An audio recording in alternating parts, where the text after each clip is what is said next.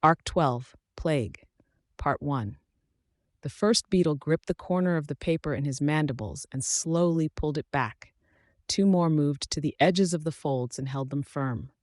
The fourth and largest of the four beetles ran its head left and right along the paper until it was firmly creased.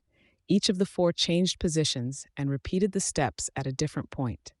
"That's really creepy to watch," Charlotte said, from where she sat at the kitchen table. I looked up from the laptop I was using to view a web page on origami. "Is it? I'm pretty used to them, so I don't give it a lot of thought. They're so organized and human. Bugs shouldn't act that way."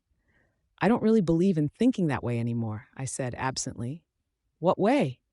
I had to stop to compose my thoughts. I glanced at Charlotte and Sierra, who was standing by the fridge, silently eating her breakfast. "I don't believe in shouldn't, like there's some universal rules about the way things should be, the way people should act. So there's no right or wrong. People and animals should do whatever. No, there's always going to be consequences. Believe me when I say I know about that. But I do think there's always going to be extenuating circumstances where a lot of things we normally assume are wrong become excusable." "Like rape? Are you going to tell me there's a situation where rape is okay?" Charlotte asked. I would have thought I'd touched on a hot subject if her voice wasn't so level. I shook my head. "No, I know some things are never excusable." "Right. But as far as bugs are concerned, at least I figure anything goes. It's still creepy. Give it time. You'll get used to it." I picked up the tightly folded piece of paper that was the end result of my little experiment. I pushed at two corners of the tight paper square, and it settled into a cube about 3/4 of an inch on each side, with holes on two opposing faces. I directed a housefly into one hole and settled it inside, then fed a braided length of twine through the holes. I handed the result to Charlotte and ordered the bugs to start making another. "A necklace?" Sierra asked. She put her plate down in the sink and ran water over it. "Or bracelet, or a keychain. So long as you have this, I'll know where you are, because I can keep an eye out for the fly in a box. The real purpose of this, though, is when there's an emergency. You can crush the box and the bug inside, and the moment that happens, I'll use my power to protect you. It won't be instantaneous, but you'll have a swarm descending on whoever is giving you trouble in anywhere from 15 seconds to a minute. If it works out, I can make something a little more stylish for the future." There were nods from both of them. "I can't protect you from a bullet or a knife wound, but I can screen the people in your vicinity, feeling them out to see if they have weapons on them, and give you a heads up so you don't get in that situation to begin with. If there's potential trouble like that, I'll warn you by drawing this symbol with my bugs." I drew 3 lines that crossed in the center, using the flies and beetles that were working on a cube for Sierra. "Okay," Charlotte said. Sierra nodded. I got the bugs working on the second cube again. "I'll use numbers to inform you on the number of people nearby. You'll want to approach a situation differently if there's 20 people than if there's 5. Maybe have one of you hang back and be in a position to crush the cube, or just keeping your distance, or just avoid the situation. Trust your gut, use your best judgment." "What exactly are we doing?" "For now, just door to door. I'm going to mark the places you should visit, where there are families or groups of people. I need the info I can't get with my bugs. Who are the people in my territory? What do they need?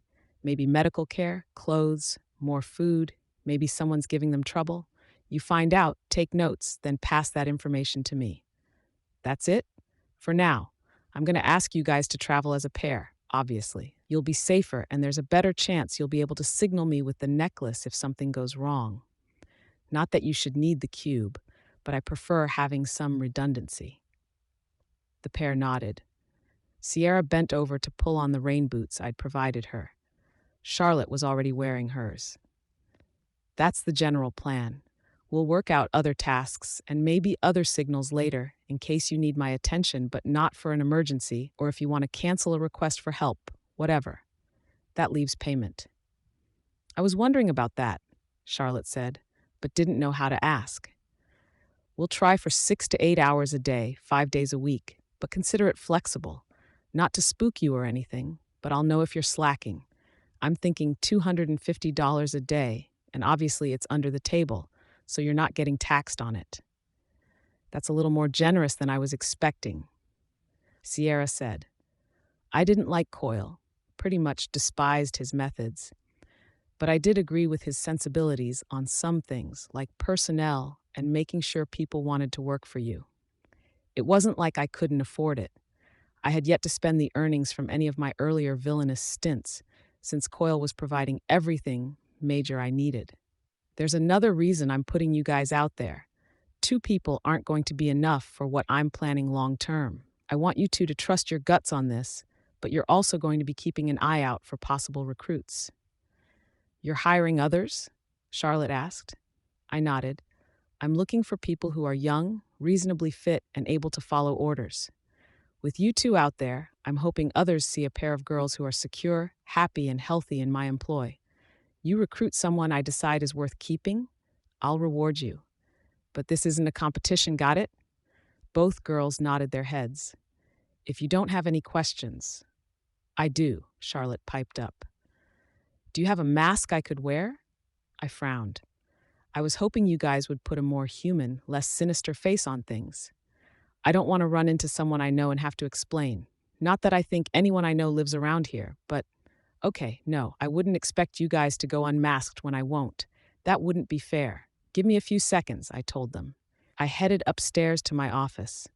Over the past few days, I'd received deliveries of the more specific and obscure items I had requested from Coyle. Among them were cases of more exotic bugs, a sturdy work table I kept upstairs in my room, and 5 mannequins with custom measurements. Coyle's people had taken the time with Brian, Lisa, Alec, and Aisha to get comprehensive measurements and hand casts. Bitch had refused. This had led in turn to the creation of the mannequins, which had been shipped to me and set up on the pedestals beneath the shuttered window. 1 mannequin for each of my teammates and 1 for me.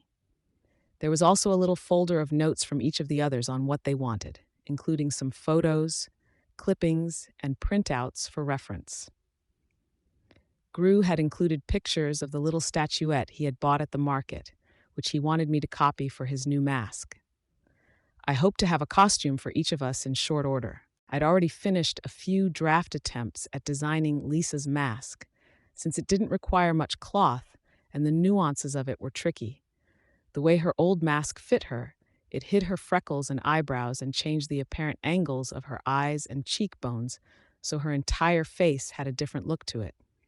Emulating that was hard, since the texture of the silk compared to the material of her mask didn't let me copy it over exactly. I'd used the scrapped attempts to test different dyes and how they reacted with the fabric. I grabbed the failed masks, pressing each against a white piece of paper to ensure they weren't going to stain skin, and then headed back downstairs. Got black, more black, dark purple, blue, and blotchy crimson. Take your pick. Charlotte took a black mask that would cover her eyes and the lower half of her face, adjusted it until the eye holes were in place, and then set about fixing her hair. Sierra? Not much point. My hair is pretty recognizable. She flicked one of her dreadlocks. Won't do any harm. She took the second, smaller black mask. While she put it on, I deposited a fly and threaded twine into the second origami cube so she had her emergency signal. Good luck, I told them, grabbing 2 black clipboards with attached notepads and handing them over. Come back around noon, we'll eat, and you can give me an update on how things are going. Will do, Sierra replied. My minions moved on to their morning's tasks. I headed back upstairs and finally let myself breathe. I missed staying at the loft, when things were easy and I was free. I was happy with how things were going with my new recruits, but I was realizing that living with them would mandate changes to my lifestyle. There were appearances to maintain, and I couldn't be seen slacking off or being a slob. I couldn't sleep in or put off my shower until later in the day. I couldn't let myself collapse in a sweaty heap after a hard morning run. I'd woken up at 6 in the morning to be sure that I could run, shower, dress, and look like I was on top of things by the time they were up. After a late night, it left me feeling a little worn around the edges. I harbored some concerns about my ability to help Dinah if this kept up. The pair had spent some time with their families before returning to my lair. I'd been anxious in the meantime, worrying they would have second thoughts or turn me in, wearing my costume and waiting in a nearby position in case capes converged on my lair. I'd been both gratified and relieved when they'd returned. One hurdle crossed. Both Sierra and Charlotte had seen me bleeding when I'd come back from rescuing Bryce. It sounded so minor, but I didn't want them imagining me as hurt and mortal when they were supposed to trust me and look up to me. What bugged me even more than that was the fact that Charlotte knew my secret identity.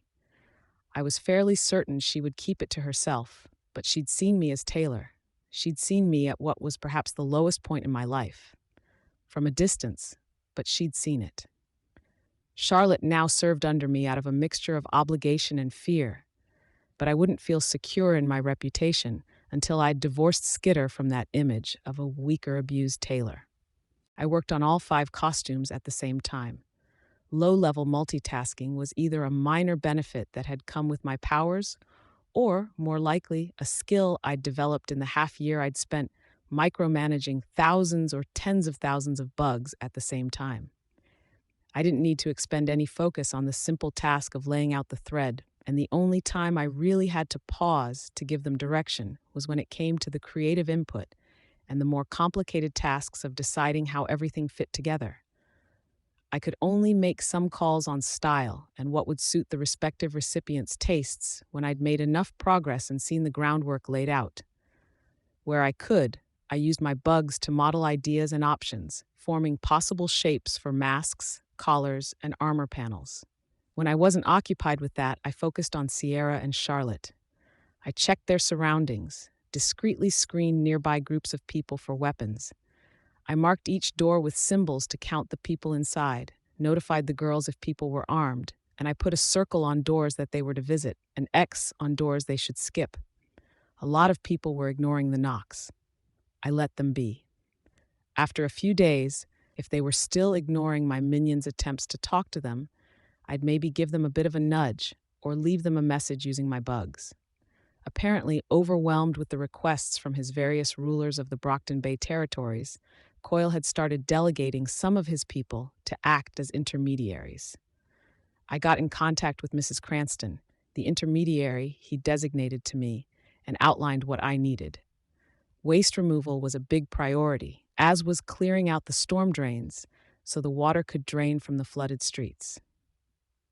I let her know that my services were available if she wanted help identifying where the blockages were, or if the trash removal teams needed protection from interference.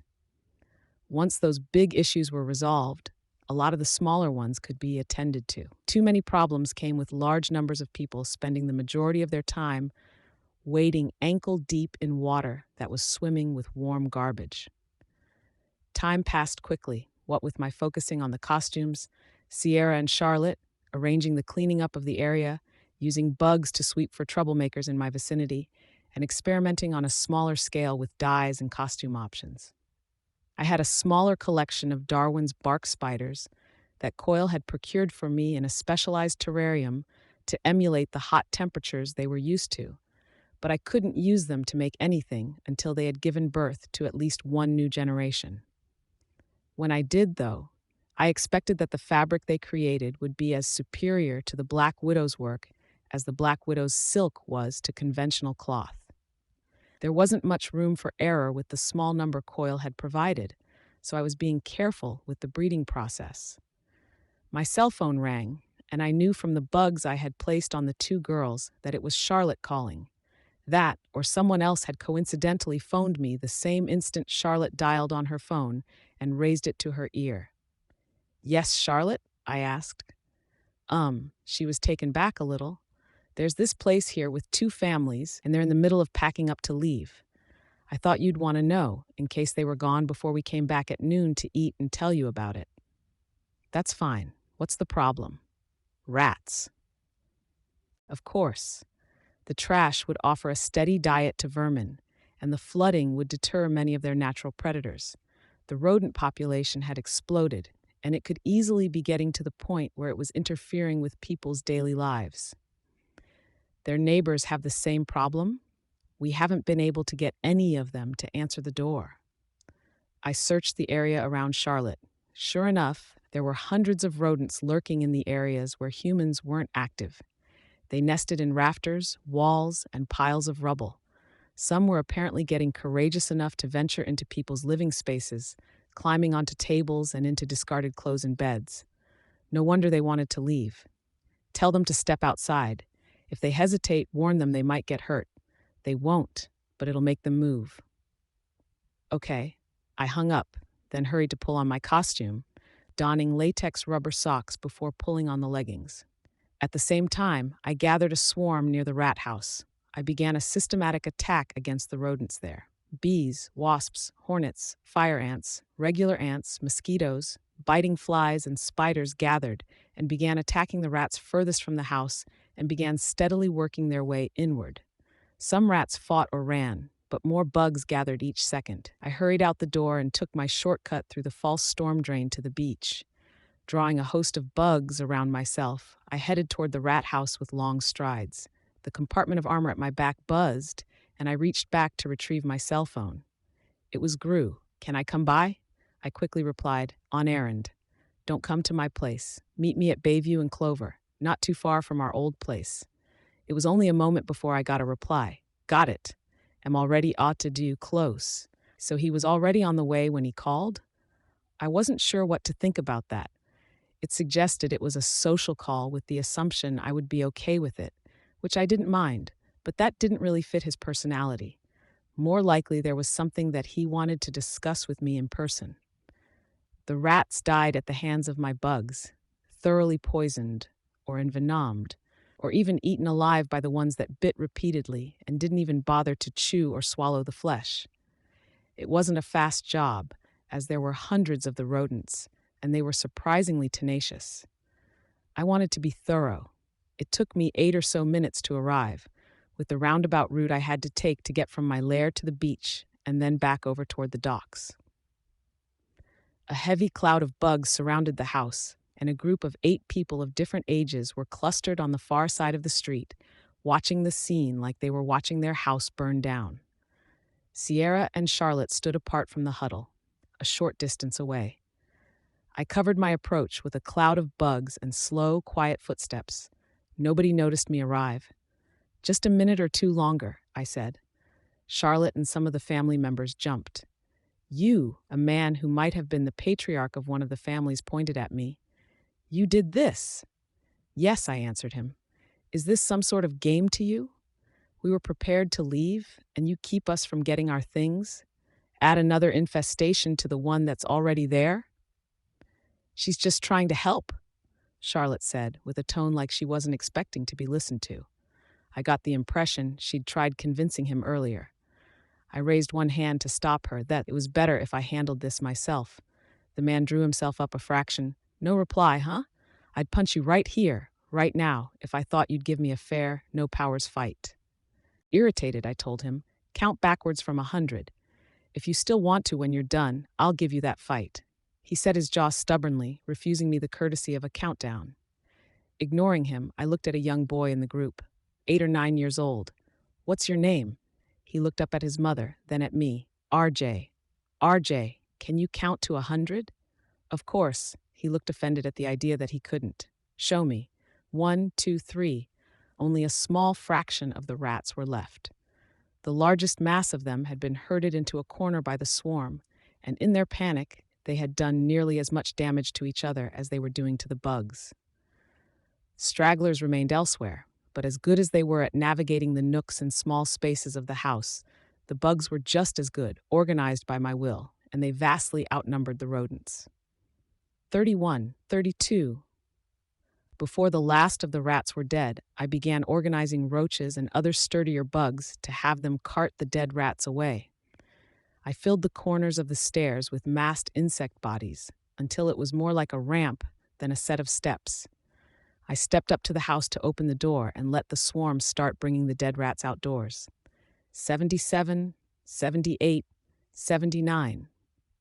I knew I wouldn't quite have enough time to clear out the entire house of the rat corpses, so I cheated by hauling the rats through the walls into the unoccupied neighbor's residence and out the kitchen window at the back of that building. The last of my bugs left the sky around the house. I timed the arrival of the last few dead rats with the end of RJ's countdown. So many, Charlotte gasped as she saw the 300 or 400 rats held high by the swarm. Judging by the family's expressions, they hadn't known how many rats they'd had nesting inside their home. Turning to the dad, I told him, "Your rat problem is dealt with, and nearly all of the bugs are gone. Some of my swarm will remain so I can keep an eye out for any future infestations, but you won't see them. Now, if you still want to swing at me, I'm okay to go a round or two. No powers." His mouth twisted in a scowl, but he didn't move to attack me. Walking over to Sierra and Charlotte, I quietly asked them, would I be right if I guessed he wasn't the one who asked for help? "Yeah," Sierra said. She did. Sierra pointed at the woman who was protectively clutching RJ's shoulders. "Is this satisfactory?" I asked the woman, raising my voice. "The dead rats will be cleared out of the area in a few minutes." "They're really gone? They won't come back?" "They're gone, and they won't come back until someone forces me to move out of this territory." "Thank you," she said. She opened her mouth as if she was going to say something else, then stopped. Well, at least the mom thanked me.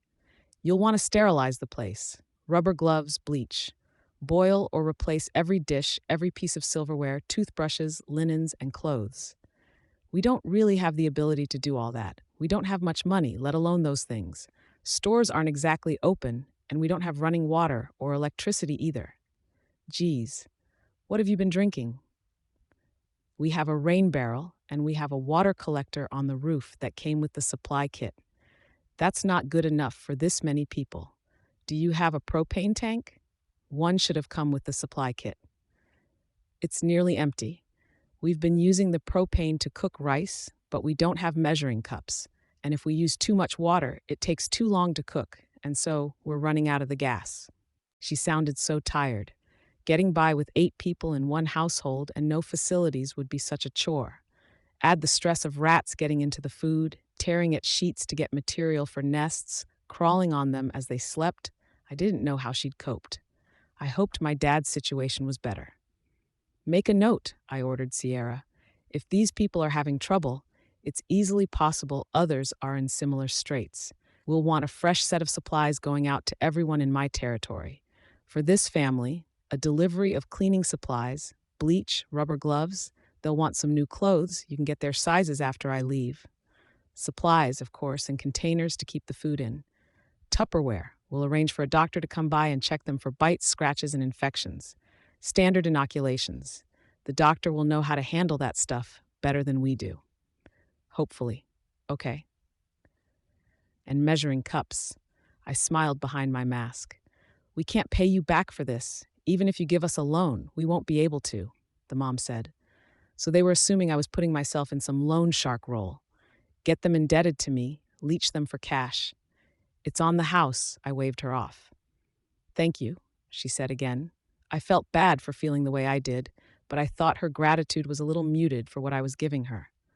I could sense Gru a block away, my bugs settling on his helmet, unable to see as they got close.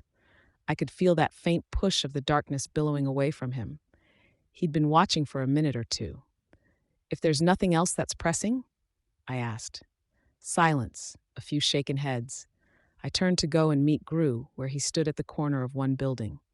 "Taking up a side business in extermination?" he asked me. I thought I detected a note of humor in his voice. "Assisting my people. Some goodwill will help when I'm more firmly in power here."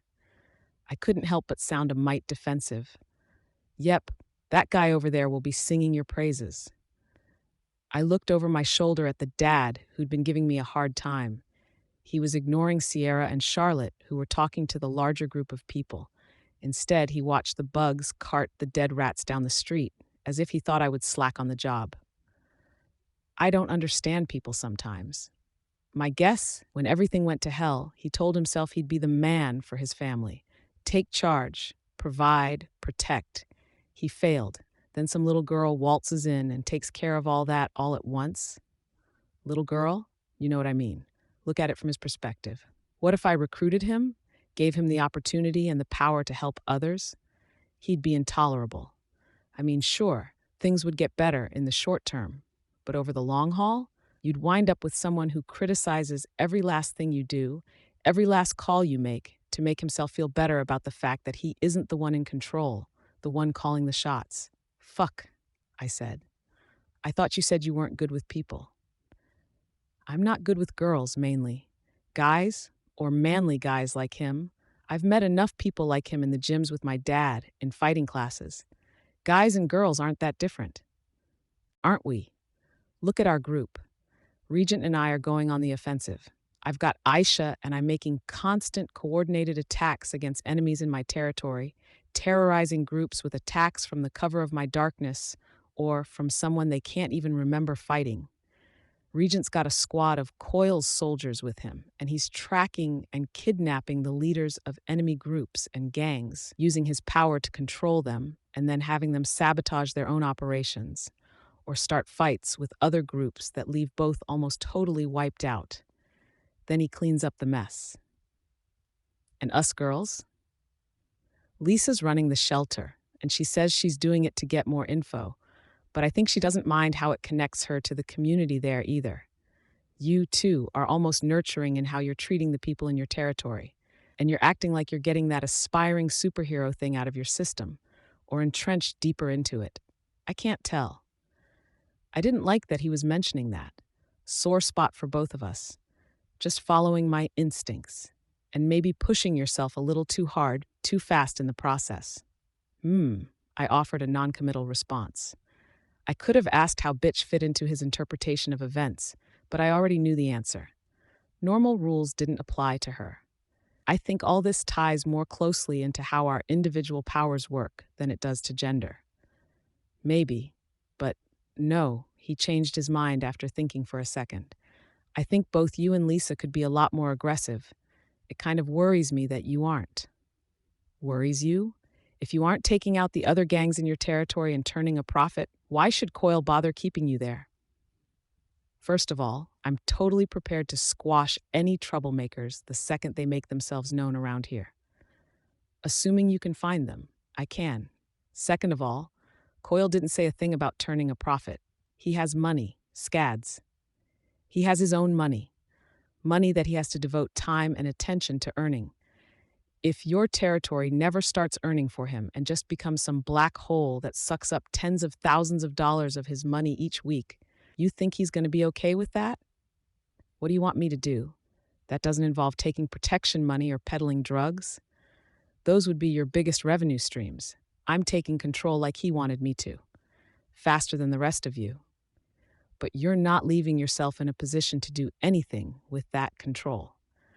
I can get all of the people in my territory onto Coil's side, and I have over $350,000 I can put towards infrastructure here. That's not as much as you might think it is when you're talking about this much territory. No, but it's something. Look, Coil's a proud guy. He said it himself. He'd be upset if he took over the city and it wasn't better than it was before. I've got the old boardwalk here. I can help set that going again. I've also got the docks here, a part of it. If I can improve things here, if I can take this place and make it better than it's been in decades, wouldn't that be a feather in his cap? Even if things went smoothly, that's not going to happen fast, and it's not going to be easy. Not fast. Gru had been pretty merciless in trying to poke holes in my approach, but the realization that he was right on that score was like a punch in the gut. If I can show Coil I'm making headway. Even I wasn't convincing myself. Coil wouldn't give Dinah up for something as minor as a good start. I think Gru noticed my dejection. I'm sorry if I'm being hard on you. Gru settled one hand on the armor of my shoulder. No, you're right. I've been thinking too short-term. I really did want to come by and talk about less serious things. It's a shame we can't. We have time to do that, don't we? We could go back to my lair, hang.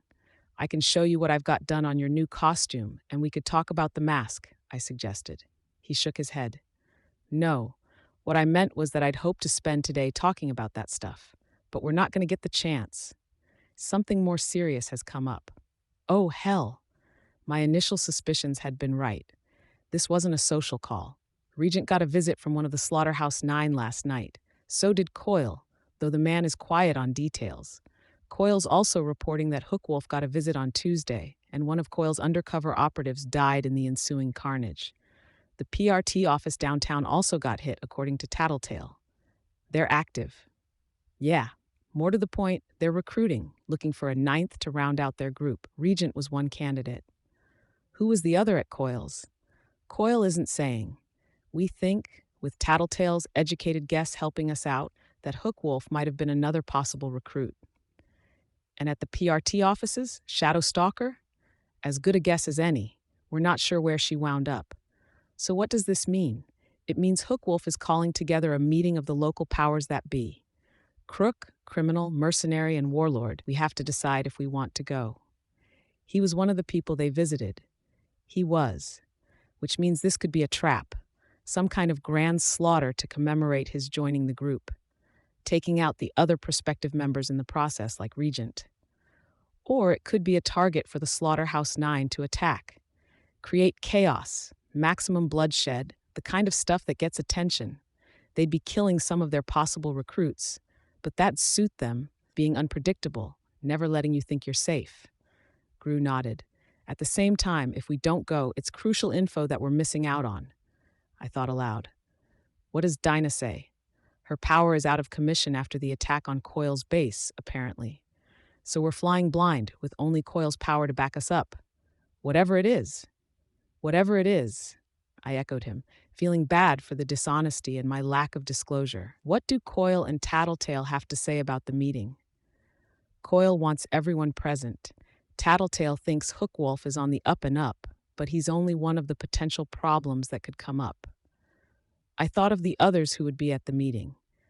Like the fact that Skidmark is one of the local powers. Or he is if he's managed to recuperate rep-wise from the ass-kicking that Faultline gave him.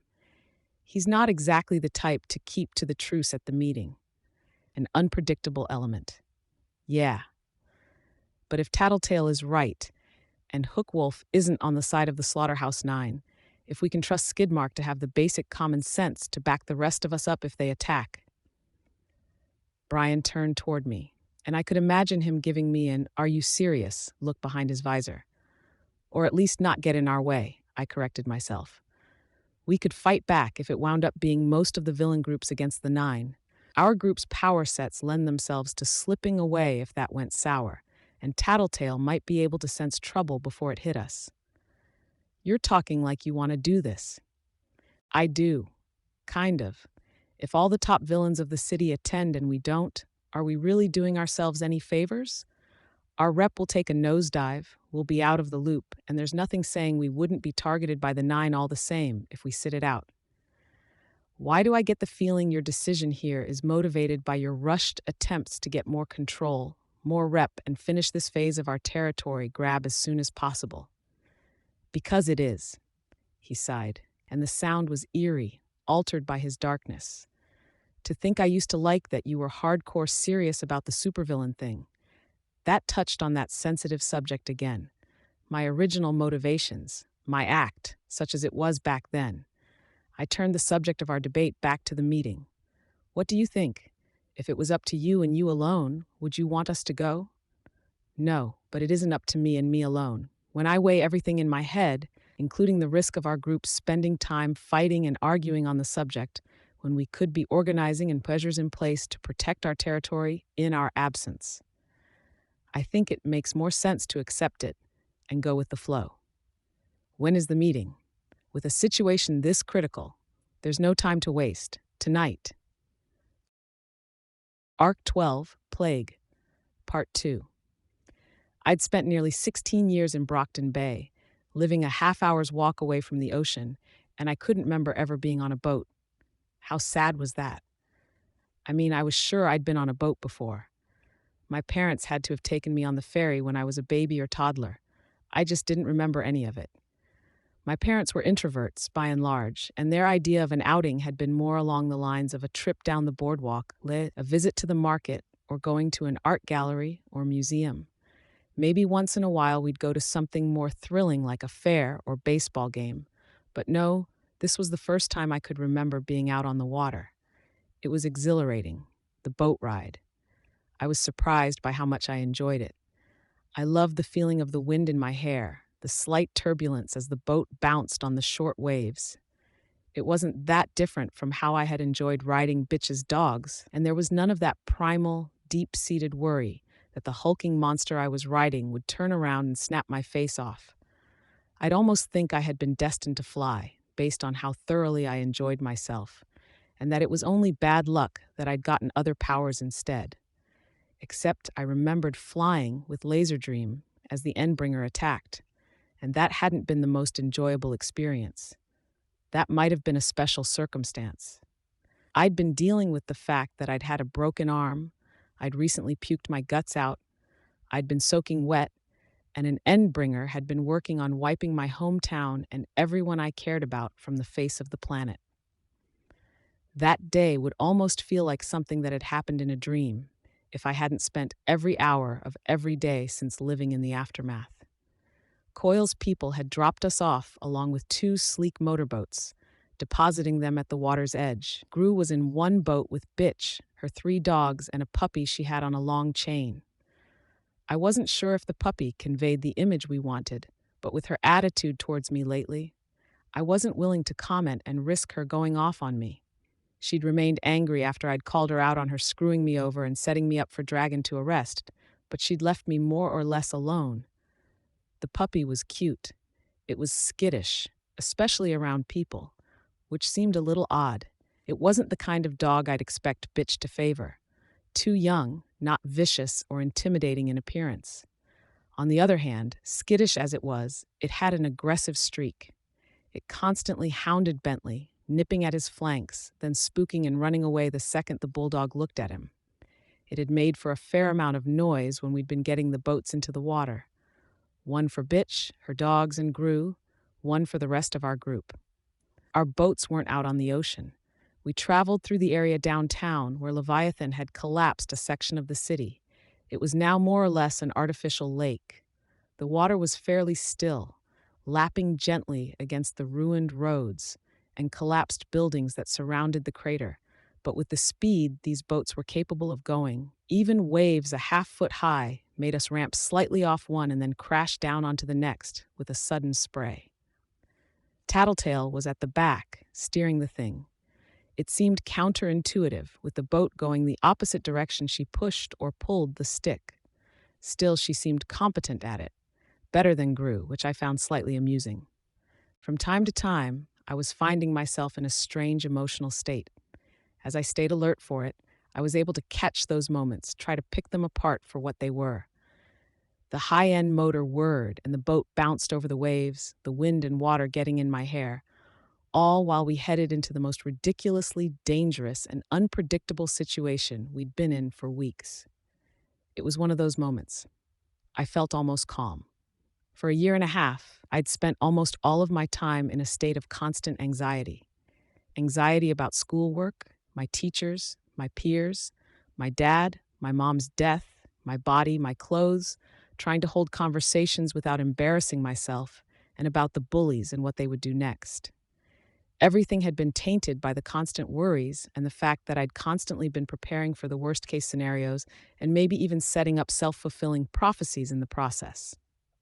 I'd spent every waking moment immersed in it. Either I was stressing over something I'd done or something that had happened. I was concerned with the now, or I was anxious over what came in the future, distant or near. There was always something.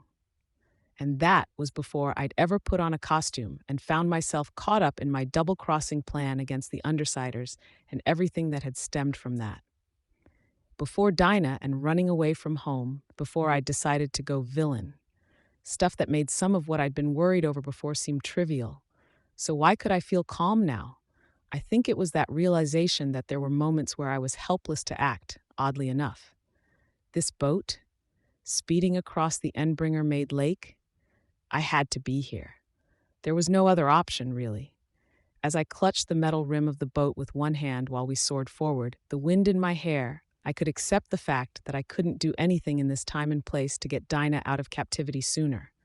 With that in mind, I surrendered myself of that responsibility for the present.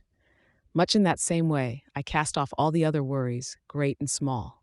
A light flashed ahead of us. 3 blinks, then 2. "Regent," Tattletale called out.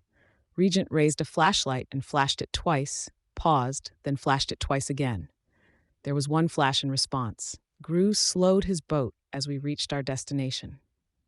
Our meeting place was in the center of the lake, one of the buildings that still partially stood above water, leaning to one side so a corner of the roof was submerged, the opposite corner peaking high. Tattletale didn't slow our boat like Gru had his, and instead steered the boat in a wide U to ride it up onto the corner of the roof. Regent and I hopped out to grab the front of the boat and help pull it up. When Gru rowed his boat aground as well, a little more carefully, we helped him too. Bitch hopped out and spent a moment using gestures and tugs on the puppy's leash to get her dogs arranged and settled. Hookwolf and his chosen had situated themselves at the corner of the roof that stood highest from the surrounding water. Hookwolf stood with his arms folded, densely covered in bristling spikes, barbs, blades, and hooks, only his face untouched by the treatment, covered by his metal wolf mask instead.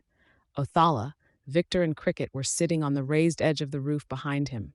Storm Tiger floated in the air just beside Cricket, and Rune had levitated 3 chunks of pavement into the air behind the group, each the size of a fire truck, like weapons poised at the ready. She sat on the edge of one of the chunks, her feet dangling over Victor's head.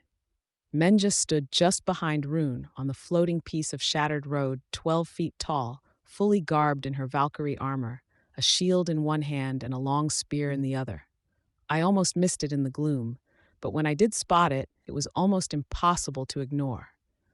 On every patch of skin I could see in the Chosen's group, scars and scratches had just barely healed over.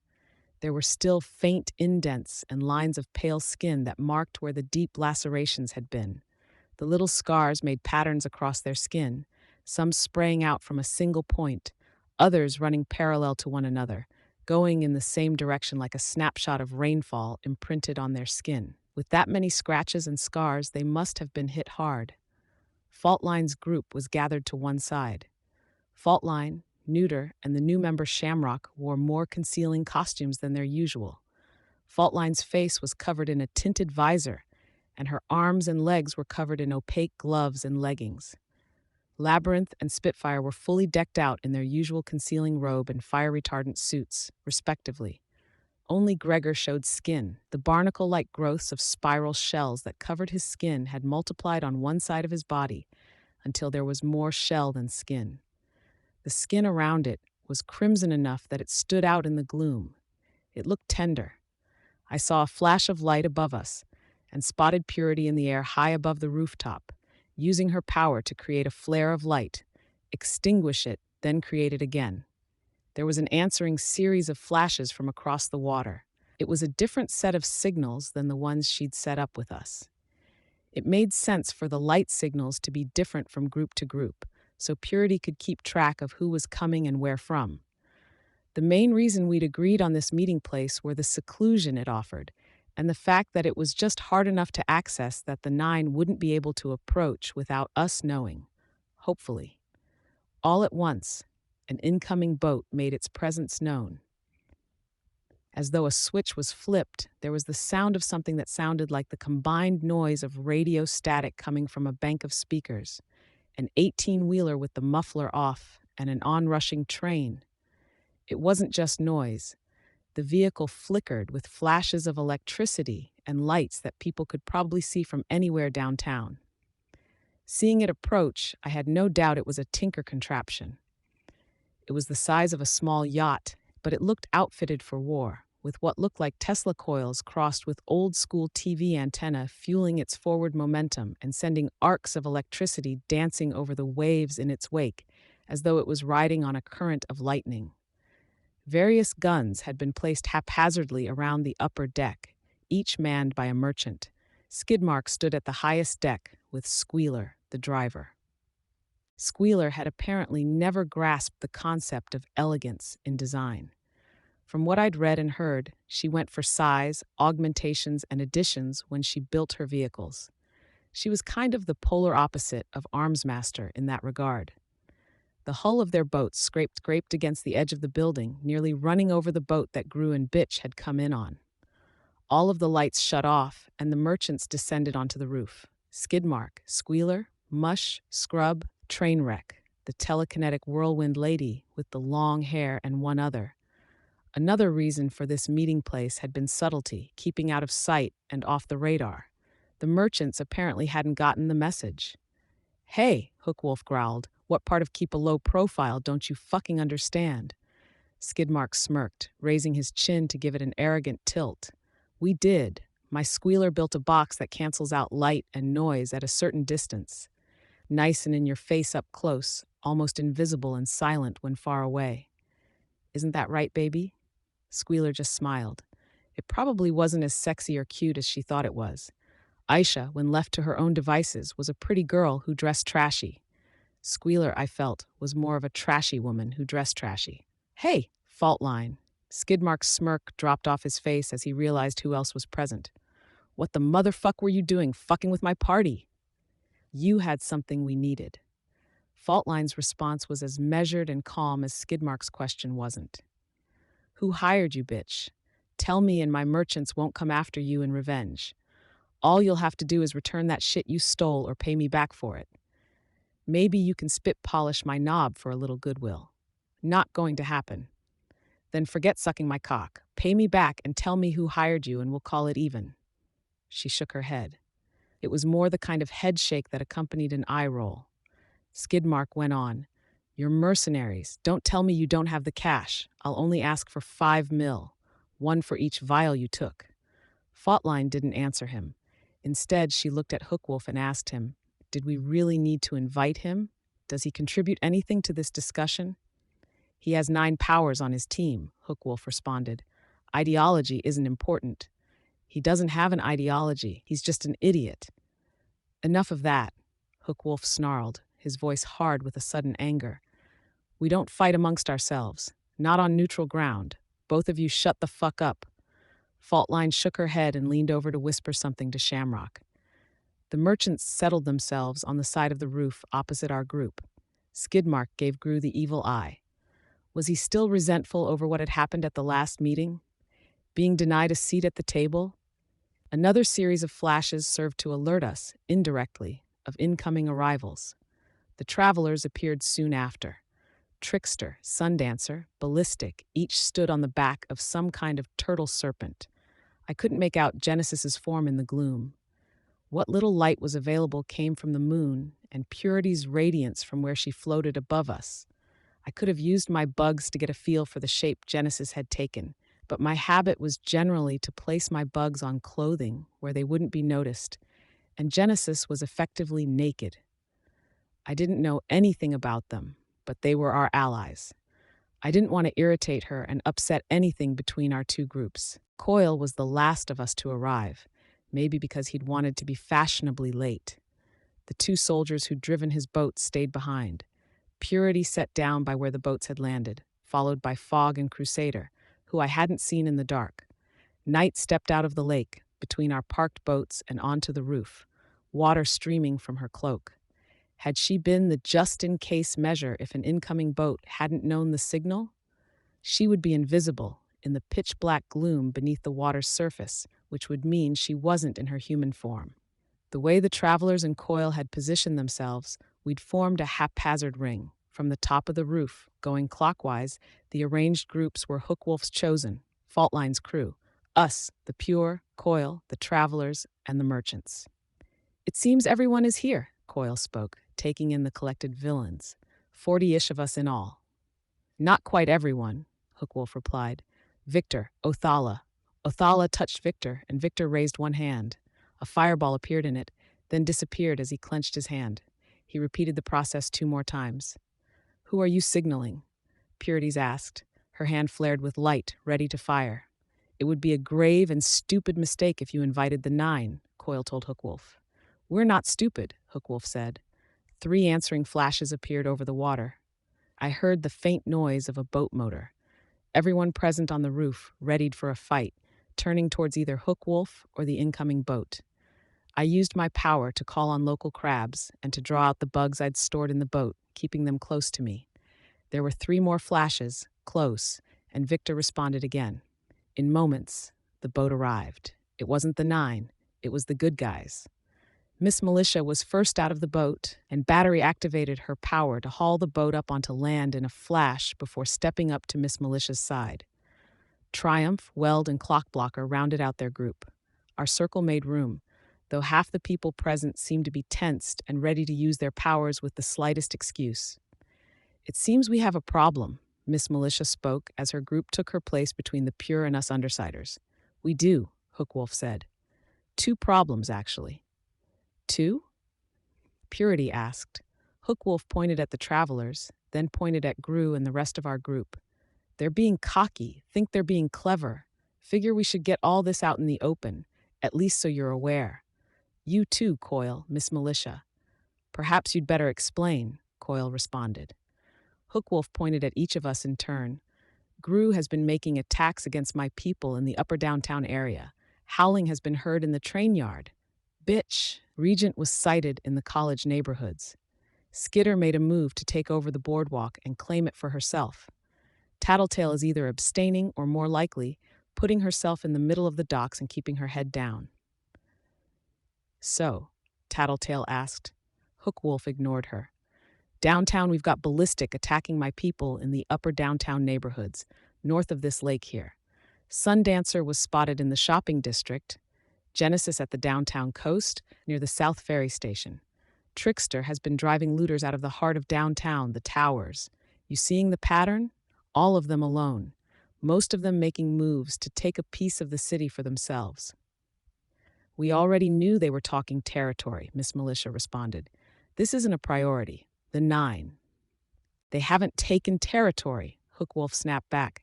They're taking the city, split it up all nice and proper between them, and now they're taking advantage of the distraction the 9 are giving them to secure their positions before we fucking catch on. Gru looked at Trickster, and there was some kind of unspoken agreement between them. Knowing Gru, I was certain he was deliberately ignoring Coil. No use volunteering more information than necessary. Trickster spoke. We didn't know the 9 were around before we put this into motion. There was a flicker of surprise on Purity's face. So Hookwolf is right. You are taking over. Something like that, Gru responded. What was Hookwolf's game?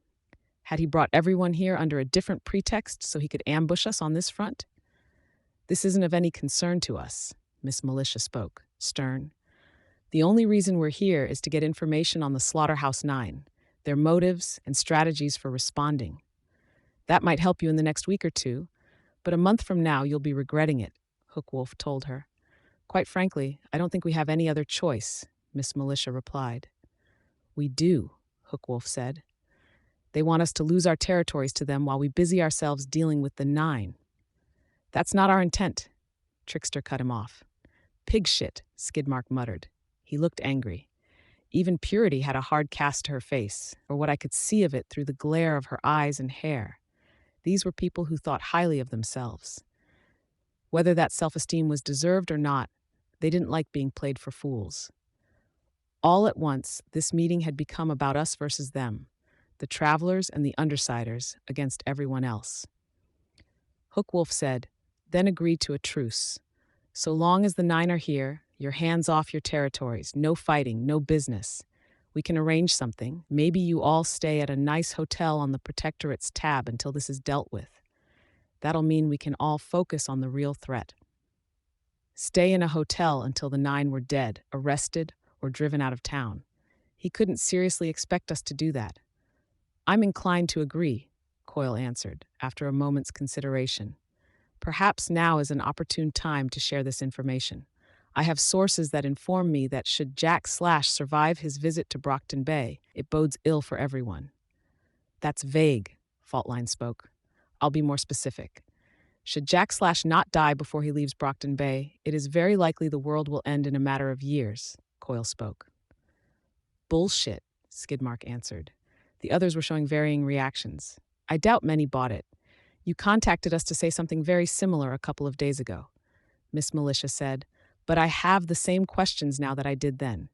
Do you have sources? Can you verify this? Or provide more information? Behind her, Weld reached into his pocket and withdrew his smartphone. More information? Yes. I have sought further details and pieced together a general picture of things. Jack Slash is the catalyst for this event, not the cause. At some point in the coming years, Jack Slash kills, talks to, meets, or influences someone. This causes a chain of events to occur, leading to the deaths of anywhere from 33 to 96% of the world's population. That gave everyone pause. Coyle went on. If Jack Slash is killed, the event is likely to occur at some point in the more distant future instead. Dinah Alcott, Weld spoke. All eyes turned to the metal-skinned boy. Beg pardon? Coyle asked. Thursday, April 14th of this year, Dinah Alcott was kidnapped from her home and has not been seen since. Dinah had missed several weeks of classes with crippling headaches in the months before her disappearance. Investigation found no clear medical causes. Police interviewed her friends. She had confided to them that she thought she could see the future, but doing so hurt her. You think Dinah is Coyle's source? That makes a lot of sense. Miss Militia turned from Weld to Coyle, and her voice was heavy with accusation. Coyle? I did not kidnap her. I offered Dinah training and relief from the drawbacks of her abilities on the contingency that she immediately cut off all contact with her family and friends and provide me a year of service. He lied so smoothly, flawlessly. What really rattled me was hearing him refer to her as Dinah for the first time. Coyle added, she took a week to decide, then contacted me during one of her attacks. Of course, the heroes weren't about to take his word for gospel. Miss Militia's lips pursed into a thin line. Could I contact her to verify this? No. For one thing, I have no reason to let you. Also, the process of gaining control of her power requires that she be kept strictly isolated from outside elements. A simple phone call would set her back weeks. So Coyle has a precog, Hookwolf growled. That explains how he always seemed to fucking get the upper hand when he pit his mercenaries against the Empire.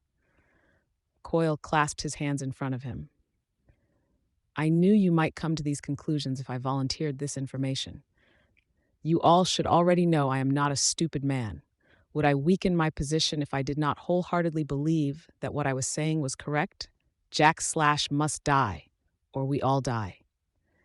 And to maximize our chances for this to happen, Hookwolf added, the alliance of the Travelers and the Undersiders must concede to our terms. They hold no territory until the 9 are dead. Coyle deliberated for a few seconds. I think this makes the most sense. Skidmark and Purity nodded as well. Coyle's response caught me off guard. He was throwing us to the wolves to maintain his anonymity in things. I felt my heart sink. It made sense on a basic level, and I could see why the other groups were agreeing. I mean, our territory wasn't worth risking that the world ending. Coyle was apparently willing to delay his plans or pretend to delay his plans while he carried them out in secret. But I would be giving up my territory, condemning Dinah to more days, more weeks of captivity. I really didn't like that idea. Easy decision for you guys to make, Trickster said, chuckling wryly. You're not giving anything up. In fact, if we went with your plan, there'd be nothing stopping you from sneaking a little territory, passing on word to your underlings to prey on our people, consolidating your forces and preparing them for war, all while we're cooped up in that hotel or wherever. He was right, I could imagine it. Not just weeks, but months lost. We just lost the element of surprise thanks to Hookwolf outing us here, and the local villains and heroes were now all too aware of the scale of what we were doing. Add the fact that they would get a breather, a chance to regroup and prepare, to retaliate, regaining any of the ground we lost while we helped hunt down the Slaughterhouse 9 would be excruciating. In those weeks or months it took to retake territory and slog ahead with constant opposition, there could be further delays. It would mean that my plan to efficiently seize the boardwalk and surrounding docks would fall apart. I'd have to pull away from my people and my neighborhoods to help the others fight off attacks. I wouldn't be able to offer exemplary service to earn Coyle's trust and respect in the mess that ensued. The opportunity to free Dinah would slip from my grasp. Worst of all, there was no reason for it. We'd claimed more of the city as our territory than they had assumed, and now Hookwolf was building on that, giving them reason to worry we had other sinister motives. No, I murmured, barely audible to myself. I could see some of the other undersiders, Gru, Tattletale, and Bitch, turn their heads a fraction in my direction. No, Gru echoed me, his voice carrying across the rooftop. No? Coyle asked, his voice sharp with surprise. Was there condemnation in there? It was very possible we weren't going the route he wanted. Gru shook his head. We'll help against the 9. That's fine, sensible. But Trickster is right. If we abandoned our territories in the meantime, we'd be putting ourselves in an ugly situation. That's ridiculous and unnecessary. Trickster nodded at his words. If you keep them, you'll be putting yourself in an advantageous position, Purity intoned. Don't be stupid, Undersiders travelers. Faultline cut in. You can't put money, power, and control at a higher priority than our collective survival. If Coyle's precog is right, we have to band together against the 9 the same way we would against an Endbringer, for the same reasons. And we will, Trickster said. We just won't give up our territory to do it. Because you're hoping to expand further and faster while the 9 occupy the rest of us, Hookwolf growled. We agree to this like you want, and you attack us from behind. We haven't given you any reason to think we'll betray a truce, Gru told him, his voice echoing more than usual, edged with anger. The darkness around him was roiling. You have. You're refusing the terms, Purity said. Hookwolf was manipulating this. He wasn't as subtle about it as Kaiser had been. It was even transparent, what he was doing. Dead obvious. At the same time, the scenario he was suggesting was just dangerous and believable enough to the merchants, to his chosen, and to the pure that they couldn't afford to ignore it. Coyle couldn't talk sense into them without potentially revealing his role as our backer.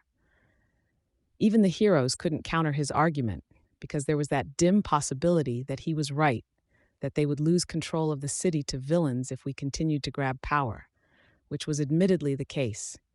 Dealing with the local heroes was one of our long-term goals for Coyle's plan. We were fighting for Coyle's plan, and Coyle wasn't helping.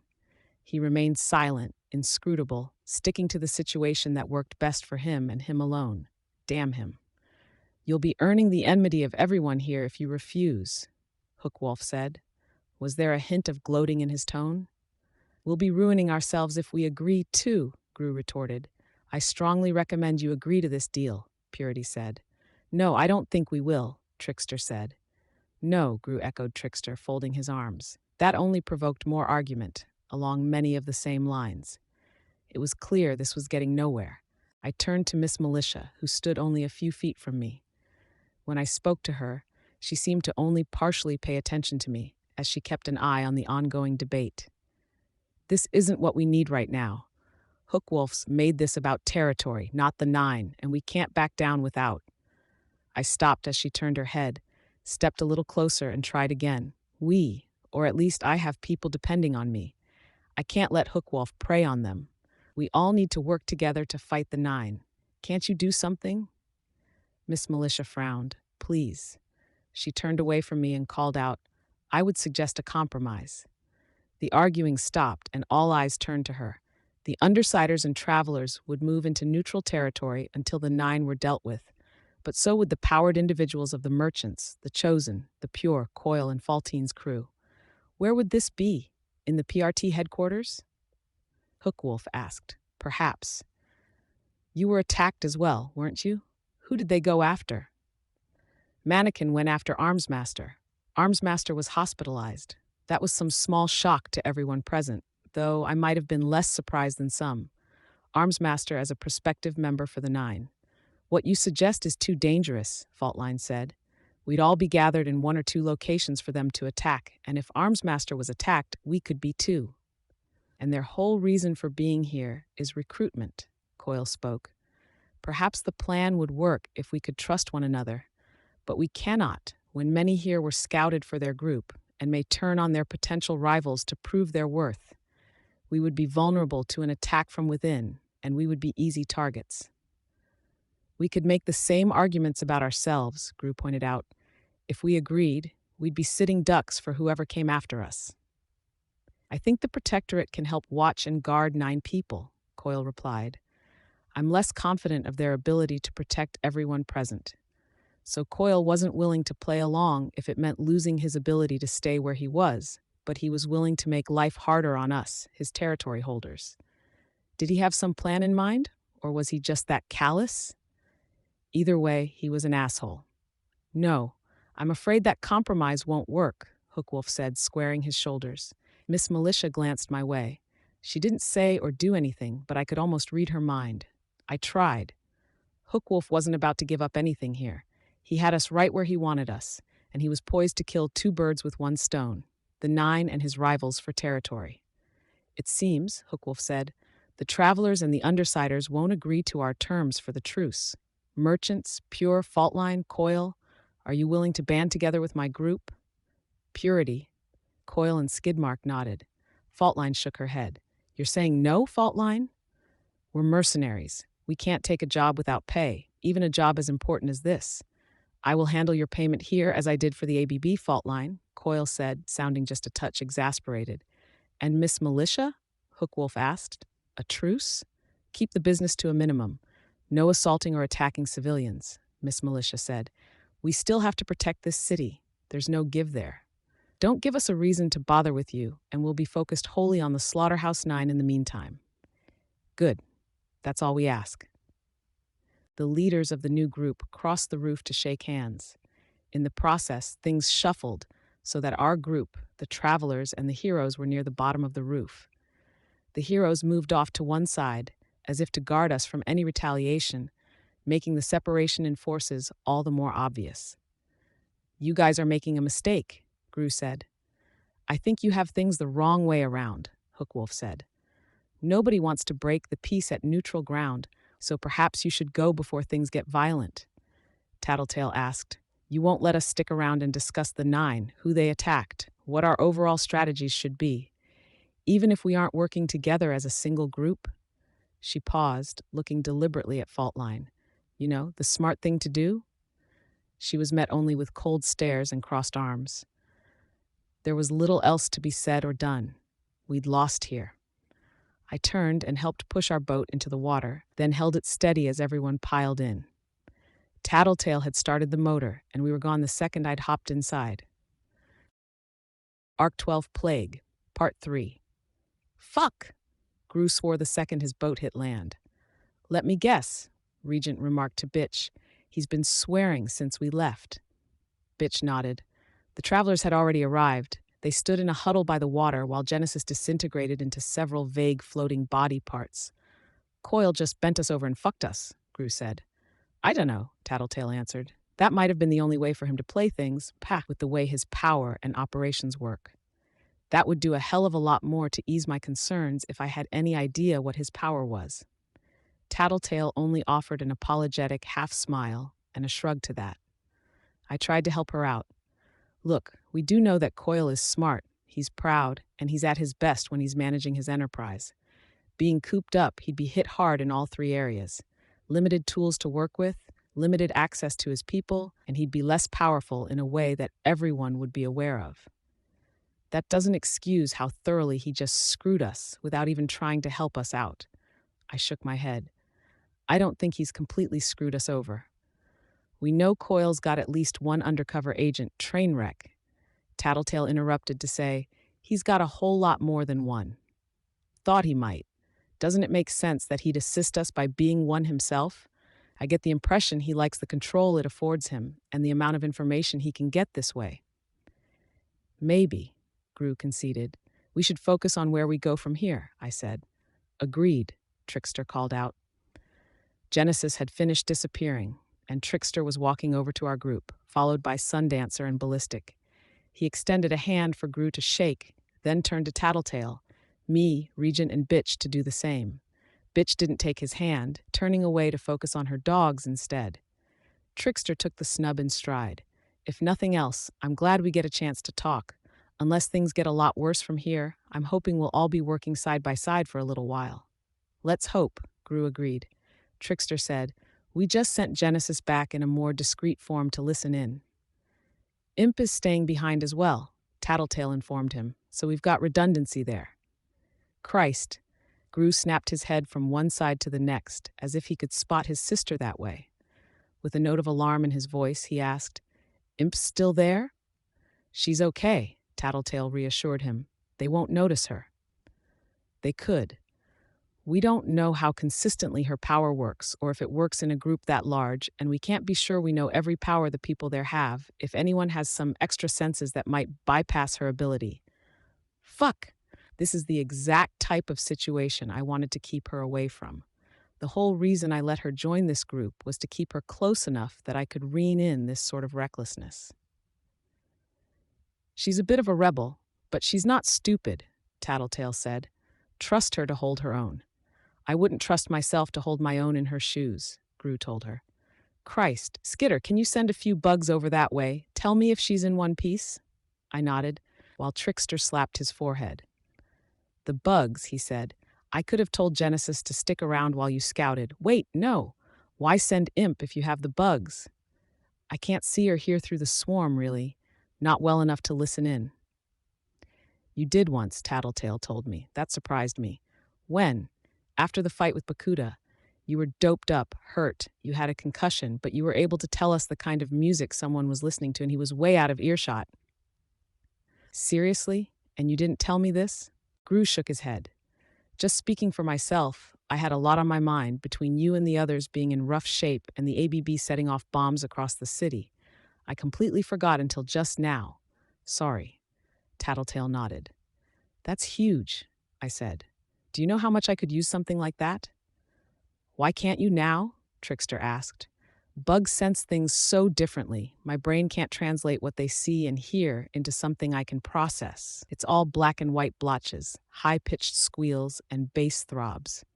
I paused. Imp's perfectly fine, by the way. At least I can't find her, but nobody's reacting like they found a spy in their midst. Gru sighed. Okay.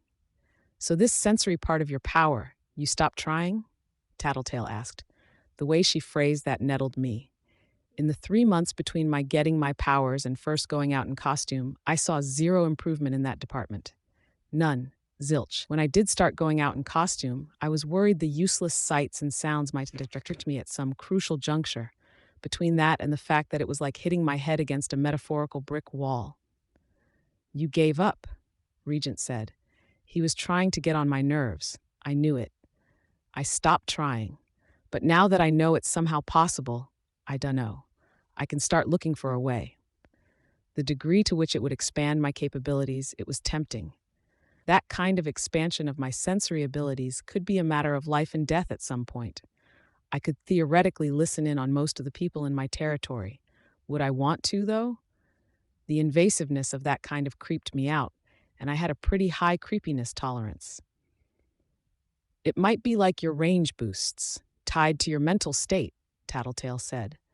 Except my range boosts are probably linked to me feeling trapped, and I somehow doubt I felt that way when I was doped up and waking up in that hospital bed or ambulance or wherever.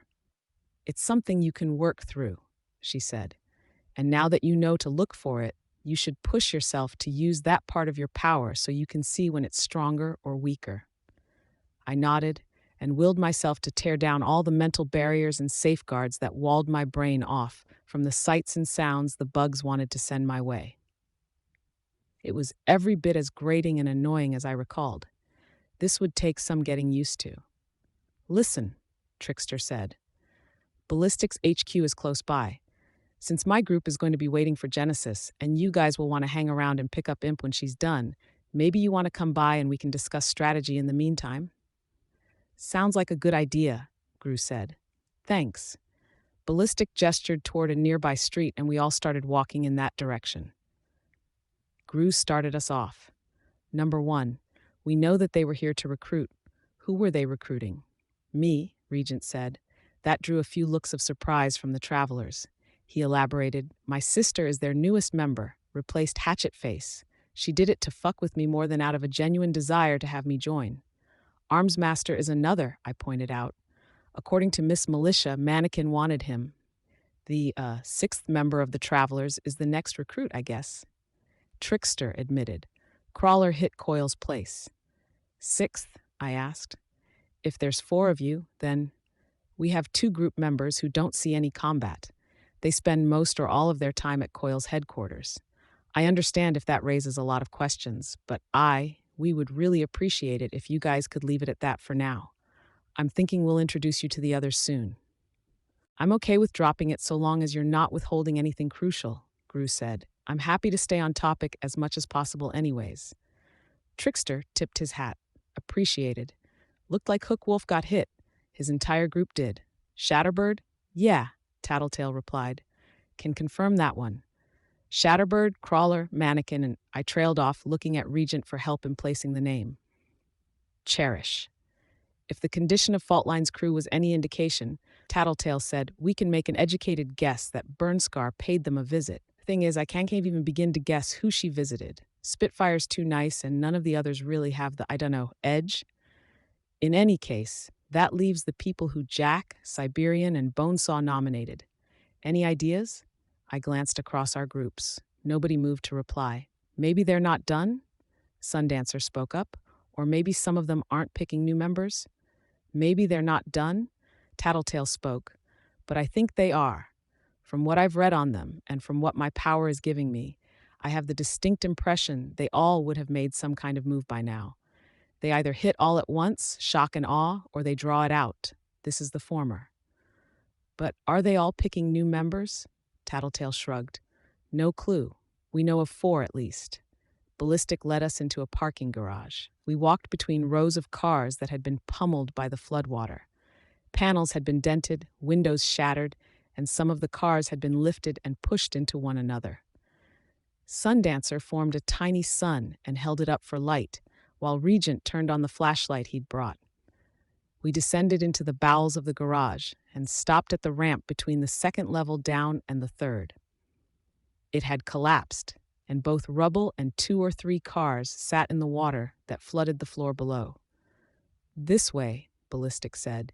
He grabbed a length of pipe that stuck out where the ramp had collapsed and climbed down. Trickster gestured, and we moved to follow. Clever, clever. Out of sight from any vantage point on the level above, short walls had been set around the fallen ramp. They ensured that the flooding and the wreckage were all contained to one area to sell the illusion, and kept everything else on the lowest level of the basement dry. Cars had been removed, clearing the area for use as an underground base. Ballistic pulled off his mask and tossed it onto the bed that sat in one corner. He cleared a few dirty dishes from the table in the middle of the area and invited us to sit while he fetched some extra seats. He had a bit of a heavy brow and a snub nose, and his short brown hair, damp with sweat, made me think of the jocks that always seemed to gravitate towards Sophia. Still, he wasn't a bad-looking guy. If a guy like him had asked me out in some alternate universe where Emma had never stopped being my friend and I'd never been bullied, just going by his looks, I might have said yes. Trickster unmasked as well. He definitely didn't remind me of one of the jocks. His hair was longer than many girls wore theirs. He had light brown skin and an unfortunate hook nose. Combined with his intense stare, he gave me the impression of a hawk or some other bird of prey. Gru, Tattletale, and Regent all unmasked as well, while they got themselves seated.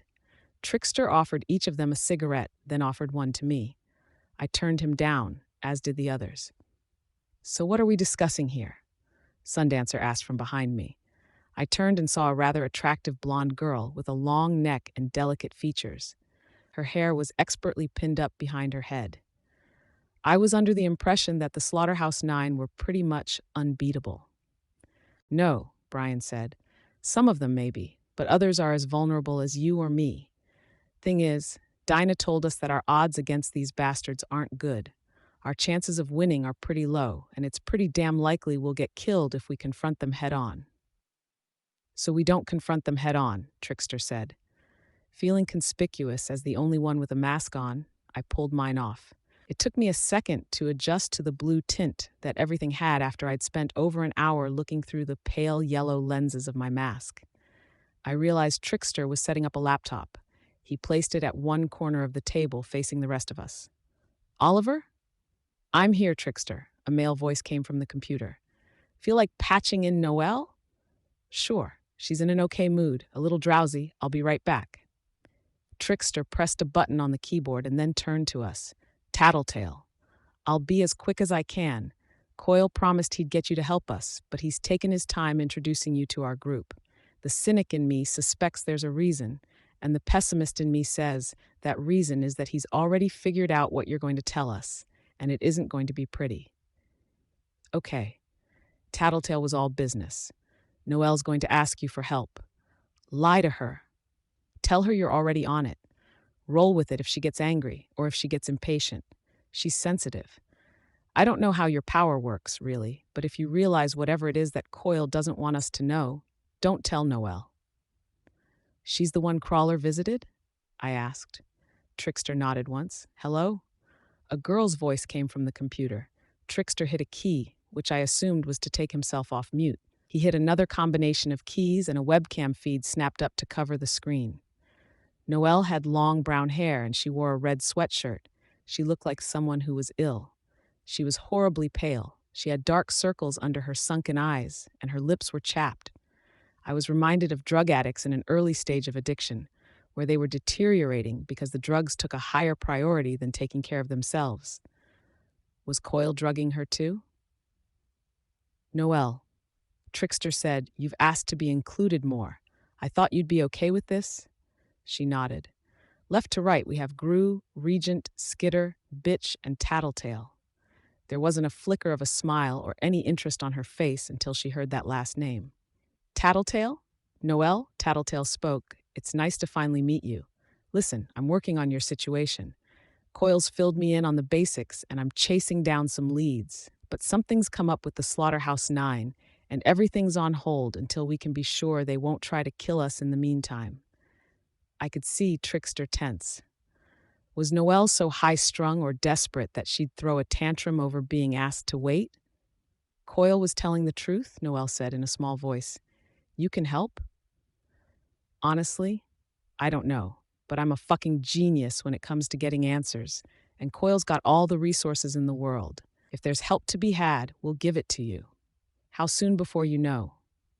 No idea. I don't think it'll be as fast as you want, but it's doable, and it won't take so long that you should give up. Okay. In the meantime, Trickster cut in, giving Tattletale a thumbs-up gesture from a position outside of the laptop's field of view. We need our old field commander's brain on the Slaughterhouse 9 sitch. A distraction would be nice, Noelle smiled for the first time. Field commander. She used to be the leader of their group. I wondered if I could dig up any information about her, if I hunted far enough back. I could see Brian fidget under the table. He wasn't liking the constant distractions from the subject at hand. 8 enemies, Trickster said. Now, I'm not a serious player of the game. I'm sorry to any of you undersiders who are irritated by the way I'm about to butcher it, but the way I see it, their leader is like the king in chess. More raw power than a pawn, but in the end, he's simultaneously the second weakest piece in the game and the one everything hinges on. We take him down without getting massacred in the process. I think we win. Jack Slash, Noelle said. Right. Siberian's like the queen. She's fast, mobile, one of the strongest physically, and the bitch of the matter is, she can't be taken off the board and she can't be contained. A special queen, if you will. Physically, she's an unstoppable force and an immovable object any time she wants to be. To my right, Bitch picked up the puppy and settled it in her lap. It curled up and nestled against the cupped circle of her arms and hands. Then there's Crawler, who visited us the other night. Maybe not as fast or agile as Siberian, and he can be contained, but he can't be taken off the board. A special rook. I'm wondering how far you can stretch this chess analogy, Trickster, Ballistic commented. Trickster ignored him. Shatterbird and Burnscar are like bishops. They've got mobility, reach, and they can bury you damn fast if you don't have the right kind of cover. What about Mannequin? Another rook, I asked. I'd peg him a knight. He's more close range, but he'll catch you from an oblique angle, maybe slip past whatever defenses you think you have. Which leaves Cherish and Bonesaw, Gru said. We'll have to trust Regent to give us the details on Cherish. Regent nodded and tapped his finger against his chin. My sister? I don't know if you could call her a third bishop or a knight. Long range on her power, gets stronger as she gets closer, affects your emotions, and as far as I'm aware, there's no way to defend against it or to take cover. If she decides she wants to hurt you or make you hurt yourself, she can find you and she'll make it happen. But she has no special defenses, Gru cut in. She's vulnerable to pretty much any knife, gun, or power we can hit her with. Can we gang up on her? Sundancer asked. She can affect multiple people at once, Regent said, so it's not that easy. That means we have to beat her at her own game, Trickster mused. Track her, beat her in long-range warfare. I could use puppets to go after her, Regent said, but she can paralyze them with the kind of uncontrolled physical reactions I can't cover with my power. I am immune to her, for all the good that does. How far does her offensive range extend? I asked. No clue. I'd guess she can sense emotions across the entire city, which is how she's finding people. But in terms of attack, I don't have any basis to make a guess. Farther than my dad, heartbreaker, but not citywide, no. The ability to track us by our emotions is a good enough reason to take her out of action ASAP, Trickster said. So long as she's active, it'll be that much harder to catch the others off guard. Maybe, I started, then I hesitated. Feeling the pressure of everyone's attention on me, I said, maybe my power will outrange hers, not in terms of what we see and sense, but in terms of who can do more damage from further away. It's a thought, Gru agreed. Risky, but we don't have many options. Trickster, where does Bonesaw fit into your analogy? Trickster shook his head. She doesn't. She's relatively weak in terms of raw power, but her presence on the field threatens to change the rules. She's a medical tinker. The medical tinker. So long as she's in play, we can't be certain of our enemy's attack power. We can't know that any enemy we clear from the field will stay gone, and there could be harsh penalties if they catch or kill one of us. It sucks to think about, but if Bonesaw got her hands on, say, Sundancer, I'd be a hell of a lot more worried than if Hookwolf or Skidmark did. Sundancer muttered something to Ballistic, but I couldn't make it out. What about our side? Noelle asked. Lots of playing pieces, not all cooperating, and we have one debatable advantage, Trickster said. We know in advance, pretty much for a fact, that if any of us, Undersider or Traveler, try to fight these bastards, we're going to lose, and we'll lose hard. Tattletale say that? Noelle asked. Coil did. Trickster answered. Odd. So Noelle was staying with Coil, but she didn't know about Dinah? Another secret or white lie from her team? I can't help but think of the desecrated monk scenario, Noelle said. I saw Trickster, Sundancer, and Ballistic all nodding. When I turned to my team, they looked as confused as I was. Was this desecrated monk someone the Travelers had gone up against at some point before they came to Brockton Bay? Go on, Trickster encouraged her. The rules are unfair. Half of our opponents are pretty blatantly cheating. But we have to deal with them anyways, so either we cheat back, which we can't, or you guys handle it the way we did it before. You don't fight the way they want to fight. Okay, Trickster nodded. So the first question we ask ourselves is how they want to play this. What do they want? In terms a 5-year-old could understand. They want their 9th member, I said. Right. They want to hurt, scare, and kill people, Tattletale put in her 2 cents. Why? Reputation, entertainment, Tattletale said. These guys are monsters, and pretty much anyone who watches TV, surfs the web, or reads the papers knows it. I saw it out of the corner of my eye. Noelle's expression shifted all at once from being animated and engaged to the same look she'd worn when the webcam feed first went live. Disinterested, hurt, hopeless. She'd been scouted. Unlike Regent, it hadn't been to mess with her. It had been because a freak-like crawler legitimately thought she was one of them. If Tattletale was sitting next to me, I would have kicked her under the table. Noelle suddenly perked up, saying, They want to hunt. They're predators. Okay, how can we use that? Trickster leaned forward to look at the screen. They want to be the predators. We make them prey, Noelle said. She was looking more animated again. Not sure that's possible, but keep going. It's not possible because, you describe them like they're chess pieces, and we're thinking in terms of a chess game. What if we change the game? I always preferred Go, Trickster said. But Go is about territory, give and take, less about aggression than an educational sparring match between 2 master swordsmen, each walking away with a new kernel of knowledge.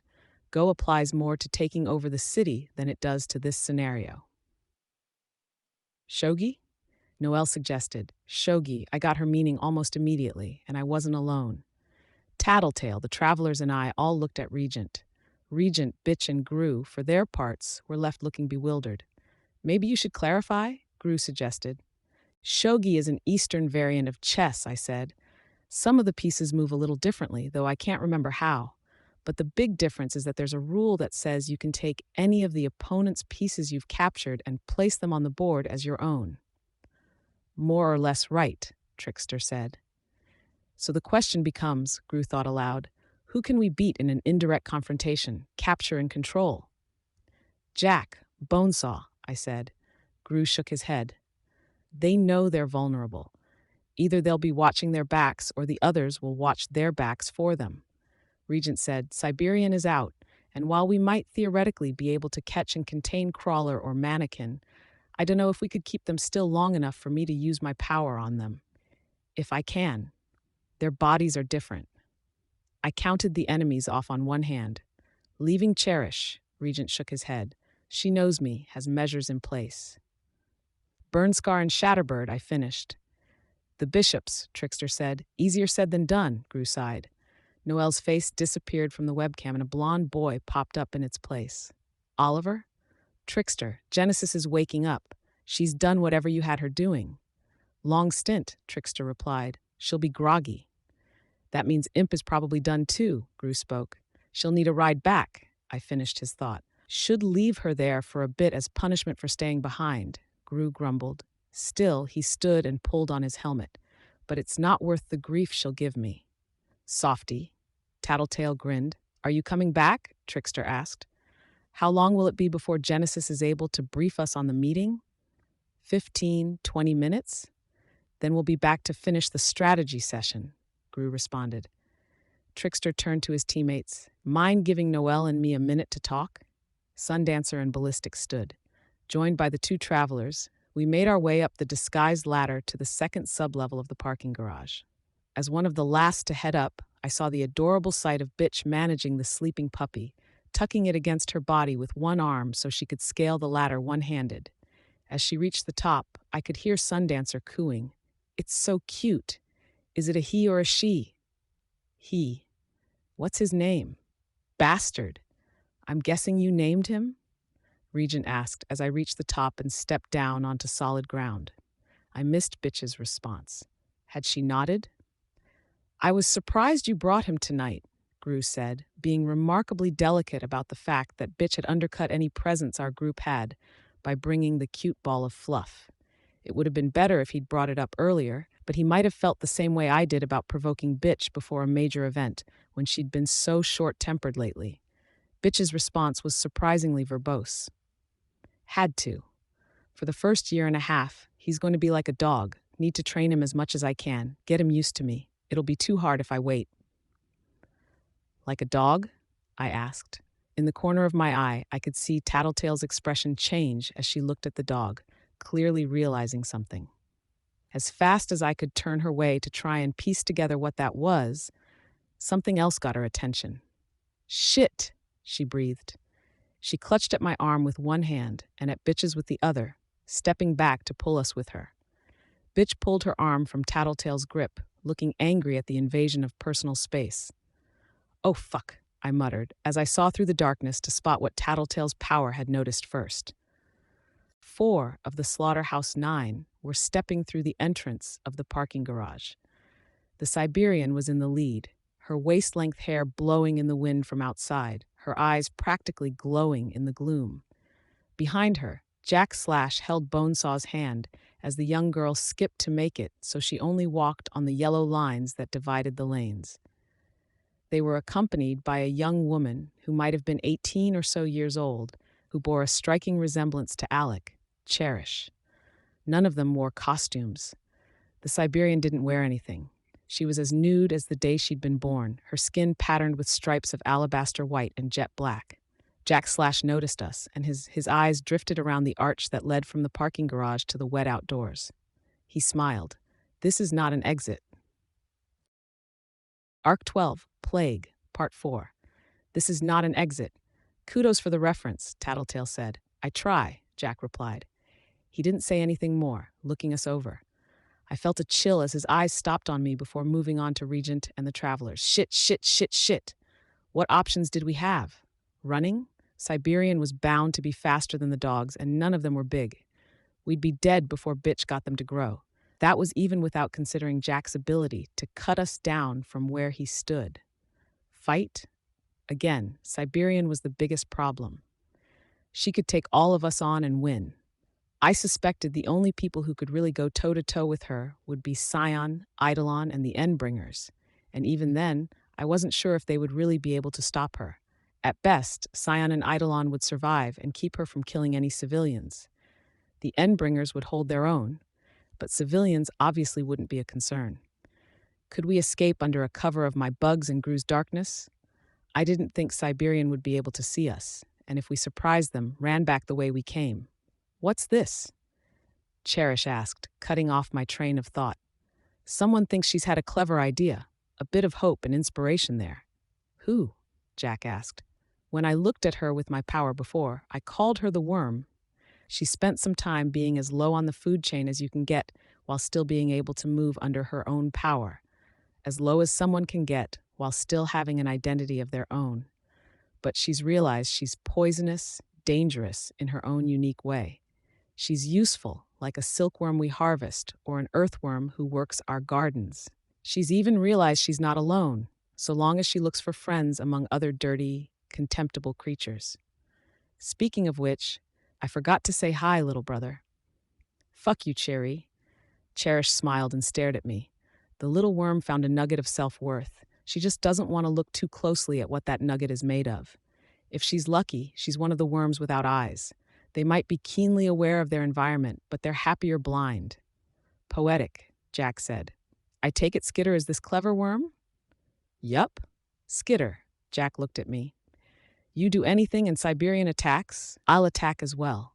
Whatever it is you're thinking of trying, I'm betting the two of us can cut you down before it works. I swallowed, then took a small breath to clear my throat and ensure I wouldn't stammer or come out sounding even slightly unclear. All right. Bad plan anyways. If we did try to escape under the cover of darkness, Siberian would probably reach us and cut at least some of us down before we got anywhere, even attacking indiscriminately. The same goes for the rest of you, but I'm sure you know that.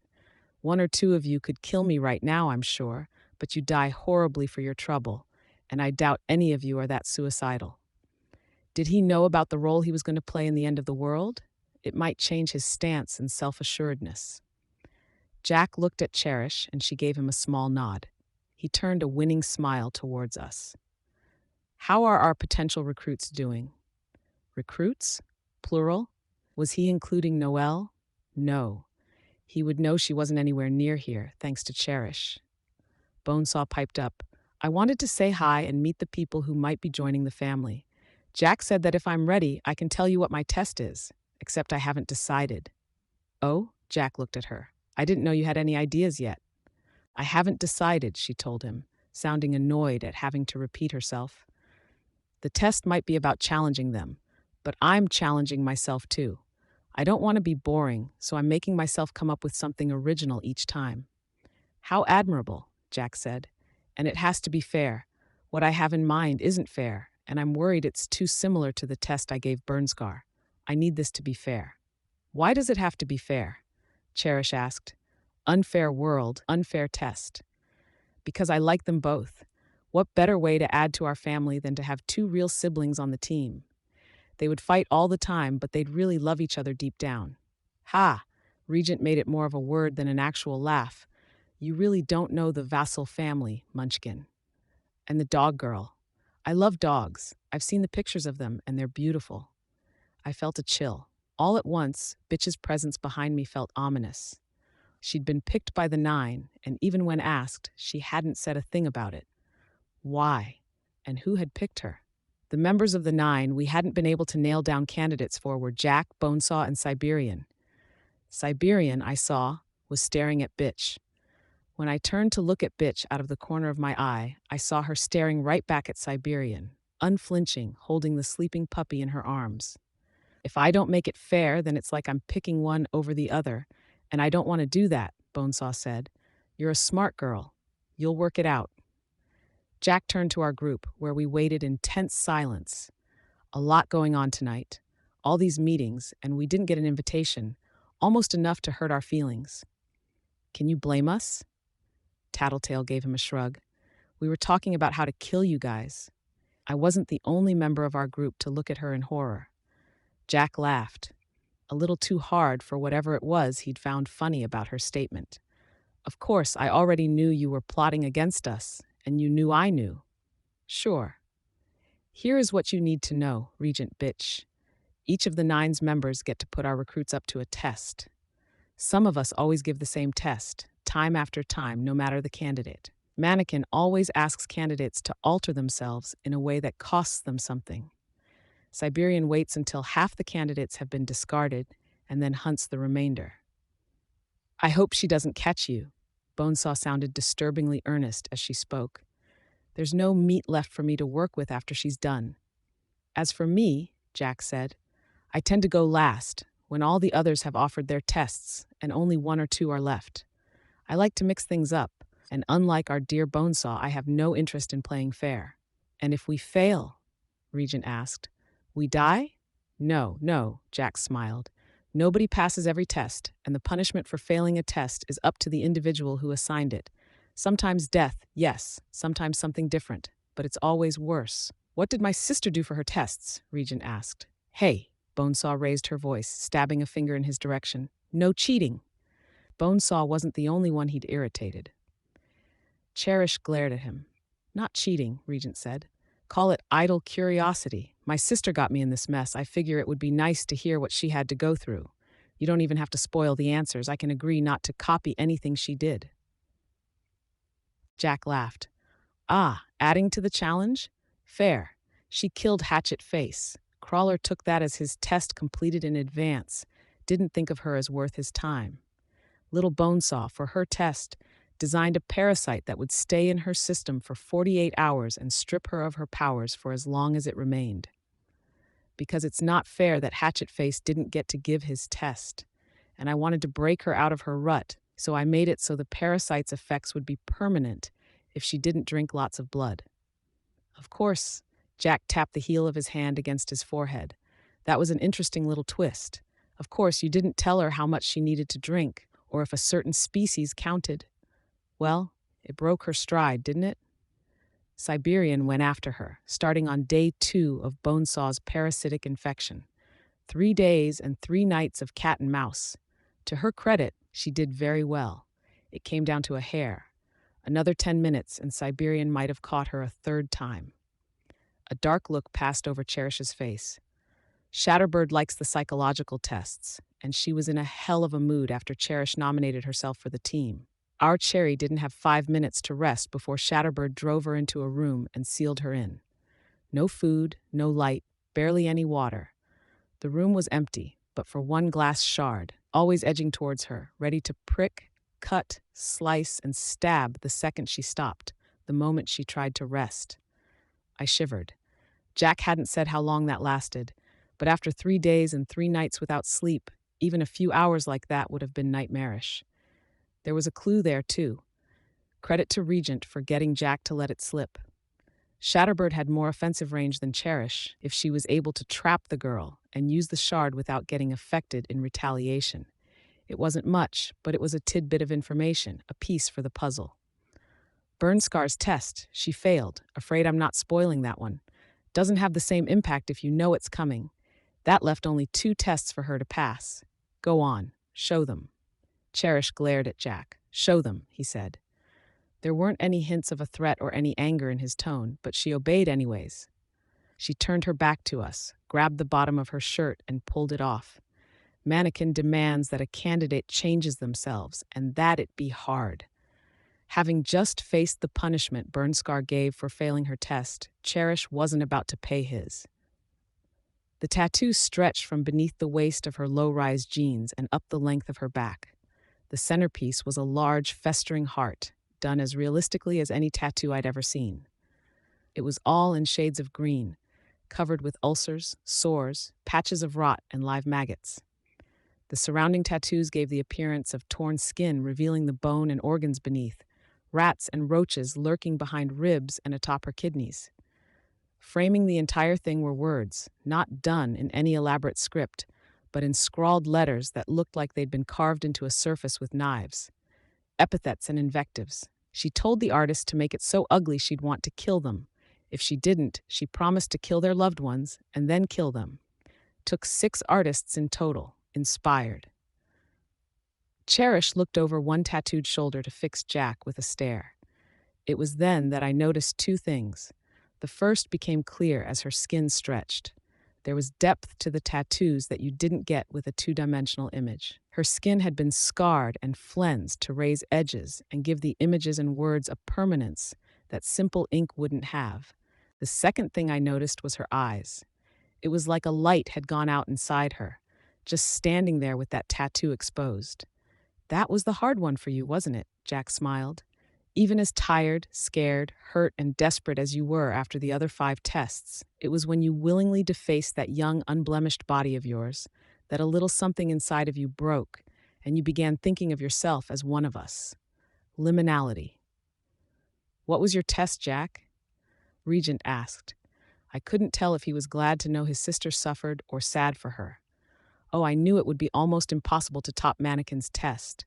He caught her at the exact right moment, struck the right nerve, and pushed her to her very limits. Still, I think I managed to top it. "Turn around, Cherish." Like an automaton, she did. More tattoos and scars covered her chest, just as expansive, just as unpleasant to look at. 2 nude women, their entwined limbs like the broken legs of a squashed bug, neither attractive in the slightest. One was emaciated, the other morbidly obese, and both were old. More tattoos of rotting and torn flesh framed the scene, and the words forming the border of the tattoos on the front were the opposite of the others, almost worse in their irony and desperation. "Take me.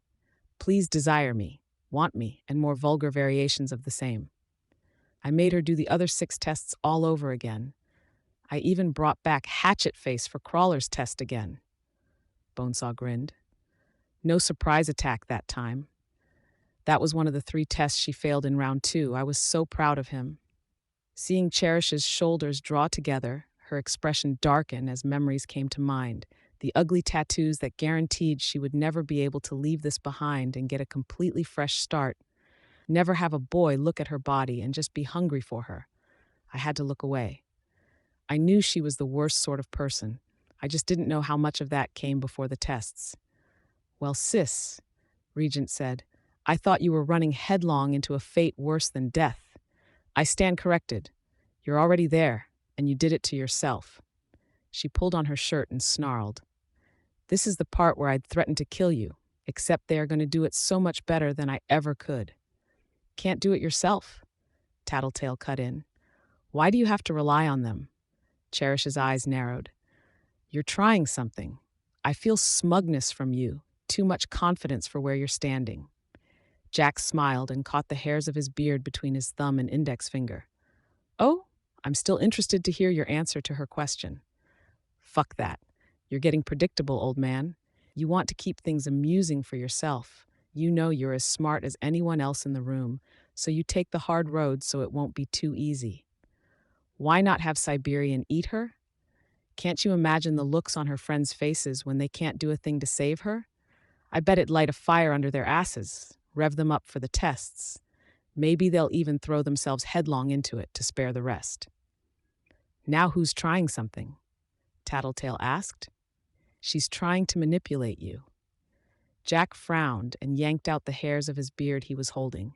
He flicked them away. "I know she's trying to manipulate me." "Okay, except I just noticed something else as I finished that last sentence. Do you know she's playing a long con? She's setting you guys up, using her power to pull your strings and make you attached to her. Half a year to a year, she'll probably have you wrapped around her little finger."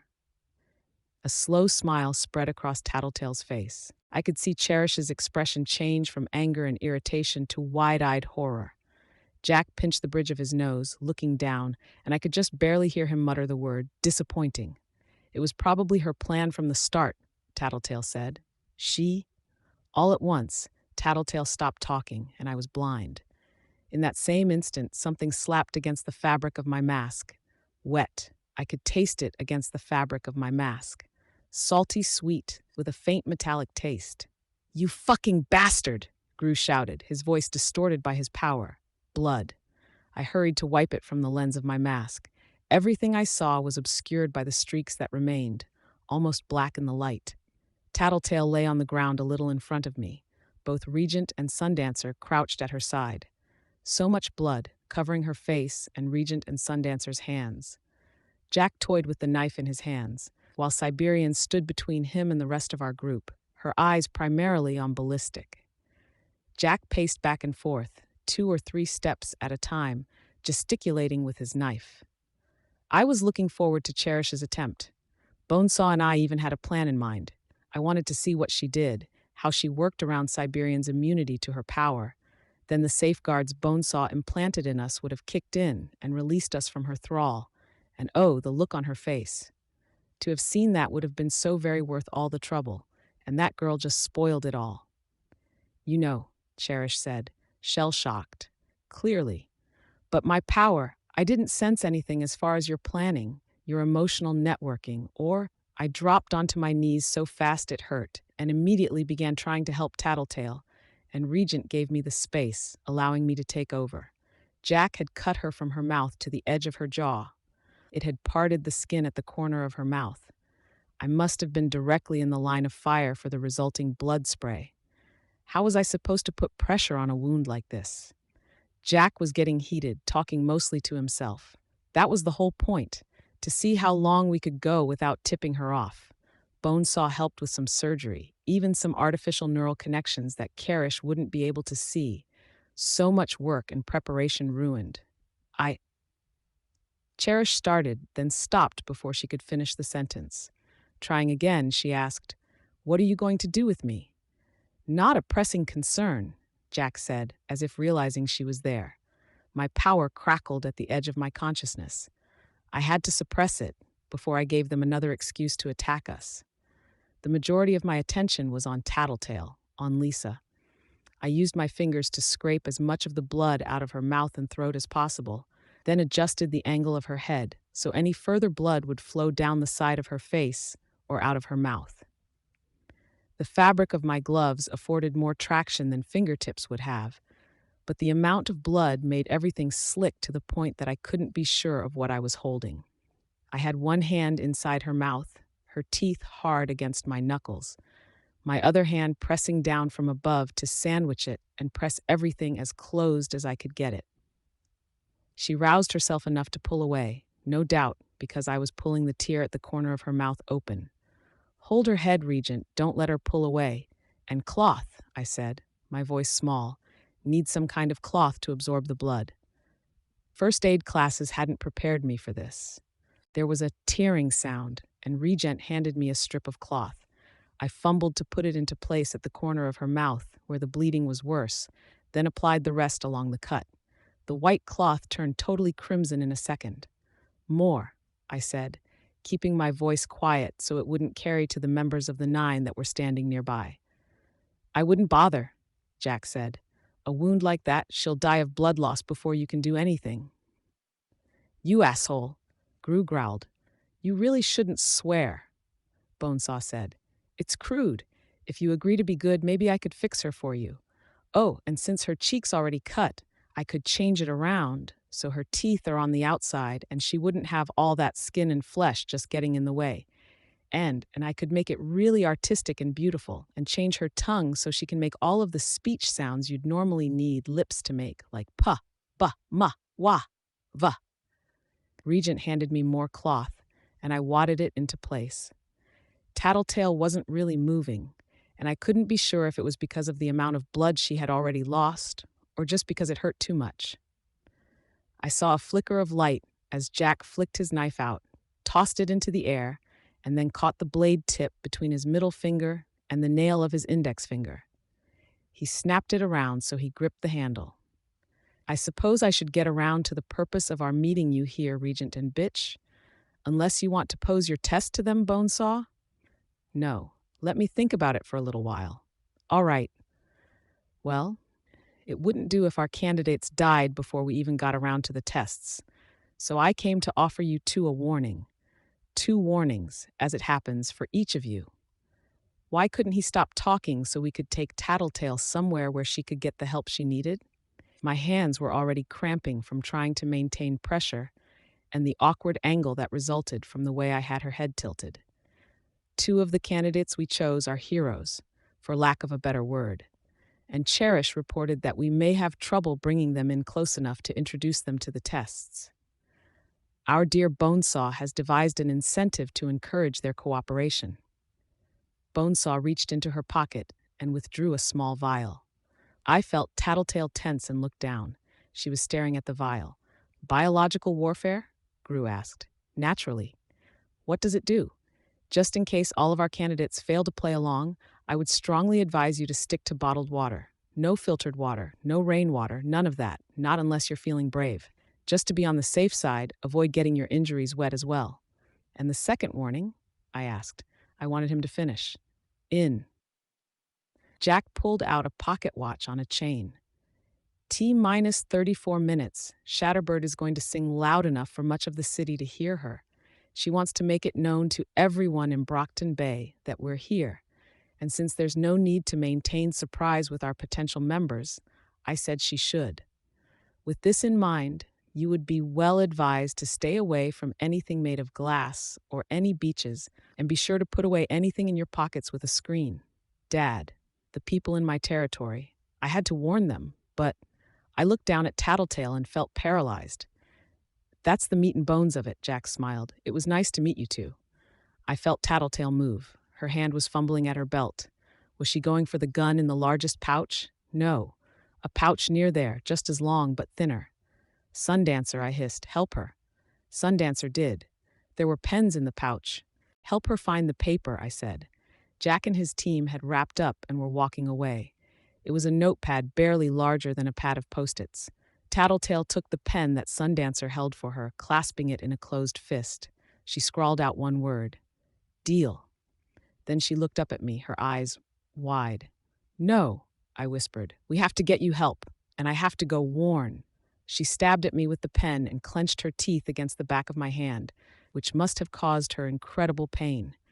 I wasn't sure if it was her pain and mine, but Cherish turned and gestured for Jack, who was already walking away, to stop. A deal, I called out. I don't. Sundancer had ripped off the first sheet, and Tattletale was writing the next message. I swallowed. She wants to know what happens if more than one person is left at the end. We pit them against one another, Jack said.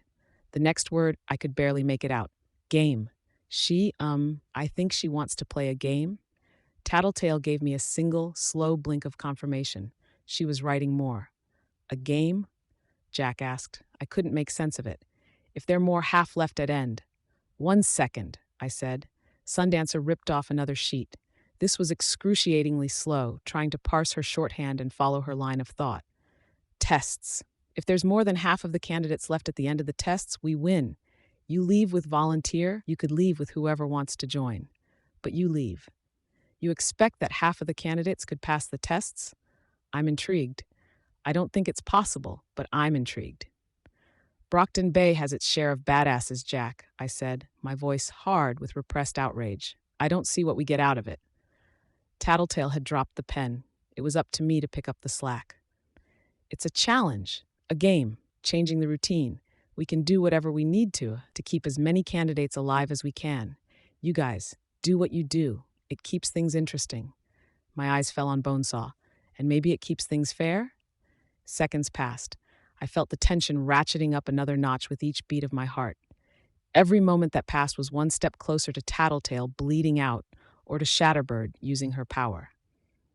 I like that. It might be a way to fix the test I want to give. Let's do it, Bonesaw said, looking up at Jack. He frowned. We'll discuss it as a group. I suspect we'll have terms of our own to attach to this game. Among other things, a steep penalty for when we win. And then he turned to leave. I looked down at Tattletale. Her eyes were closed. My hands felt like 2 blocks of stone where I had them pressed to her injury, rigid, heavy, unable to move. I don't know what to do, I said, barely audible to myself. I looked up at Gru and said, louder, I don't know what to do. He didn't have an answer for me, but he bent down to check on Tattletale. It was Tattletale who gave me my orders. Gah, she coughed out the word. As Gru gently pulled my hands away to take over, she repeated only slightly clearer, Go, go. I stood, wobbling slightly as I backed away from her. She looked so fragile, lying on her side, blood pooling beneath her head around her dirty blonde hair, and I was leaving her there. We can call Coyle, Ballistic said. He can send a car to get you where you need to be. I shook my head. I couldn't wait and trust that a car would arrive in time or that it would get me where I needed to be. There would be detours, areas a car couldn't pass through. I turned and I started running. Out of the parking garage, past Cherish, Bonesaw, and Jack. They didn't say anything, and they didn't try to stop me. I was a block away from them when I got my cell phone out and dialed home. But I already knew the response I would get. The automated message came from the phone as I held it in one hand, heading directly north. This phone number is currently out of service. If you would like to leave a message, judging distances wasn't a great strength of mine. How many blocks? How far did I have to run to reach my dad? 5 miles? 6? I was a practiced runner, but the streets here weren't all in the best shape. Some were flooded, others strewn with debris, still more suffering in both departments. There were areas that were blocked off, and I had less than 30 minutes. Arc 12, Plague, Part 5. I could kill them right now. It would be so easy. Jack, Bonesaw, and Cherish were all in my range. I could drop poisonous spiders on them, sting them each with dozens of bees and wasps in the hopes of provoking anaphylactic shock.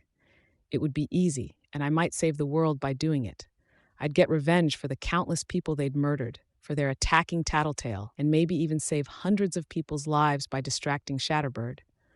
But I wouldn't be able to kill Siberian. She'd fought Alexandria, Legend, and Eidolon at the same time and walked away unscathed.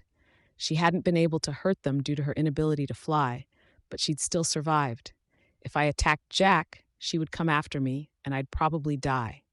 Would it even work? Bonesaw was a medical tinker. She could theoretically save all 3 of them. Then I'd accomplish nothing but getting the 9 pissed off at me.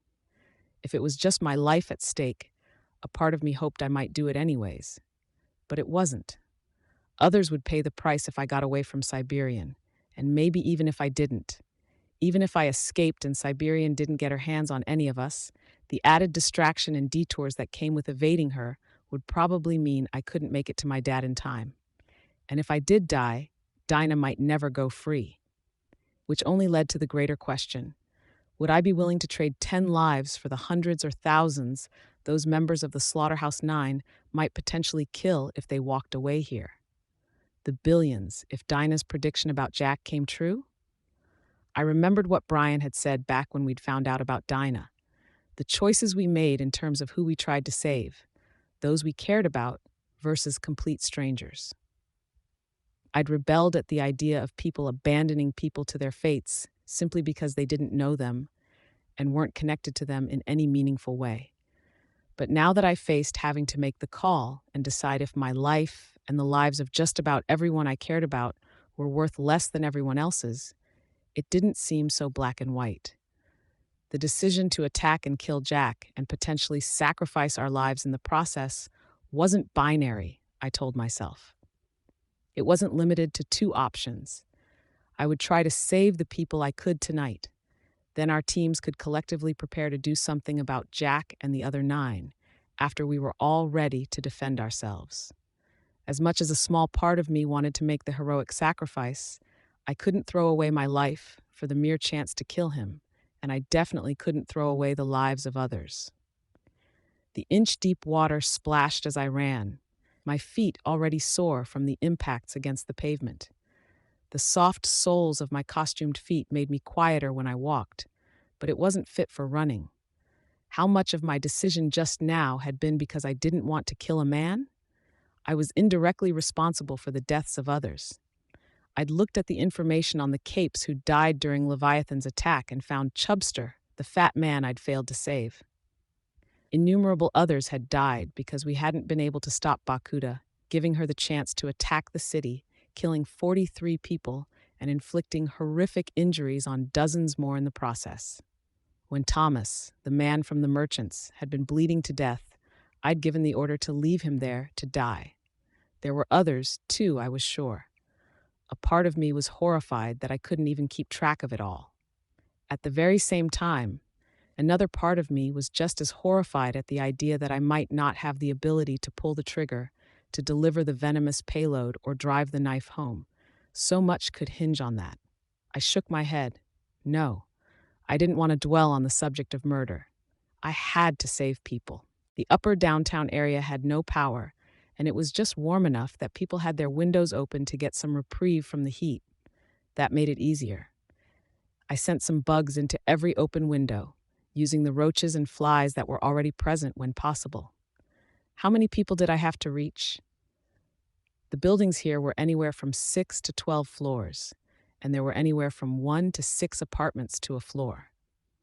Less than half of the apartments were occupied following the evacuations, but it still made for hundreds of people on each city block.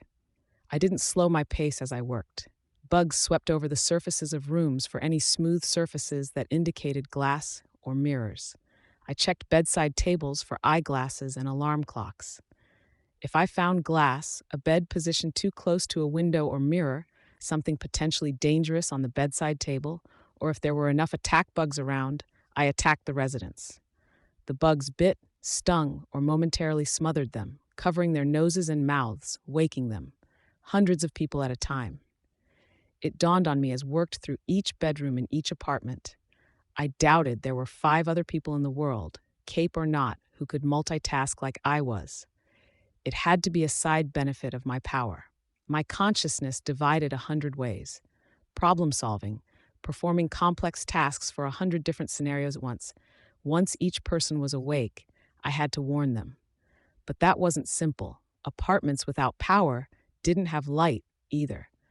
For many, I could put the bugs on the window and spell out words with their silhouettes, but there were people with blinds and curtains that would obscure that. I forced myself to use the bug's sensory inputs to seek out the biggest patches of light and warmth in each room where a person was being woken up, so the bugs could cluster in those spots and hopefully be seen. But what could I write? I looked at my cell phone to see how much time I had left. For some, where I had enough bugs and space to write, I told the bugs to spell out Glass Explosion 28 Min. For the places I didn't, I spelled out Take Cover or Hide Under Bed. Thousands of people, 1,000 warnings. I couldn't be sure that everyone saw or listened, and I couldn't hang back to make things clearer or pass on more detailed information. It was stupid and selfish, but I had to reach my dad. Not for any greater plan or for the greater good, but for me. Because I wouldn't be able to live with myself if I didn't. And even this, helping people here, striving to help my dad, wasn't the extent of my responsibility. I selected Sierra from my contact list and called her, trusting my bugs to give me a sense of anything I might run into or trip over while my eyes were on the screen. Yes? Where are you? Hospital with my parents and Bryce. You said I could have the night off, that you'd be busy. I was short on breath from the running. Emergency. Shatterbird's about hit the city. 27 minutes. Warn the hospital now. Convince them. I'll try, she said. I hung up and dialed Charlotte. Skitter? 27 minutes and change before Shatterbird hits the city with her power. Spread the word, fast, avoid glass, take cover from a potential sandstorm. The Slaughterhouse 9 are here? They've been here a little while. Go. How do I tell everyone? Tell as many people as you can. Tell them to tell as many people as they can. Now go. I hung up to force her to move sooner, and because I couldn't spare the breath, my range and fine control were extending. This not only kept the people behind me in my range for a precious few extra seconds, but it extended my range forward and to either side, adding 100 people to the total who fell within my range. Soon, that became 200, 300, and 400 more. My legs burned, my feet throbbed, and I could feel sweat soaking the fabric of my costume, where the water I was running through didn't. On one block, the water would be only a half-inch deep, but the next might prove to be nearly a foot in depth, adding extra resistance to each movement of my already complaining legs. The block after that, It could just as easily be a split-second decision between trying to make my way past the piles of rubble and parked cars and detouring to the next block over, which would cost me more time. If only Bitch and I were on better terms, maybe she could have explained about the nine approaching her. If I could only trust her, if she could only trust me, I could have borrowed one of her dogs, and this wouldn't seem as impossible as it did now. I made my way through the college area that was Regent's territory. The buildings here were in rougher shape. There were fewer people to warn, but they were harder to find. I used the bugs I could afford to check my way was clear. 5 blocks ahead of me, I could feel the presence of construction equipment, of temporary fencing and barricades. Chancing a look at my phone, I felt a chill. Time had flown while I'd worked, my attention elsewhere. I had 11 minutes, and I wasn't close enough. I couldn't afford to take a detour. I threw every bug that wasn't warning someone at the fencing, flying insects gripping the thin metal bars, crawling insects swarming at and under the concrete pads beneath each post. Tens of thousands of bugs gathering together to surge forward as a single mass. I tried pushing, pulling, trying to rock it, and build enough momentum with the bugs to bring it down. My bugs hadn't managed to push it over by the time I reached the fence. It had been designed to withstand strong winds, and the concrete feet at the base of each pole gave it too much stability. As I got there, I had to stop running for the first time, panting for breath. My fingers clutched the grid of fine metal wire until it hurt. The thin metal wire pressed hard against the deep tissue of my gloved fingers as I climbed the fence, while my toes scrabbled for a hold on the metal hinge that divided one section of fence from another. Precious long seconds, maybe a minute or two, and I knew I'd have to get by the fence on the far side as well. I wobbled on top of the fence and then hopped down with a splash. I was running again the second I had my feet under me. Why wasn't I stronger? My disappointment in my luck and the power it had given me was an almost physical pain. I could warn people, but I couldn't push down a fence. I felt cheated. I managed to squeeze between the edge of the second fence and the neighboring building. My phone showed the time as 12:33 at night. I had 7 minutes. Something as stupid as fences had cost me so much time. That doubt and fear that had rested with me the second I'd realized how far I'd need to travel in this short span of time was crystallizing into a dawning realization that I wasn't going to make it. The window of opportunity for getting to the house and getting my costume off and getting Dad somewhere safe was long gone. Even the window for doing all of that without taking the time to get my costume off was long past. I was too far away. That left only one option. Could I save him with my power, the same way I'd been trying to do with everyone else that fell in my range? I still needed to get closer, fast. I held my phone in one hand, sneaking glances as I made my way from one block to the next. The 6-minute mark came all too fast. The clock on my cell phone ticked to 12:36. 4 minutes left. 3. Then I couldn't look anymore. I threw it aside, trusting my bugs to nudge it into a storm drain where it wouldn't be found. The time wasn't exact. I couldn't be sure exactly how much time had passed since Jack had told us about Shatterbird's attack. I couldn't say if Shatterbird's clock was a few minutes fast or a few minutes late. There was no point on dwelling on the final minutes, and keeping my cell phone on me was dangerous. That, and I wasn't sure I could bear to watch the clock hit 0. I heard sirens nearby, not just from one vehicle, but several, all getting closer. I could sense my neighborhood and the black widows that were still where I'd put them. Every step brought more bugs into my focus. Ants beneath people's lawns, earthworms in gardens, pillbugs and earwigs under stones and objects in garages and carports, cockroaches in the darkest corners of cabinets. I woke the people I could and left them their warnings. I knew the time had to have run out, but I was so close. I could sense the block my house was on, the neighbor's house, and then my dad's house. I dropped onto my hands and feet the second I was in range, my legs aching. My bugs swept over the interior. I knew the layout, so it was quick. Dad was in his bed, bundled up in the covers. He was taking up only one side of the bed, leaving the space that Mom had once occupied empty. It was like a punch in the gut, a reminder of how alone he was, how alone I had left him. I needed more bugs to wake him, still more to write a message. I began drawing them up to his bedroom. I might not have noticed it if I hadn't been listening through the bugs. I primarily heard it through the moths and beetles, a sound like someone running their finger along the rim of a wine glass, painful to hear, only it kept getting sharper and higher pitched until it was well beyond the limits of anything my human ears could hear.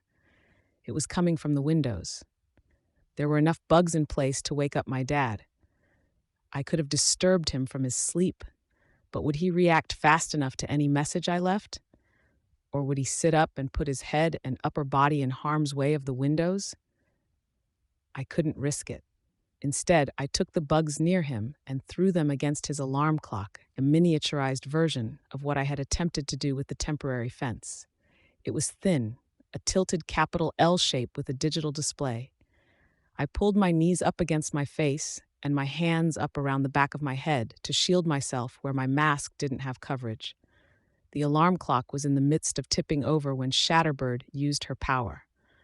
It was as though the glass broke in response to some invisible tidal wave, caught in the non-existent water, carried along, shattering on impacts with surfaces, slashing anything that would cut, piercing deep into any surface soft enough.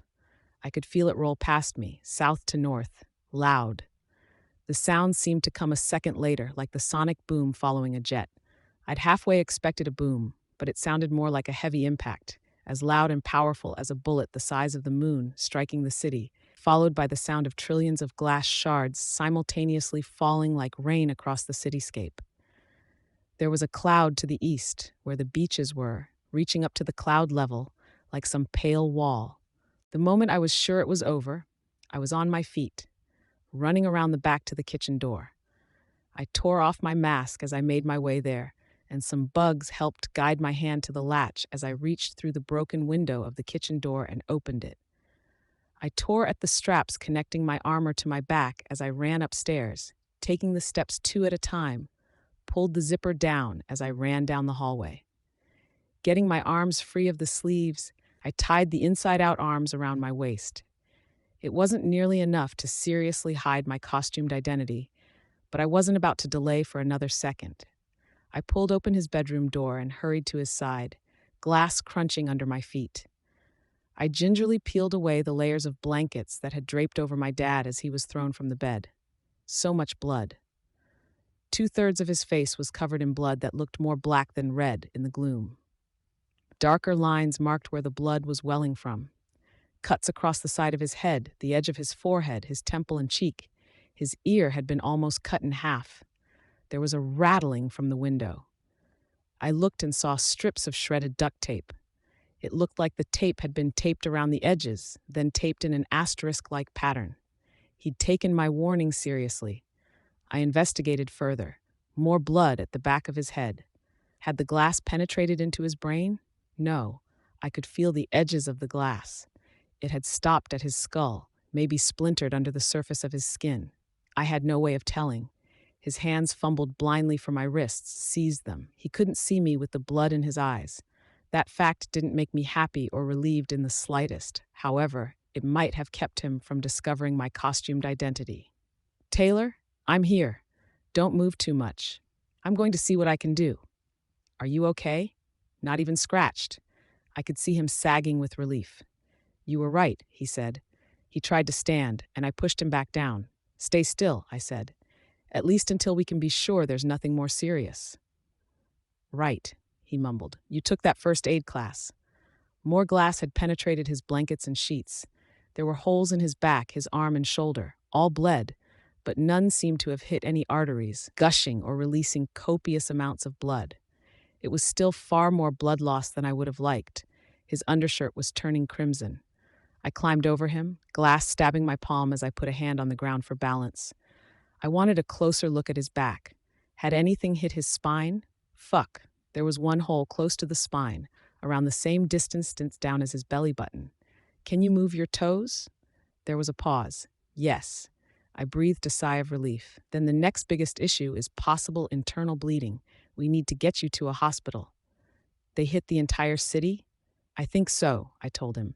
No use letting on exactly how much I knew. It would only cause the both of us more distress in the long run. The hospitals will be overcrowded. Yeah, but not going isn't an option. Okay, he said. I'll need my sandals downstairs. I was using my power to find them by the time I was standing again. I found something else. There were people in our kitchen. The Slaughterhouse Nine? Had they followed me here? My dad was unable to see, thanks to the blood. I drew my bugs together into a cluster, hid them in the folds of my costume, which I had tied around my waist. I crossed the hall to my room and found a pair of loose-fitting cargo pants from when I'd had a bit of a belly and a wider waistband. I zipped up the pants and tied a sweatshirt around my waist to hide the rest of my costume. I could sense them approach. One of them waved at a fly that flew too close to their head. Both were men. Floorboards creaked as they ascended the stairs. "Hello," one of them called out. I tensed. I didn't recognize the voice. They were right by my dad's bedroom. I heard my dad respond and swore under my breath. My knife was still strapped in against the back of my costume, which dangled around my knees. I bent down and drew it from beneath my sweatshirt. Voices. One of them murmured something, and my dad replied. I couldn't make out anything in terms of the words or the tone of what they were saying. Quietly, aiming each footstep to avoid the worst patches of broken glass, I stepped from my bedroom, my knife held low and ready. 2 paramedics were working together to shift my dad onto a stretcher. I hurried to put the knife away. One noticed me. "Miss, you're all right?" "I'm fine." "This your dad?" "Yeah. We're going to take him to the hospital. Mind making sure our way out is clear? Maybe open the front door for us?" "Okay." I felt like a machine, clumsy, almost emotionless, as I led them out of the house. There were 2 other ambulances parked in places I could see. None had windshields, mirrors, or headlights. The explosion had blown out the flashing lights and whatever system had handled the sirens. It didn't fit. The timing of this, their preparedness. But they didn't look like any members of the 9 I knew. I could see one of the paramedics down the street. She was black. So it wasn't the chosen either. Merchants wouldn't be this organized or devious. I reminded myself of where my knife was, in case I needed to draw it at a moment's notice. The 2 paramedics began loading my dad into the back. "Can I ride along?" I asked one, the second they were done. He looked at me, then grabbed something large, black, and irregularly shaped from a pocket beneath the stretcher. Holding it in one hand, he put one hand on my shoulder and led me a short distance away. My heart rate tripled. My gut was telling me they weren't normal paramedics, and this was the moment I found out just how. "Here," he pressed a bundle into my hands. It was large, bulky, and there were hard bits beneath the cloth. "You don't want to leave this behind." I peeked at the contents of the bundle, then swallowed hard. It was my mask and the back sheath of my armor with the stuff inside. In my haste, I'd torn them off and left them where they fell. "You're with Coyle?" I asked. I felt a quiet horror at the realization that Coyle would now know who my dad was and who I was by proxy. He nodded once. "More specifically, your teammates sent us. They'd hoped we would pick you up and drive you here, but we weren't able to find you, and we were delayed because we had to take safety measures first." He looked towards the van. I realized he was talking about the removal of the glass. Relief surged through me, and I felt tears welling up. That relief proved short-lived. "Our employer feels there's very little you'll be able to do with your father here, and quite a bit you could do elsewhere. He did say he understands if you want to prioritize your family." My eyes widened in understanding. Coyle wanted me to attend to my territory now, in this moment of crisis. He wants me to leave my dad? It might as well have been a rhetorical question. The paramedic didn't respond. I felt my heart sink. "We'll give him the best care we can," he said. I turned and climbed into the ambulance. My dad was gingerly dabbing at one of his eyes with a wet cloth. I was pretty sure he didn't see me. I bent over him and kissed him on the corner of his forehead, in a spot where the blood didn't cover his face. He snapped his head up to look at me. The white of one of his eyes had turned crimson, the green of his iris pale in the midst of it. "I love you, Dad," I said. Then I backed away a step. "Stay," he said, "please." I shook my head. I stepped back once again and then hopped down from the back of the ambulance, turning away. Taylor, always like this now. always walking away, knowing how much it hurt him. I blinked more tears out of my eyes. "You make sure he's all right," I ordered the paramedic, ignoring another of my father's shouts. The man nodded. "I can tell him we aren't allowing ride-alongs just in case we need more bodies in the back." "Thank you." My power buzzed at the edge of my consciousness as I turned my back on the scene. Fuck all of this. Fuck the Nine. Fuck Shatterbird. Fuck Jack. Fuck Leviathan. Fuck Coil. Fuck Hookwolf. Fuck me most of all. Arc 12, Plague, Part 6. I never thought I'd be thankful in any way that Leviathan had trashed my hometown. Leviathan's tidal waves had shattered many of the windows, and the residents had put plywood, plastic, and boards up in their wake. It meant there was less material for Shatterbird to use against us. Countless people had been spared from injury and death due to Shatterbird's glass shards because Leviathan had gotten to us first. But even without the glass, there was still sand. I stepped out of the way as a trio of people moved down the street, supporting each other as much as they were able. Each of them had been blasted by the sand, their skin left ragged. It had turned a bruised combination of black, brown, and purple, where it hadn't been scraped off and left raw, red, and openly bleeding. One looked as though he'd been blinded. The sandburns covered his upper face. 2 ambulances had stopped at an intersection just a block away from where I had announced my claim of territory. At a glance, I could tell that they'd had all mirrors removed and all glass stripped from the dash, doors, and windshield. Those that had emerged from their homes and shelters were gravitating towards the ambulances. There was still dust settling on the streets, and I could taste it thick in the air, even through my mask. I wondered if we needed to be getting masks out to people. It couldn't be healthy. Heads turned as I approached. I'd put my costume on again, and I had a swarm of bugs following in my wake, giving me more presence. When people were this hurt and scared, it didn't take much to tap into that primal part of their psyches and intimidate them just a little. Surveying the scene, I could already tell there were going to be issues. Hundreds, thousands of hurt people, many in critical or potentially critical shape. There were only 2 ambulances here, and the hospitals would be overcrowded. People were going to panic when they realized that they wouldn't necessarily get help. They would get upset, even angry. This already unstable situation would descend into all-out chaos. I told them I'd protect them, but there was no stopping this. I wasn't on my game. My thoughts were on Dad and on Tattletale, not on these people and all the factors that I was supposed to take into account. But I didn't have a choice. I gave the order, and my swarm spread out, flowing through the crowd. It was enough bugs to get people's attention. I just hoped the benefits of having the bugs there would outweigh any fear or discomfort the bugs generated. Using the bugs I'd spread around the area, I augmented my voice, allowing it to carry. The most important thing is to remain calm. More people turned toward me. I stepped closer to the ambulances, where paramedics were working with some of the most critical cases. I felt like a charlatan, a pretender. The look of mixed fear and incredulity from the paramedics didn't help. Still, someone had to take control and organize before people started lashing out, and the city's heroes were apparently occupied elsewhere. "I don't intend you any harm," I reassured them. "If you're unhurt and able-bodied, there are people who need your help. Step forward so I can direct you to them." Silence and stillness stretched on for long seconds. I could see people who had no visible injuries, who were staring at me, unwilling to respond to my appeal. Generally speaking, the types of people who lived in the docks weren't the sort who were used to being neighborly, to putting society's needs above their own. Fuck me. My head wasn't in the right place. I'd forgotten. I'd been taught in the first aid classes you had to be direct and specific when dealing with people in a crisis. Asking for help was begging for disappointment, because people would hesitate to step forward or assume that someone else would handle the job. Instead of asking for help, we were supposed to single someone out of the crowd of bystanders and give them a clear, identifiable task.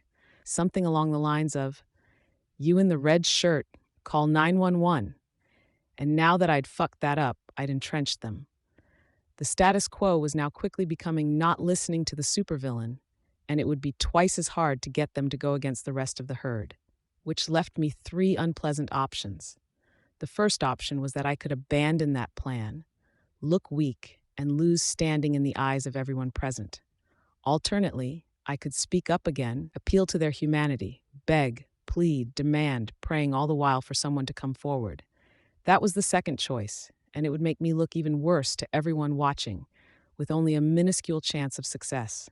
The silence stretched on. I knew it had only been 5 or 6 seconds, but it felt like a minute. The third of my ugly options? I could make them listen, goad them into action with threats and violence. It meant I risked provoking the same sort of chaos and violence I was hoping to combat, but I suspected that chance was relatively minor. I could get people to do what I needed them to do. I'd maybe earn their respect, but I'd probably earn their enmity at the same time. Could I do this? Could I become the bully, even if it was for the greater good? I was going to hate myself for doing it, but I'd left my dad behind to be here. I wasn't about to fail. "All right," I said, sounding calmer than I felt. My fist clenched at my side. I hesitated. Someone was approaching. I felt them passing through the bugs I dispersed through the crowd.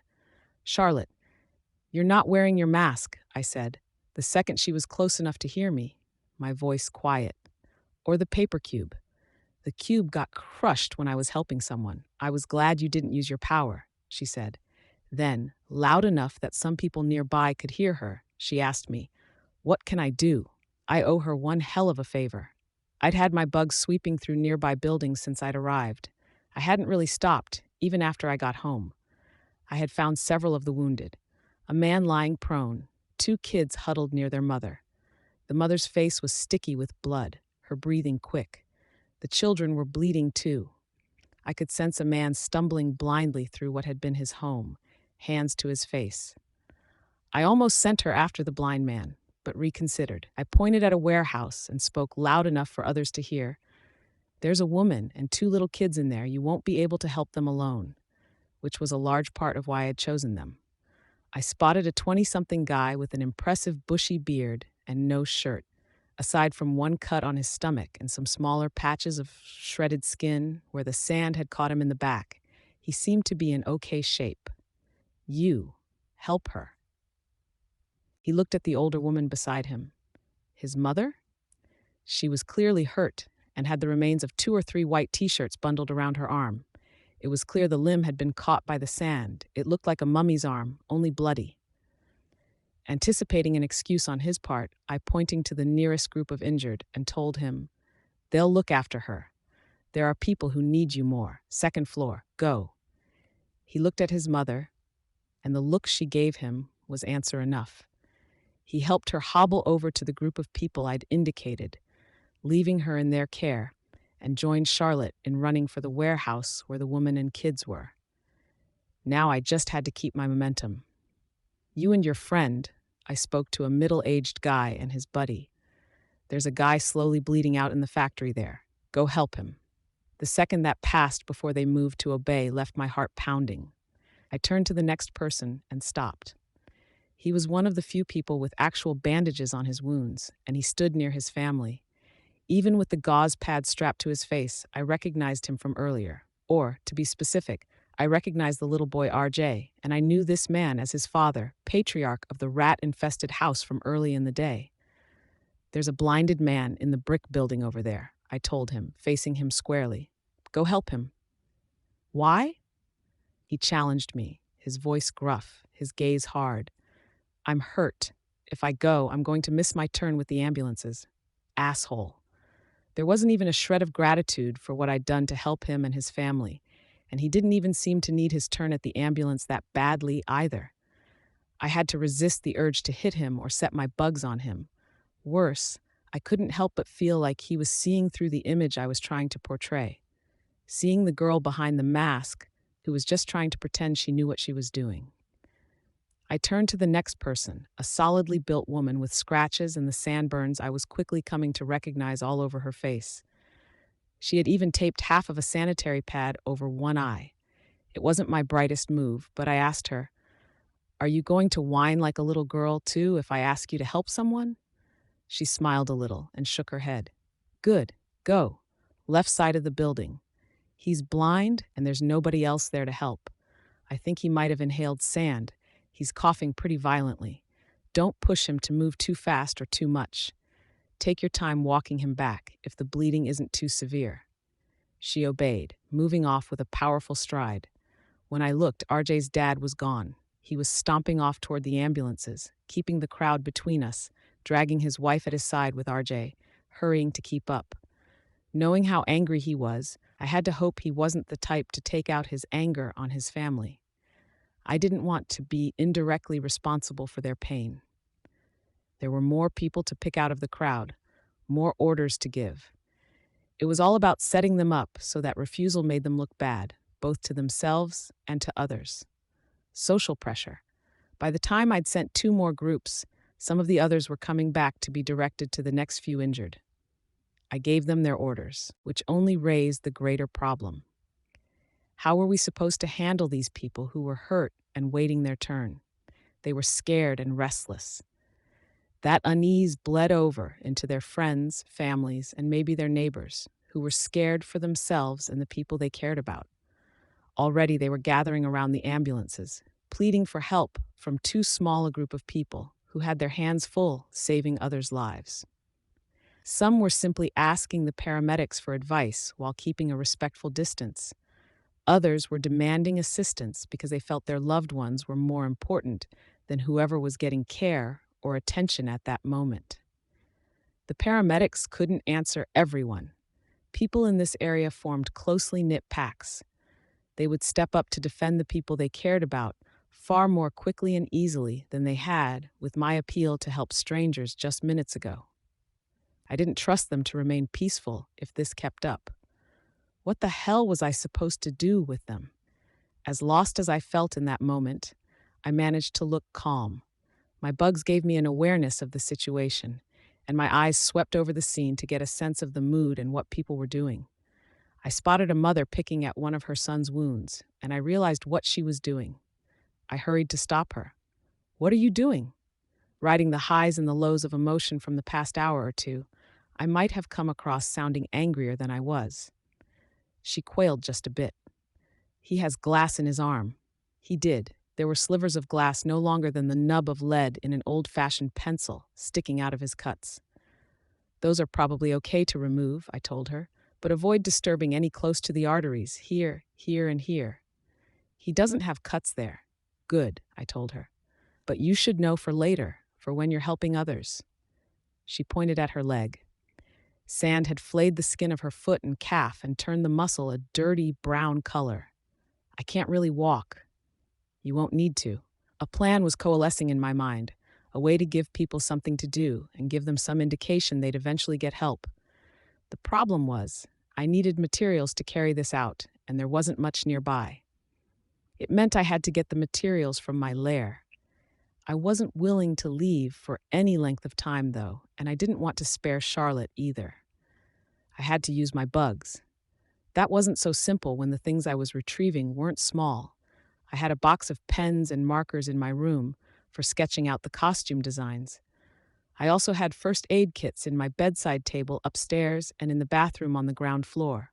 Bringing all of that stuff here meant opening the boxes and retrieving everything I needed, carting them here on a wave of crawling bugs past puddles and flooded streets.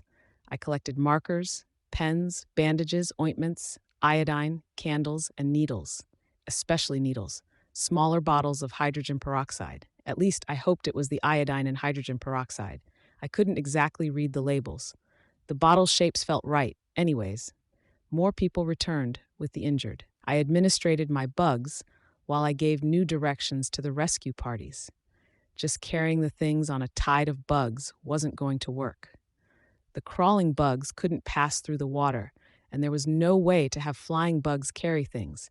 Too many of the objects were too heavy, even with the flying insects gathered on every inch of their surface and working in unison.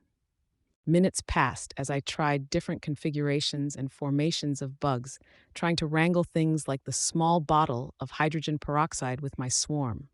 Then I saw the woman with the MaxiPad eye patch and a man of roughly the same age carting someone to the ambulance, using a blanket attached to 2 broomsticks as a stretcher. I could do the same thing. I called on my black widow spiders, drawing some out from the terrariums where I had them contained. Wasps carted them to the necessary spots, and I had them spin their silk around the objects in question and tie that silk to the necessary bugs. Silk looped around the neck of a marker, then around a series of roaches, who could then be assisted by other bugs. I did the same for the other things: the iodine, markers, pens, candles, and more. When I was done, I called the swarm to me. I turned my attention to the injured who were clustering around the ambulances. "Listen," I called out, using my bugs to augment my voice. "Some of you have been picking the glass out of your skin. I understand it hurts, but you're slowing things down." I got some confused and angry looks. I held up my hand to forestall any comments or argument. Any paramedic, nurse, or doctor that helps you has to make absolutely sure that you don't have any glass embedded deep in your body. I don't believe X-rays can detect glass. I paused as a paramedic snapped his head up to look at me. Okay, so I was wrong. I wished he hadn't reacted, though. People were paying attention to the paramedics they'd noticed, and it wasn't critical that these people know the exact details of the treatment they'd get. If he'd just let me lie or be wrong, this would have gone smoother. Or at least, glass as fine as the shrapnel that hit you, I corrected myself. A shrug and a nod from the paramedic. I got my mental bearings and continued. If you're pulling the glass out of your cuts and wounds and you lose track of which ones you've tended to, they're going to have to explore the wounds to investigate, cue you up for X-rays, and maybe even cut you open again later after the skin has closed up to get at any pieces they missed. I could see uneasy reactions from the crowd. I raised my hand, just in time for the first of my swarm to arrive. I closed my hand around a pen as the cloud of airborne insects delivered it to me. They dispersed and the pen remained behind. "I'm going to give some of you pens and markers. We're going to have a system to make all of this easier on the doctors. Dotted lines around any injuries with glass sticking out. Circles around wounds where the glass may be deeper." The paramedic waved me over. I moved briskly through the crowd to the stretcher. "Tetanus," he said, when I was close enough. "We need to know if they've had their shots." "They probably haven't," I replied, using my swarm to augment my voice, but not to carry it to the crowd. "Probably not. But we have to ask, and time we spend asking is time we could spend helping them." I grasped the hand of a grungy old man who stood next to me, stretching his arm out. "Have you had your shots?" He shook his head. I used the pen to draw a T on the back of his hand, circled it, and drew a line through it. I pressed the pen into the old man's hand. "You go to people and ask them the same question. If they haven't had their shots, draw the same thing. If they have, just draw the T." I saw a glimmer of confusion in his eyes. Was he illiterate?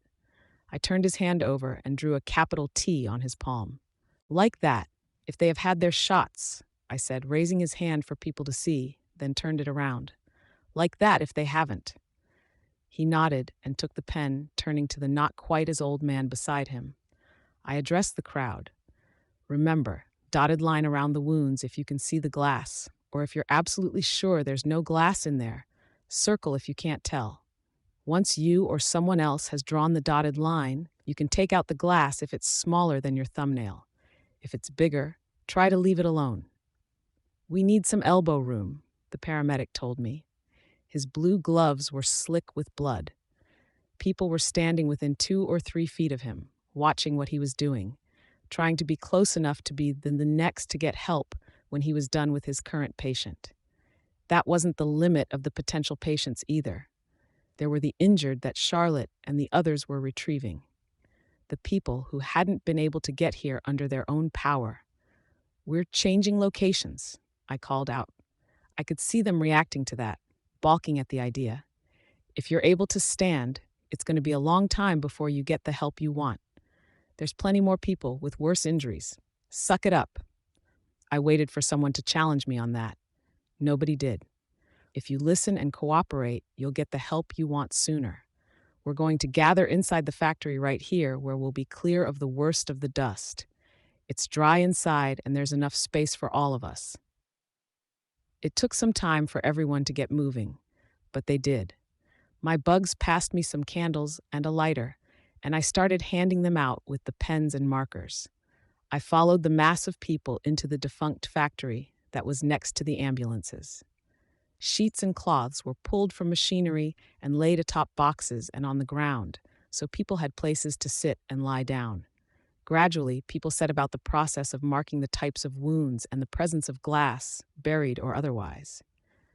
"Disinfectant?" a woman asked me.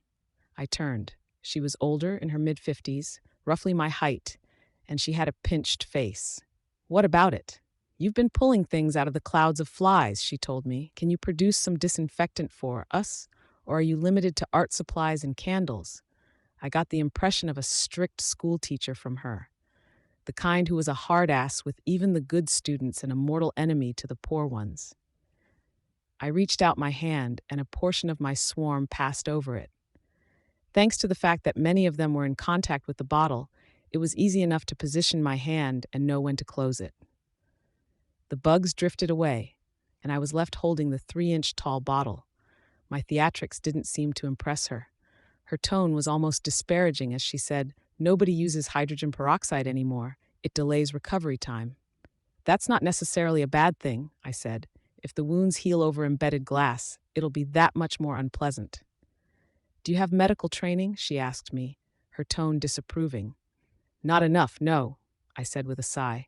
I had the swarm pass over my hand again, picking up the hydrogen peroxide and depositing another plastic bottle in its place. "Iodine?" "Thank you," she said in a tone that was more impatient than grateful. "We're going to need more than this." "I'll see what I can do," I told her, trying not to sound exasperated. She headed for a group of people and knelt by one of the wounded, who was lying on a sheet. I could see her posture and expression soften as she talked to them. So she wasn't like that with other people. Whatever. I'd been prepared to be hated when I committed to villainy. I gathered all of the supplies I'd brought and sent more bugs out to scout for more.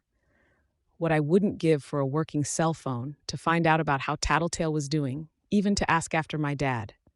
But cell phones had computer chips, and computer chips had silicon. Everything that was electronic and more complicated than a toaster was probably fried, with exceptions for some Tinker-made stuff. There was no use dwelling on the fact that 2 people I cared about were gravely hurt. I couldn't do anything about it now, and time spent wondering was time I wasn't protecting and helping these people. In terms of protecting these people, I spread my bugs out over every surface until a potential threat wouldn't be able to take a step without killing one. It would serve as advance warning in case any members of Hookwolf's alliance came through to make trouble. I spread out some flying insects to try to detect airborne threats like Rune. Most of the flying bugs, however, I was using to sweep over my surroundings, checking buildings and building interiors. I wanted first aid kits, anything these people could use to clean their wounds. Noting the lack of suture threads, I had my spiders start using their silk to spin something long, thick, and tough enough, threading it through the holes of needles for their use. It would slow down my costume production a touch, but I could deal. "That doesn't look very sterile," a woman said from behind me, as I checked the length of the thread one set of spiders had produced. It was the pinched, gray-haired woman from just a little bit ago. "More than you'd think. I raise these little ladies myself. They live in terrariums. That doesn't mean it's clean enough to thread through someone's open wounds." "No," I replied, feeling a bit irritated, "but in the absence of good alternatives, I'd rather use this and then supply everyone here with antibiotics at some point in the next day or so, which they probably need anyways." "People use antibiotics too often," she said. "I try to make a point of using them sparingly in my clinic." "Seriously?" "I think situations like this are the exact right time to use antibiotics. These people have open wounds, they're undernourished, dehydrated, stressed, their immune systems are probably shot, their environments are filthy, there's probably countless other reasons." She said something, sounding even more irritated than before. I think it was a repeat of the question from earlier about my credentials in medicine. I wasn't listening. The paramedics hadn't come out of the ambulance in several minutes. A check with my bugs found them lying on the floor of the ambulance. No blood, as far as I could tell. Ignoring the woman, I turned and headed for the door, hurrying outside. She barked something snide at my back. I was battle ready as I approached the ambulance and checked the area. Nobody. Stepping inside, I checked on the paramedics and the patient with an oxygen balloon strapped to his face. The paramedics were beyond help, dead, their heads twisted at an ugly angle. The patient hadn't been dispatched the same way. I checked his throat to find him still warm, but he wasn't breathing and he had no pulse. I squeezed the balloon, and huge amounts of blood bubbled from what I had taken to be a shallow cut in his chest. The bubbles meant the oxygen was leaking from his punctured lung. This wound, there was no way he could have had it when he came into the ambulance. It was fresh. All three of the people here had been executed. It had been done in cold blood, clean, and I hadn't even noticed with my bugs on watch, which left me very concerned for the people I'd left in the warehouse. I hopped down from the back of the ambulance, checked my surroundings, and then ran across the street. I was a single step inside the door when I saw him. Tall, faceless, featureless, but for the chains and ball joints that connected his ceramic-encased limbs. One hand was raised, a single finger raised, ticking from side to side like a metronome, like an old-fashioned parent scolding an errant child. The other hand was folded back, a long telescoping blade extended from the base of Mannequin's palm. The blade was pressed to the neck of the gray-haired doctor, so she had to stand on her tiptoes, her head pressed back against his chest. I didn't have a chance to move, to speak, or to use my power before he retracted the blade. It slid across her throat, shearing through the skin, and arterial blood sprayed forth to cover some of the ground between us. She collapsed to the ground. Mannequin's knife hand went limp, dangling at his side. His other hand remained in position, finger wagging, as if admonishing me for what I had been doing, saving people from the nine, tending to the hurt and scared. I should have anticipated this. I stepped forward, almost without thinking about it, and he dropped his other hand while taking 3 long steps to back away from me. His movements were ungainly, as if he was about to collapse to the ground with each one. No sooner had I wondered why when I saw his feet, his toes at the ground, and blades had sprouted from slots at the front of each foot. He was perched precariously on the honed knife points, walking on the blades. Reaching behind my back, I drew my baton and knife. I tensed as he moved in reaction, closing half the distance between us, lurching 3 or 4 feet to the right, then back again. I caught on immediately. He was evading the bugs that had been hovering in the air between us, the knife stilts that extended from his feet, delicately avoiding contact with the bugs that were on the ground. The contact he did make with the bugs was gentle, sliding against them like a brush of wind. I only noticed because I was paying attention. He didn't need to avoid my swarm. He was taunting me, letting me know exactly how he had gotten so close without me realizing it. I flicked out my baton to its full length. He responded by doing the same with the telescoping blades that unfolded from his arms. His weapons were longer, both sharp. Not taking my eyes off him, I used my bugs and my peripheral vision to track the other people in the warehouse. Too many were too hurt to move, and those who could move had backed into corners and to places where they had cover. Still, this was his battlefield. He had far too many hostages at his disposal. He was faster than me, stronger, tougher. I was pretty damn sure that his power was as complete a counter to mine as anyone could hope for. Anyone who had paid attention to the news in the past 5 years knew who he was, what his story was. Mannequin had once been a tinker who specialized in biospheres, terrariums, and self-contained ecosystems. A tinker who specialized in sustaining life, sheltering it from outside forces. Forces that included water, weather, space, and bugs. The only difference between then and now was that he was using his power to help and protect himself and himself only. Motherfucker. Even without intending to do it, I used my swarm to carry my voice. His head craned around as if to look at the swarming bugs who had just, for all intents and purposes, spoken. Eventually, his face turned back to me. I have no idea how the fuck I'm going to do it. My voice was a low snarl, barely recognizable as my own beneath my anger and the noises of the swarm. But I'm going to make you regret that. Arc 12, Plague, Part 7. Mannequin lunged for me, his bladed toes biting into the ground for traction. He moved fast enough that his arms trailed behind him like twin ribbons in a strong wind. He stopped several paces away from me, turning his body to swing at me with his right arm and the 3-foot-long blade that was attached to it. If I hadn't known better, I would have thought he'd fall well short, but his arm extended on a chain, giving the swing just enough reach to put the blade on a collision course with my head. I parried it with my baton. The hit was heavy, more like trying to fend off a sledgehammer than what I'd expected. I almost lost my grip on my weapon. As the blade bounced off my baton, he reversed the direction his upper body was turning to start spinning like a top. His one attached arm hurtling around him, he sprung at me. I threw myself back and away, escaping by a mere 2 inches. His spinning upper body had, with his right arm spooled out, caused the chain to wind around his body. He began reeling it in, the arm and blade drawing a lazy circle around him. I backed away, thinking I finally had a chance to get my bearings. As his detached arm reeled in, the fingers folded backwards around the end of one of his feet, gripping it. He retracted the blade at the toe of the other foot and dropped that foot flat on the ground. The motion seemed to unbalance him, and he teetered, almost falling over. Then, in one sudden motion, he righted himself and thrust out with his other leg and the 3-foot blade that was now attached to it. I didn't have time to get out of the way, to bring my baton up to defend myself, or even to do more than belatedly realize his near collapse had been a feint. He caught me in the stomach with that same surprising strength as before, then slashed up toward my collarbone with enough force to lift my feet up off the ground. I landed hard on my back, my armor absorbing the brunt of the impact. The sides of my armor panels bit into the ribs of my back where they curved toward my body.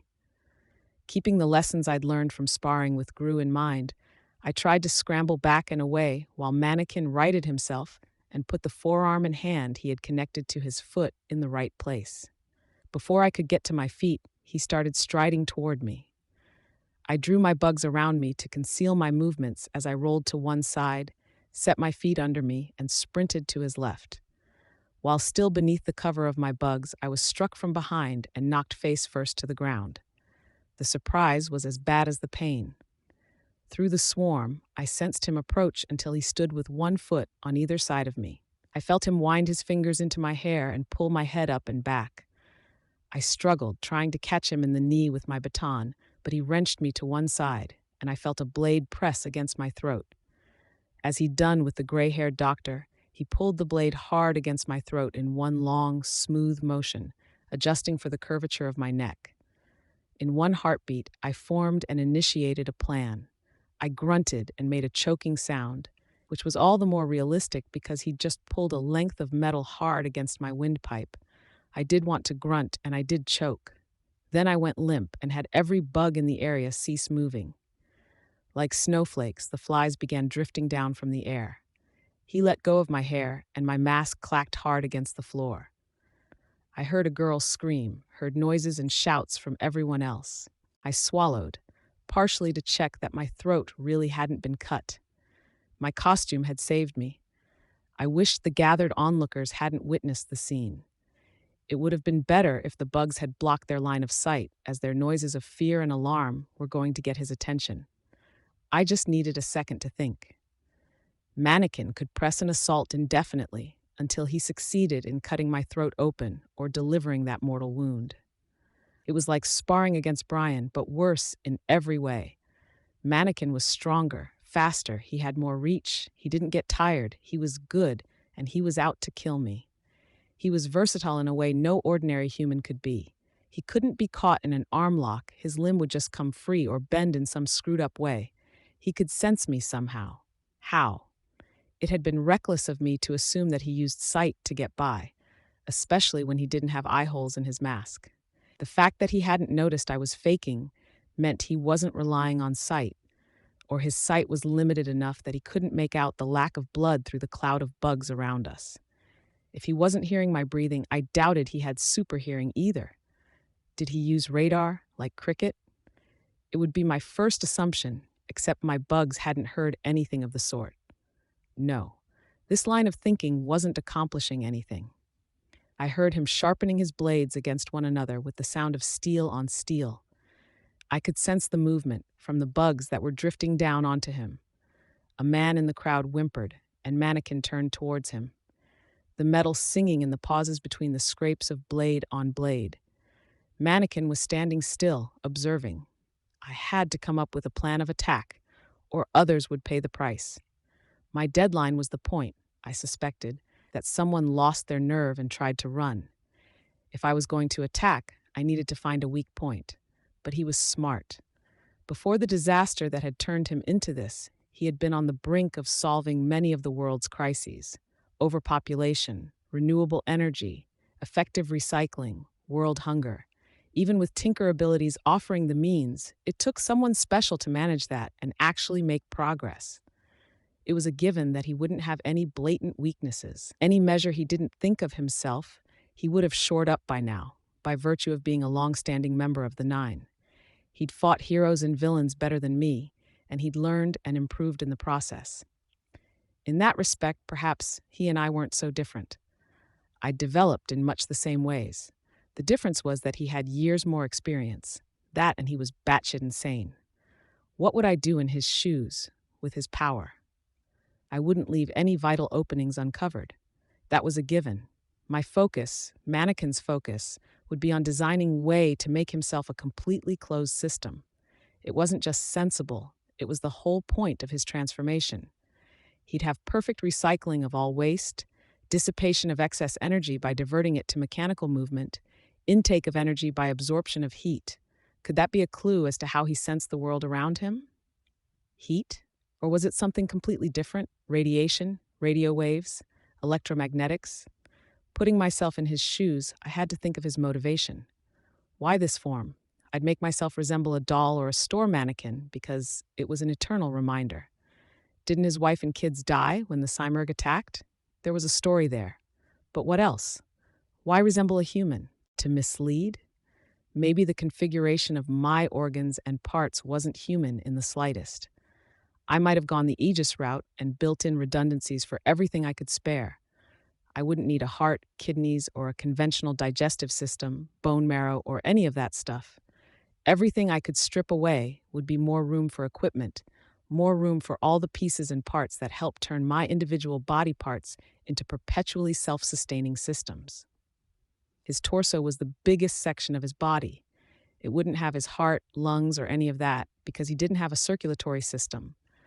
More likely, it contained his brain, his sensory organs/system, and whatever mechanism he was using to remotely control his arms, legs, hands, and feet. Unless he didn't want to put all his items in one basket. It was easily possible for some of that stuff to be in his thighs and forearms.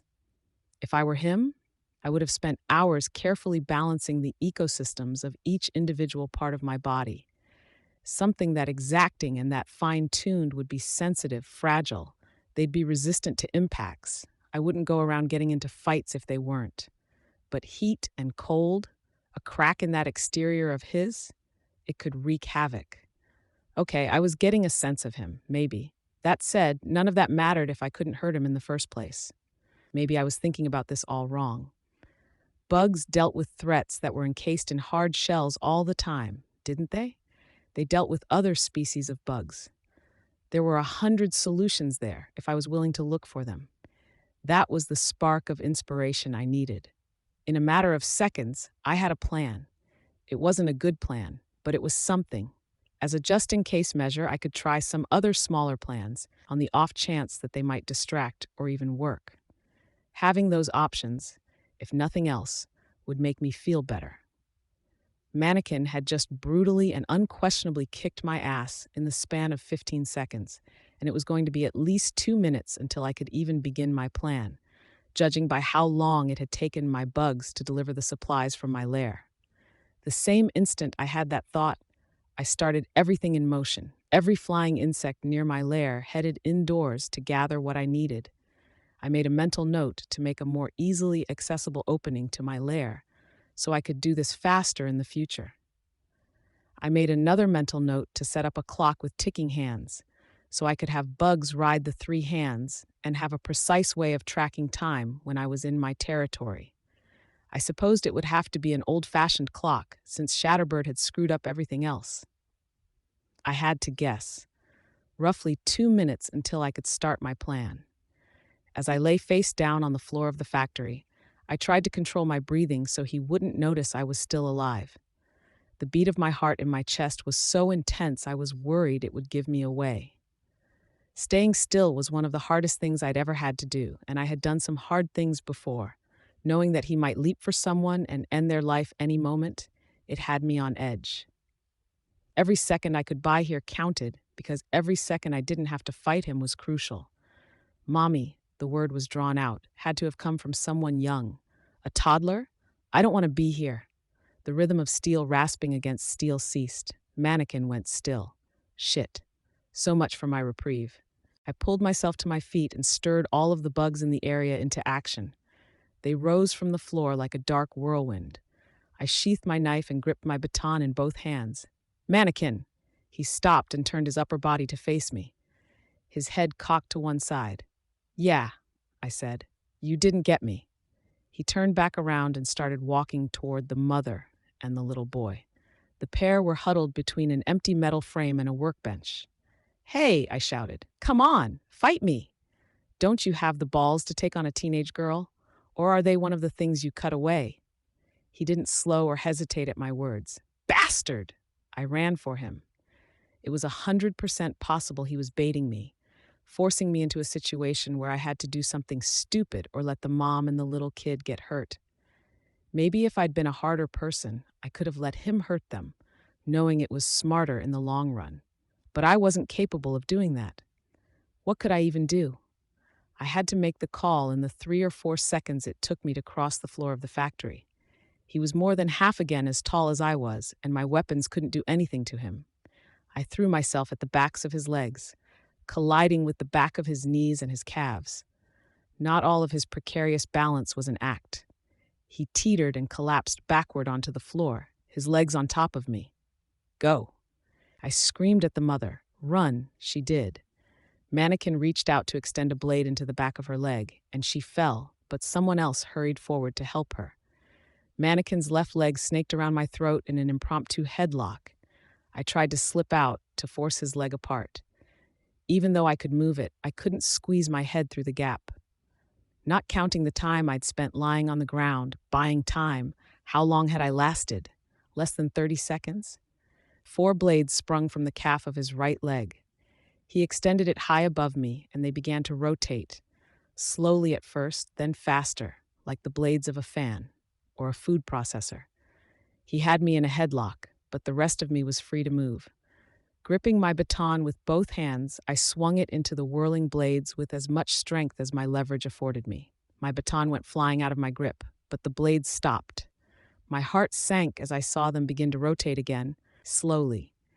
They didn't return to the same blurring speed they'd been at before. A few seconds passed, and they retracted back into his leg. I might have been relieved, but I was still in his grip. He heaved me upward, positioning himself with 2 hands and 1 leg on the ground, the other leg holding me up high. My toes scrabbled to touch ground and fell short. The grip on my neck wasn't perfect. It wasn't cutting off my blood flow. It barely impacted my breathing, but it still hurt, and my neck strained with the weight of the rest of my body. I drew my knife and gripped the handle. Then I drove it at my throat, or at Mannequin's leg, which was folded around my throat. Same idea. I aimed at the ball joint, striking a mere 2 or so inches from my own face. Once, twice, 3 times. I was swinging for a 4th hit when he shifted positions. I couldn't be sure if he had hoped to gradually strangle me, to leave me dangling until I started begging, or if he'd been poised for something else, but he'd apparently changed his mind. He turned over, his leg unfolding from my throat. At the same instant, one large hand closed over my face. He whipped me around himself in one tight circle, then let his arm go free from the socket. The whirring sound of chain feeding out swiftly becoming distant as I hurtled across the room. I crashed into a pile of wooden boards that were riddled with nails and screws. The metal points jabbed at me, but didn't penetrate my costume. I tried to get my feet under me, but the boards only slid underfoot. His hand was still attached to my face. He began to pull me forward, no doubt to repeat the process.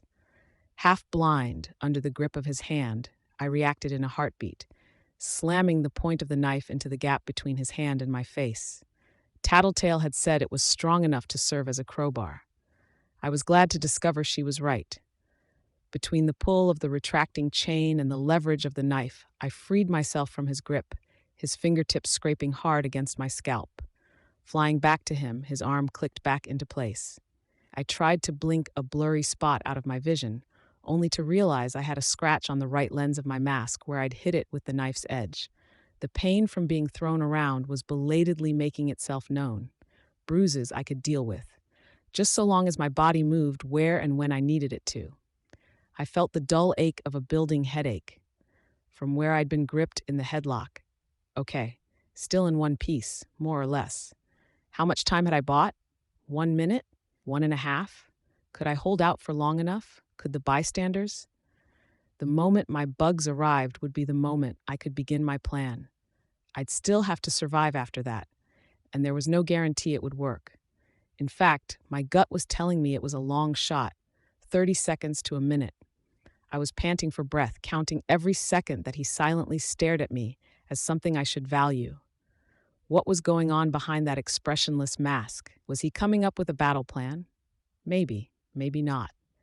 He didn't really need one. It could be that he was calculating how best to destroy me, not just killing me, but ruining me. There were enough ways he could do it, inflicting lifelong scars and injury, or he could go down the opposite road and murder the civilians, leaving me as the only one standing. Both were very real possibilities, both devastating in their own way. Or maybe, behind that hard shell, he was in the throes of mental anguish. Maybe he was spending every second of every day reliving the day he lost his family and his dreams to a nigh unstoppable malignant force. There was nothing I could do about his past. Whoever he had been before, he was a monster now. I had to pull out all the stops to try and stop him from hurting anyone else. It was time to enact battle plan number 1, one of the 2 ideas I had in mind that almost definitely wouldn't work. I set my swarm on him. Up to this point, I had kept them largely at bay, using only the bare minimum necessary to keep track of my surroundings. Now I smothered him, piling them on every available surface. It didn't accomplish a thing, of course. He started running toward me, weapons at the ready. He wasn't impeded in his movements, nor were his senses, sight or otherwise, impaired. I ducked beneath his first swing as he closed in, but I couldn't avoid the follow-up hit. His second swing scraped off the armor on my shoulder and struck my chest. Beyond the momentary pain, I was almost grateful for it, because the strike knocked me further out of his reach. Some of my bugs managed to squeeze inside the slots where his weapons had emerged. The spaces didn't perfectly match the bases of the blades, and the bugs were small. There was nothing organic inside the sheaths. Even the interior was completely sealed off. Still, I managed to get bugs into the mechanisms, lodging their bodies inside the finer workings, or killing one another to spill ichor and their bodily contents onto anything that felt sensitive. Mannequin stepped back, and I watched as he retracted all of his blades, the slots they'd speared out of sealing closed behind them. A wave of pressure and heat killed off every bug, and likely most of the gunk I'd managed to smear inside. Yeah, I hadn't figured that would work. Plan 1 down. For plan 2, I needed my baton. I could only hope it was in one piece. I used my power and my eyes to search the factory floor while keeping my head still, so he couldn't see what I was doing. My bugs were almost here, arriving in droves. I found my baton lying against the wall near where I'd been pinned by Mannequin. I'd have to get by him to get it. Fetch, I ordered my bugs as Mannequin lunged for me again. I didn't have a second thought to spare as far as telling them how. For now, I needed to survive. This time, his attack was frenzied. If I didn't know better, I'd have thought he was irritated. I hopped back out of reach of the first swing, then quickly backed up as he followed that up with a series of rapid rotations of his upper body, momentarily becoming a blender whir of whirling blades. I was so busy trying not to get hit by the blades that I missed it when he tilted. He balanced on one leg and kicked out wide with the other, letting the chain out so it could stretch the 7 or 8 feet to me. I was knocked back onto the wood pile a second time, landing on the edge and falling to the ground a second later. He stopped spinning and retracted his leg, apparently unfazed after the dizzying act of spinning like a top. I saw my bugs tugging the baton, but Mannequin spotted them at the same time. He stepped back and placed one foot on top of it. With a kick, he sent it sliding across the floor, away from me. Fuck. I'd have to take the slightly less efficient route. I grabbed a stout 2x4 as I stood. It was old, dusty, damaged by years of exposure, and the screws that clustered in one end were rusted. Better than nothing, as weapons went. His blades made that rasping sound as he sharpened them against one another, one edge of each blade, then the other. After doing it just long enough to lull me into a false sense of security, he lunged, blades spearing for my chest and throat. I struck out simultaneously with the piece of wood. It seemed to catch him off guard. I struck too soon to hit him, but he wasn't my target. I clubbed at the uppermost blade, driving it down toward the floor. I tried to avoid the edge and strike the flat of the blade, but my strike wasn't spot on. I didn't see if I'd had any of the desired effect, because he collided with me, both blades striking the armor of my chest. Pain exploded in my collarbone and ribs, but I didn't experience any of the telltale pain of impalement. My armor had saved me. Finding the tips stuck in the denser material of my armor, he whipped both arms to one side, throwing me a solid 10 or 12 feet. I sprawled where I landed. I huffed out a breath, feeling pain in my chest with every movement. Then I smiled a little. My swarm had finally arrived. The bugs flowed into the room as a singular mass, and roughly half of them swept over Mannequin. He wobbled a little, then turned his attention to me, uncaring, which was a good thing. It was better that he didn't pay much attention. Behind him, the bugs moved in an almost kaleidoscopic pattern, slowly expanding outward from a center point, their arrangement symmetric. He paused and looked over his shoulder at the swarm. He was apparently able to sense my bugs on the floor, floating in the air. That much was apparent. He hadn't, at the same time, been able to tell I wasn't bleeding out into a pool on the ground, or that I was still breathing while I lay prone on the factory floor. My plan hinged on two things: whether his peculiar means of sensing things would let him grasp what I was doing here, and if he would be able to do something about it. The formation ceased expanding, then swept over him again. Once again, he wobbled, staggered a step. He charged through the mass of bugs that now sat between the two of us, running towards me. I managed to parry one swing of his blade with my piece of wood, then jump out of the way of the second blade. When I tried to block his kick with the 2x4, however, I lost my grip and it fell to the ground.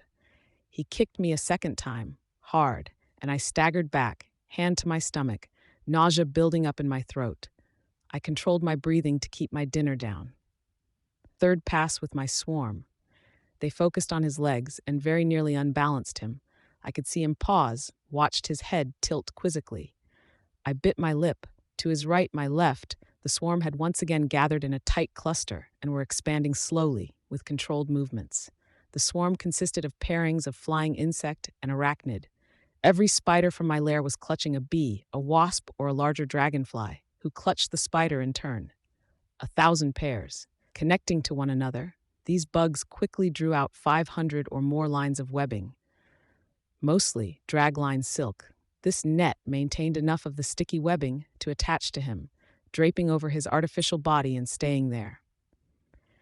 I hadn't used the black widow spiders I'd brought into the factory earlier, out of a fear that he'd realize what I was doing and counteract it before I could really get the ball rolling. Now I gathered them up and brought them into play. I used all of the spiders I'd already placed on him, focusing on his joints, reinforcing the stronger webs that were already there. Their silk was nothing compared to the black widow's, but it was something. He moved without a problem, either unaware or uncaring. Silk strands stretched and snapped as he extended his arms. More broke free as he walked. Alone, the threads were negligible. It was together that they were stronger. Much like my costume. He tried to retract the blade in his right arm, but it caught. Pressing the point against the ground, he bent it back into alignment. It retracted on his next attempt. My strike with the 2x4 hadn't done much there. My second just-in-case measure hadn't worked out. That same arm disconnected and extended towards me as he tried to grab for me, and I turned to one side just in time to avoid being caught. He fired the other arm out with an almost explosive force, and I managed to catch hold of it before it got a grip on my costume. My swarm made a fourth pass, focusing on the chain of his extended arm and the joints of his shoulders, elbows, crotch, and knees where the webbing had already accumulated to some degree. 50 or 60 spiders stayed on the extended chain, spitting out large amounts of their stickiest webbing.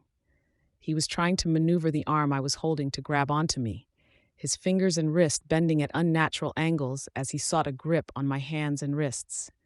He changed tactics, making the blades in the arm spear out at random to make it as impossible to hold as he could. When that failed, he whipped the chain. I let go of the hand just in time to avoid being caught by the tail end of the whiplash. He reeled it in, and it got about 3/4 of the way in before he ran into a slight snag. The last quarter of the retraction process was a fraction slower. Silk glue gumming up the works, I could hope. I saw him look at his arm, then flex the fingers, as if to test them. While he was distracted, I made a fifth pass with my formation.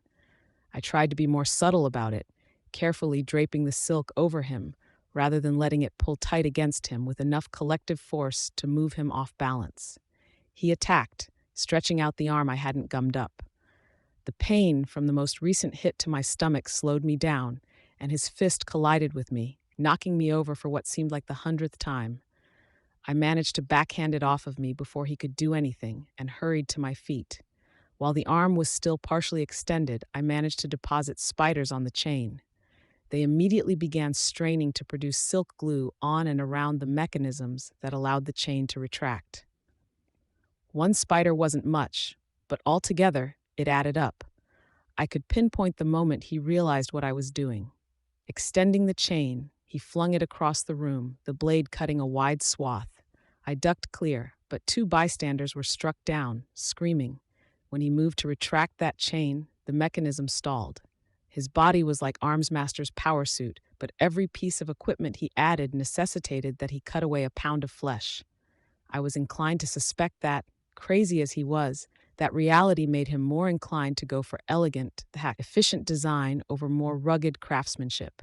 The propeller blades in his ankle, the chain retraction mechanisms in his arms, they were built to be lightweight, to use minimal energy, and achieve maximum effect at the same time. He tilted his head, looking at the arm that was stubbornly refusing to retract back into place. I made my 6th sweep with my bugs. As the swarm passed, his head snapped up, looking at me. As much as he could without eyes, anyways. He knew what was happening. A better cape than I might have had equipped there, an insult. I hurt in too many places, in my ribs, my stomach, my shoulders, neck, back, and legs. Some of the pain was fierce, like a red-hot poker being driven with a constant, ceaseless pressure into the body parts in question. I couldn't spare the breath. The chain dropped from his elbow socket, and I watched as he paced over to his fallen arm, picked it up, tore the remaining chain out, and clicked it into place. "Come on," I muttered under my breath. Blades speared out of slots all over his body, some of which I hadn't even guessed were present. Then he began spinning furiously, every body part rotating the individual blades with enough force that webs were cut before they could be secured in place. Different tactic. This time, the swarm took its time passing over him, 30 or 40 spiders working at a time, their work relentless, ceaseless. Each spider cut the threads so they drifted down like strings in the wind. Falling gently instead of being stretched taut, they would drape over the spinning blades, attach to other trailing silk, and form a looser cloud. I'd anticipated this. The part where I was caught off guard was when he changed tactics, going after the civilians for the 2nd time. "Hey!" I shouted after him. I'd hoped to be more subtle about my 2nd phase of attack. Half of the swarm I'd brought from my lair was still waiting for the instruction. I deployed them while running after Mannequin, stopping at the woodpile to get another 2x4. Someone screamed as Mannequin started cutting into them. 2 or 3 people, cornered by the monster. One already in harm's way. "Fucker! Stop!" I shouted, my words useless. I moved on to the 2nd phase of my attack. As I'd done with the pens, markers, the candles, and the bottles of disinfectant, I'd instructed my bugs to arrive with supplies in hand. Some carried the scraps of silk cloth from my work on the costumes, the masks I'd made as trial runs, the belts and straps. As with the silk that drifted in the air, they were caught by the blades rather than being cut. Mannequin soon had a dark blur whirling around his upper body. Other bugs packed the remainder of my costume design supplies. Tubes of paint were rigid enough to be cut by the blades, creating small, wet, colorful explosions. A large bottle of glue made its way to my hand, and I hurried to tear off the lid before a large group of bugs carted it off to him, holding it upside down over his head so streams of the stuff could spill onto his head and shoulders. Packages of dye were torn in half by his blades, expanding into clouds of black, brown, gray, and lavender powder, sticking to any liquid on him, filling every gap to highlight the hidden slots for his weaponry and the seams where everything fit together. Swinging underhand, I brought the 2x4 up toward the widest part of the buzzsaw whirl that was Mannequin. Through luck as much as intent, I managed a glancing blow on the end of the blade, knocking it up toward the ceiling. The momentum of his rotation managed the rest. He tipped and crashed onto his side, literally falling apart in the process. Lengths of chain connected everything, but nothing was in the right socket. Some sort of built-in defense mechanism against heavy impacts? My swarm flooded over him to draw out more lines of silk and to spill glue, both organic glue from my spiders and brand name supplies where possible. He began to reel the various parts in slowly. I hurried in to grab the one arm he disconnected from the chain and hurled it away. Then I seized his head. I knew he wouldn't have anything particularly valuable in his head. It was too obvious a target. But it was easy to get my hands on. It wasn't connected to too many other things, and there was a chance he might want to keep it. Holding the head, I hauled back, pulling more chain from the neck. With one hard pull, I hauled half of his body in my direction, the exertion making every injury I had screaming in protest. Another pull, and I dragged his body another half-foot back, but I got 1 or 2 feet of length from the neck chain. Even with stuff gumming up the works, his chest clearly had stronger mechanisms inside it than the rest of his body did. The chain began slowly retracting. Someone appeared behind me, and his hands gripped the chain, just a bit behind my own. He added his strength to mine, and Mannequin's body was dragged another 2 or 3 feet back. "Where?" he asked. It was a burly bystander with a thick black beard, thick-rimmed glasses, and a red and black striped t-shirt. One of my people. I turned and let go to point. There was a metal frame that had once stood around some equipment. Now it stood empty, just a connection of metal bars. "Stand back," he said. I let go and backed off. Without me in the way, the bystander was able to haul Mannequin another 4 or 5 feet towards the frame. Another haul, and they were close enough to the frame. I hurried forward, gripping the head and winding it through and beneath the bars, tying it in the crudest of knots and tangling it in the bars in the process.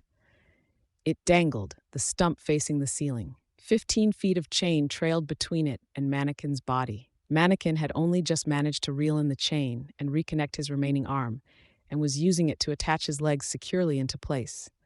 I had only seconds. Having my bugs in the area, I knew exactly where to find what I was looking for. I hurried over to the corner and hefted a cinder block. I wasn't halfway back to the head when I saw Mannequin stand. I abandoned my plan, dropped the block, and stepped away, circling him, putting distance between myself and his head. His attention seemed to be on me. Had I pissed him off? He wasn't spinning anymore, and I could see the damage the bugs had wrought. Dense webs and scraps of cloth had collected across his body, and only half of the blades had succeeded in retracting in the face of the silk, glue, and other gunk. Color streaked him, both liquid from the paints and powder from the dyes. I gathered my bugs into another formation. We were running low on silk, but I'd have to deal. He stepped forward, and his movements were more awkward than usual. Good. That might mean the ball joints weren't in pristine condition anymore. He moved again, disconnecting the chain to free himself from the metal frame I'd tied the neck chain to. He wasn't focusing on me. I felt out with my bugs and sought his target. His arm. It crawled weakly for him, using the fingertips to scrape forward. The moment I realized what he was after, I redirected a portion of my web-spinning swarm to the hand. Then I limped to my left to put myself between him and his target.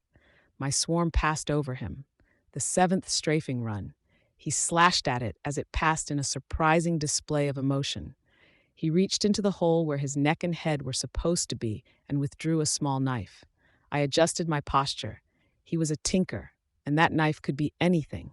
He pressed a switch, and it was soon surrounded with a gray blur. I recognized it as Armsmaster's tech. A weapon with that exact same visual effect had done horrendous damage to Leviathan. He stepped forward, and I stepped back. Behind me, the arm jumped. Mannequin was using the telescoping blade to help push it in the right direction. It was trying to take a circuitous route around me. My bugs made their eighth sweep past the headless mannequin. He lunged for me once again. This time, there was no blocking the hit, no letting my armor absorb it. His movements were ungainly, unbalanced by his lack of an arm, but he stood 9 feet tall, usually, and that meant he had reach, no matter the type of weapon he was wielding. I backed off, rapidly stepping away, all too aware that my spiders weren't working fast enough to stop him before he landed a hit. I was swiftly running out of room to retreat.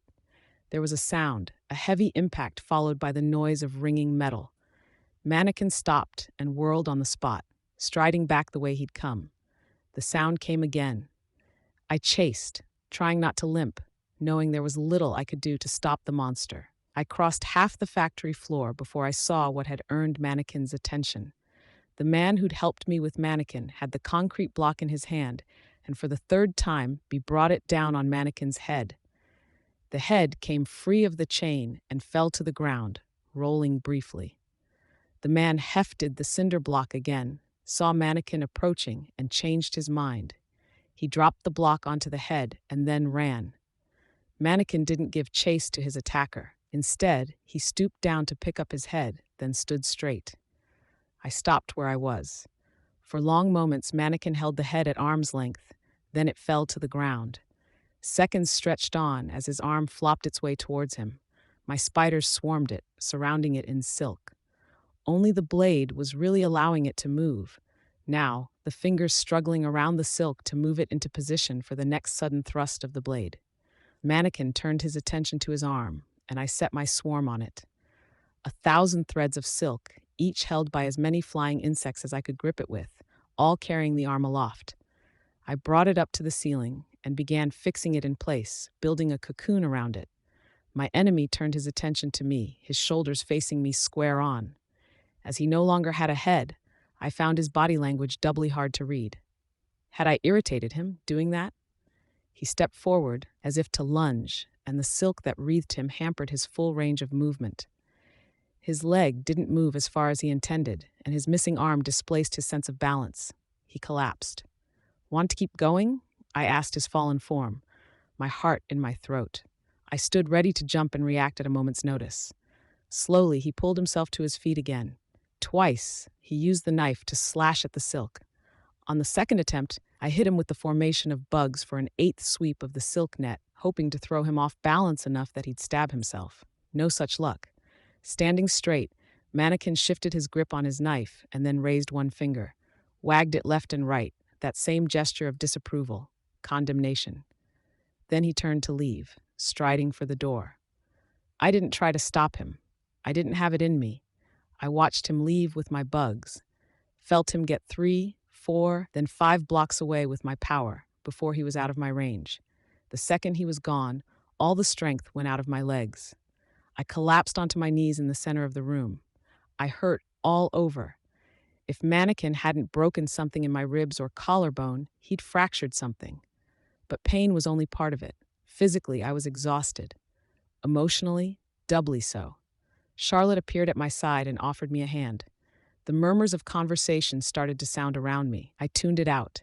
I couldn't take the criticism, and I didn't deserve any praise. How many people had been hurt while I fought Mannequin? How many people had died because I hadn't been on the alert? With Charlotte's help, I stood. I shook my head at her offer for support standing. Moving slowly and carefully, not wanting to embarrass myself, I walked over to the dismembered head. It was minuscule, but there was a drop of black fluid beating at the seam in the neck where the chain had been threaded. Apparently, that was enough of a flaw for Mannequin to abandon it. I left it where it was. Then I hobbled over to the body of the gray-haired doctor. Getting onto my knees was painful, but I did. I gently turned her head and stared into her open eyes, light blue, surprised. "I'm sorry," I told her. I couldn't think of anything more to add or say. A minute or two passed before I gave up on it. I left her eyes open. Using my fingertips to close her eyes seemed presumptuous and trite.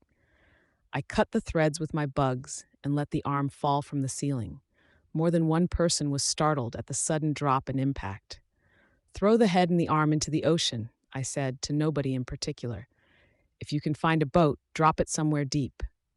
"Okay," Charlotte said, her voice quiet.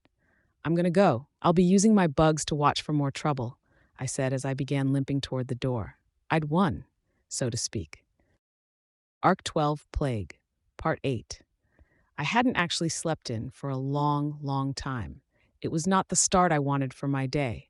I'd been too tired to sleep, I hadn't been able to get my thoughts to slow down, and I hadn't been able to resist just one more check of my territory to ensure people were safe and sound. Compounding it all were my injuries, which did an excellent job of jolting me from the twilight of almost sleep any time I moved the wrong way or shifted position. When daylight had started to stream in through the slits in the metal shutters, I'd pulled a pillow over my head and tried to get just a few hours more. If I wound up having to face down a Mannequin or any other members of the Nine, I'd need to be well rested. Running on 2 or 3 hours of sleep would get me killed. It sure didn't feel like the added sleep I got made any difference. My injuries and the general aches from running barefoot and fighting Mannequin had all melded together into one giant, stiff bruise. It would be easier to name the parts of me that didn't hurt. My chest was the worst, each of my breaths drawing a stab of pain from the lowermost ribs of the right side of my body. It took me 2 tries to get up from my bed and stand. A quick investigation showed that bruises had spread across my abdomen, yellow and blue. Some careful prodding showed that the tissues beneath the bruises weren't rigid or particularly tender. That meant there was no serious internal bleeding, if I was remembering right. If this kept up, I was going to need another go at the first aid courses to refresh my memory on the particulars and brush up on my skills. February felt so very long ago. So much had happened in the last few months. Shuffling over to my bathroom, I groaned quietly at the sight of the shards of mirror and shower door that were carpeting the floor. I made my way back to my room and put on some slippers, grabbed a shirt I didn't care much about, and dropped it on the bathroom floor. I kicked it around enough to get the worst of the shards out of the way, brushed the glass out of the shower and onto the tiled floor, and then cranked the shower on. The water pressure wasn't even half of what it should be, and it was cold. It didn't warm up over the 30 seconds I stood there holding my hand under the flow. I jumped in anyways, in the hopes of waking myself up and getting my hair wet enough that I could make myself look somewhat presentable. I knew from experience that not washing my hair had a way of making it frizz out hardcore. Not that I'd be able to tell, with every mirror within 1,000 miles in pieces. I dried off, put on my contacts, combed my dripping wet hair into place, and stepped back into my slippers to navigate through the sea of glass shards and head back to my bedroom to dress. My TV, laptop, and phone were all useless. There was no way to get information on recent events. I couldn't call the others, couldn't check the news for details on the events of the past night, couldn't even know if I'd managed to save anyone when I'd been waking them and leaving messages. I was left to expect the worst, and it soured my already iffy mood. I made my way downstairs, unlocking the door that led between the 2nd and 3rd floors. The 2nd floor was relatively unscathed. The metal shutter had kept the floor-to-ceiling windows from sending their contents indoors, and the terrariums were hard plastic rather than glass. Knowing Shatterbird was in town, I'd been reluctant to spend much time in a room with 60 or 70 sturdy glass cases, and I was glad to have one less room to clean. Still, there was no shortage of mess. Sierra and Charlotte were downstairs, talking at the kitchen counter. They fell silent as I appeared. They didn't speak as I walked over to the cupboard. Tea. Tea. Maybe some toasted breakfast pitas, some bacon, an egg. Opening the cupboard, my hopes of having a solid breakfast to start my day were dashed. Bottles of spices that had been on the same shelf as the tea bags had exploded, sending their contents in countless glass shards throughout the cupboard. The cupboard reeked of cinnamon and cumin and various peppers. They weren't the only casualties there. Bottles of cooking supplies had exploded on the upper shelves, and their contents had settled overnight, most of it pooling on the shelves in layers of congealed liquid that were thick with the needle-thin particles of shattered glass. I looked at the pair of them. Neither spoke, and Charlotte even looked away. I hated this. Hated feeling flawed, knowing they saw me that way.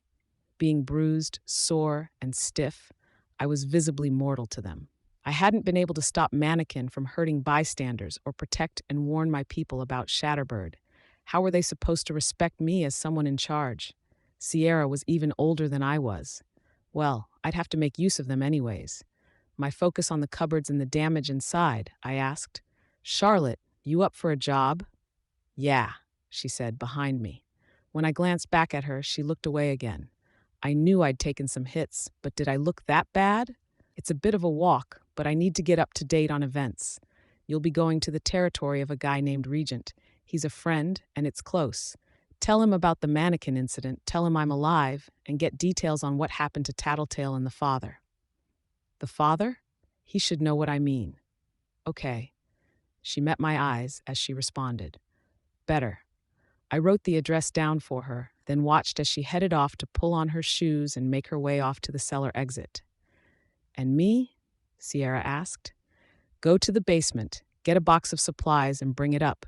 There should be a propane stove in there. Cook up some rice and then start cleaning out the cupboards. Wear gloves and focus on picking out the stuff we can keep from the stuff that needs to be thrown out. Use the box from the supplies to hold some of the extra trash if you need to. Okay. I walked over to the corner to find a broom and dustpan. You're cleaning up too? Yeah. You were at the hospital last night, right? How did things go? Nobody listened to me at first when I tried to warn them. It was only when Battery showed up at the hospital and confirmed that the Slaughterhouse 9 were around that people started trying to prepare, but there wasn't a lot we could do in those 10 minutes. There were a lot of people in the hospital and a lot of equipment, monitors and displays, lots of windows. Everyone who could got under their beds, and people put mattresses against the windows in rooms where there were people who couldn't move. But they were okay? Most? Sierra frowned. I couldn't really tell. It was chaotic, lots of people running around, equipment failing. Battery tried to grab me to ask me how I knew what was happening, and I used the chaos to slip away, spent the rest of the night in my parents' room, hoping she wouldn't spot me. And they're okay? Your parents? They're okay. I smiled a little. Well, that's good. She smiled back. You know, you're not what I expected. I'm not what I expected, frankly, I said. I turned my attention back to the cabinet, found the dustpan and stood up. That reminds me. She paused. Never mind. Say it. It wasn't last night, but I overheard something at the hospital, something involving you and Armsmaster. I sighed, suddenly reminded of how weary I felt. I saw her expression fall. She said, I didn't mean to upset you. No, it's fine. What did you hear? That you betrayed your team and that you'd wanted to be a hero, but, she paused, couldn't. She'd changed her mind about how she was going to finish speaking. What had she left out? And had she stopped herself from saying it for my sake or for her own self-preservation, not wanting to piss off the villain? I wanted to be a hero, and I failed? Given recent events, I wasn't sure I could blame her for thinking along those lines. No, that's not exactly right, I responded. Long story short, once upon a time, I wanted to be one of the good guys. What happened? Took me a while, but I decided I'd rather have the likes of Tattletale and Gru at my back instead of siding with the sort of people who follow Armsmaster. Really, Armsmaster? Is he that bad? Bad enough that Mannequin wants him to be the 9th member of their group. Sierra's eyes widened. I figured I wouldn't mention that 2 of my teammates, including the one I'd sent Charlotte to meet, had also been nominated. Regent had only been nominated out of spite, and bitch. I wasn't sure what the story was there. I'm going to be upstairs, cleaning up the balcony and the other rooms. Give me a shout when the rice is done or if you find anything breakfastish that's edible. Okay. I headed up to my bathroom and began to sweep up. I deployed bugs to help me find the shards that the broom wasn't catching. I occupied myself with my other bugs as well. I went out of my way to avoid using the spiders I'd employed to fight Mannequin, drawing from bugs in the streets and surrounding area instead. I sent the weakest, smallest, and most useless of the bugs to my spiders for a morning meal, then fed the non-spiders, who were a little less reliant on protein. With the other nearby bugs, I started collecting the smallest pieces of glass throughout the house. The uncertainties of the day, the worries about Lisa and Dad, having my routine disrupted, and the spoiling of my breakfast and morning shower had put me in a bad mood. It would have been nice to say that it made me feel better, getting things in order again, and it did, but it wasn't a cure-all, nor was it a perfect distraction. There was no way I could relax with the things I had hanging over my head.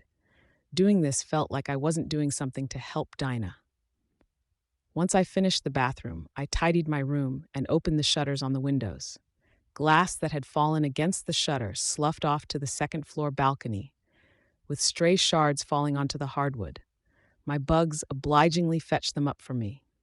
Reams of glass shards fell as I opened the heavy shutters that stood just behind the pedestals with the mannequins I was using to design the costumes.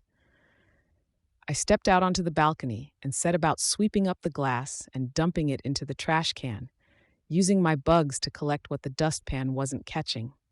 I wasn't in costume, and I was in plain sight on the balcony, but I doubted the concentration of bugs was enough to draw attention. 10 minutes passed before I heard from Sierra. I assumed it would be about the food, but it wasn't. "Skitter, you've got company!" Every bug I had in the cabinets and corners of the room streamed forth to check the intruder, my thoughts immediately shifting into a combat mode. What escape routes did I have? Could I help Sierra if there was trouble? What tools and weapons did I have on hand? The second my bugs settled on the intruder and felt that familiar emanation of outward pressure, like a faint breeze, I calmed down. I felt a mite embarrassed as I made my way downstairs to greet Gru. "Christ, Skitter," he exclaimed the second he saw me. "What? You're, he gestured at Sierra, shaking his hand, agitated. "Employee?" I suggested. "Your employee just informed me that you fought Mannequin last night?" "Yeah. Are you suicidal?" "He's not that strong," I said defensively. "I mean, scary as fuck, he's strong, but he was beatable. Do you not recall the very specific numbers we got on our chances against these guys? 55% chance we die if we fight them. There were people in danger. My people. I thought a 45% chance of survival was worth the risk." He tapped his finger against the forehead of his helmet. I could almost make out the noise through the thin emanation of his power. "Could you ask your employee to give us some privacy?" "I can go for a walk," Sierra said. "Thank you," I told her. "I'll signal you with my power when we're done." My heart was speeding up just a bit as we waited for her to leave. I distracted myself by limping over to the propane stove that was positioned on the countertop and checking the rice. There were containers and boxes of food arranged on the counter that Sierra had apparently checked and deemed edible. Nothing especially good for breakfast. As the door closed behind Sierra, I hugged my arms against my body and said, "Please don't tell me you asked her to leave because you have bad news about Lisa or my dad." Gru pulled off his helmet and the darkness dissipated around his head. It was Brian's frowning face I saw now. "Your dad is fine. He was already fully checked out and sent home. Lisa is less fine." "Don't say that. It's not life-threatening. I just don't know if it's hit her yet. Coyle's doctor stitched her up, but he told her to expect a scar. I don't know if it's shock, the blood loss, or if it's that she hasn't seen herself in a mirror, but she doesn't seem to care. Cracking jokes, even. Is it sexist of me to wonder why a girl doesn't care more about her looks being spoiled?" "It's easily possible she does care," I said. I was thinking back to her interactions with our enemies in fights. In particular, our run-ins with Glory Girl and Panacea during the bank robbery and Jack Slash last night seemed to stand out. I think maybe she handles stress and problems by throwing herself headlong against them. It's how she operates in costume, against serious threats and unexpected situations.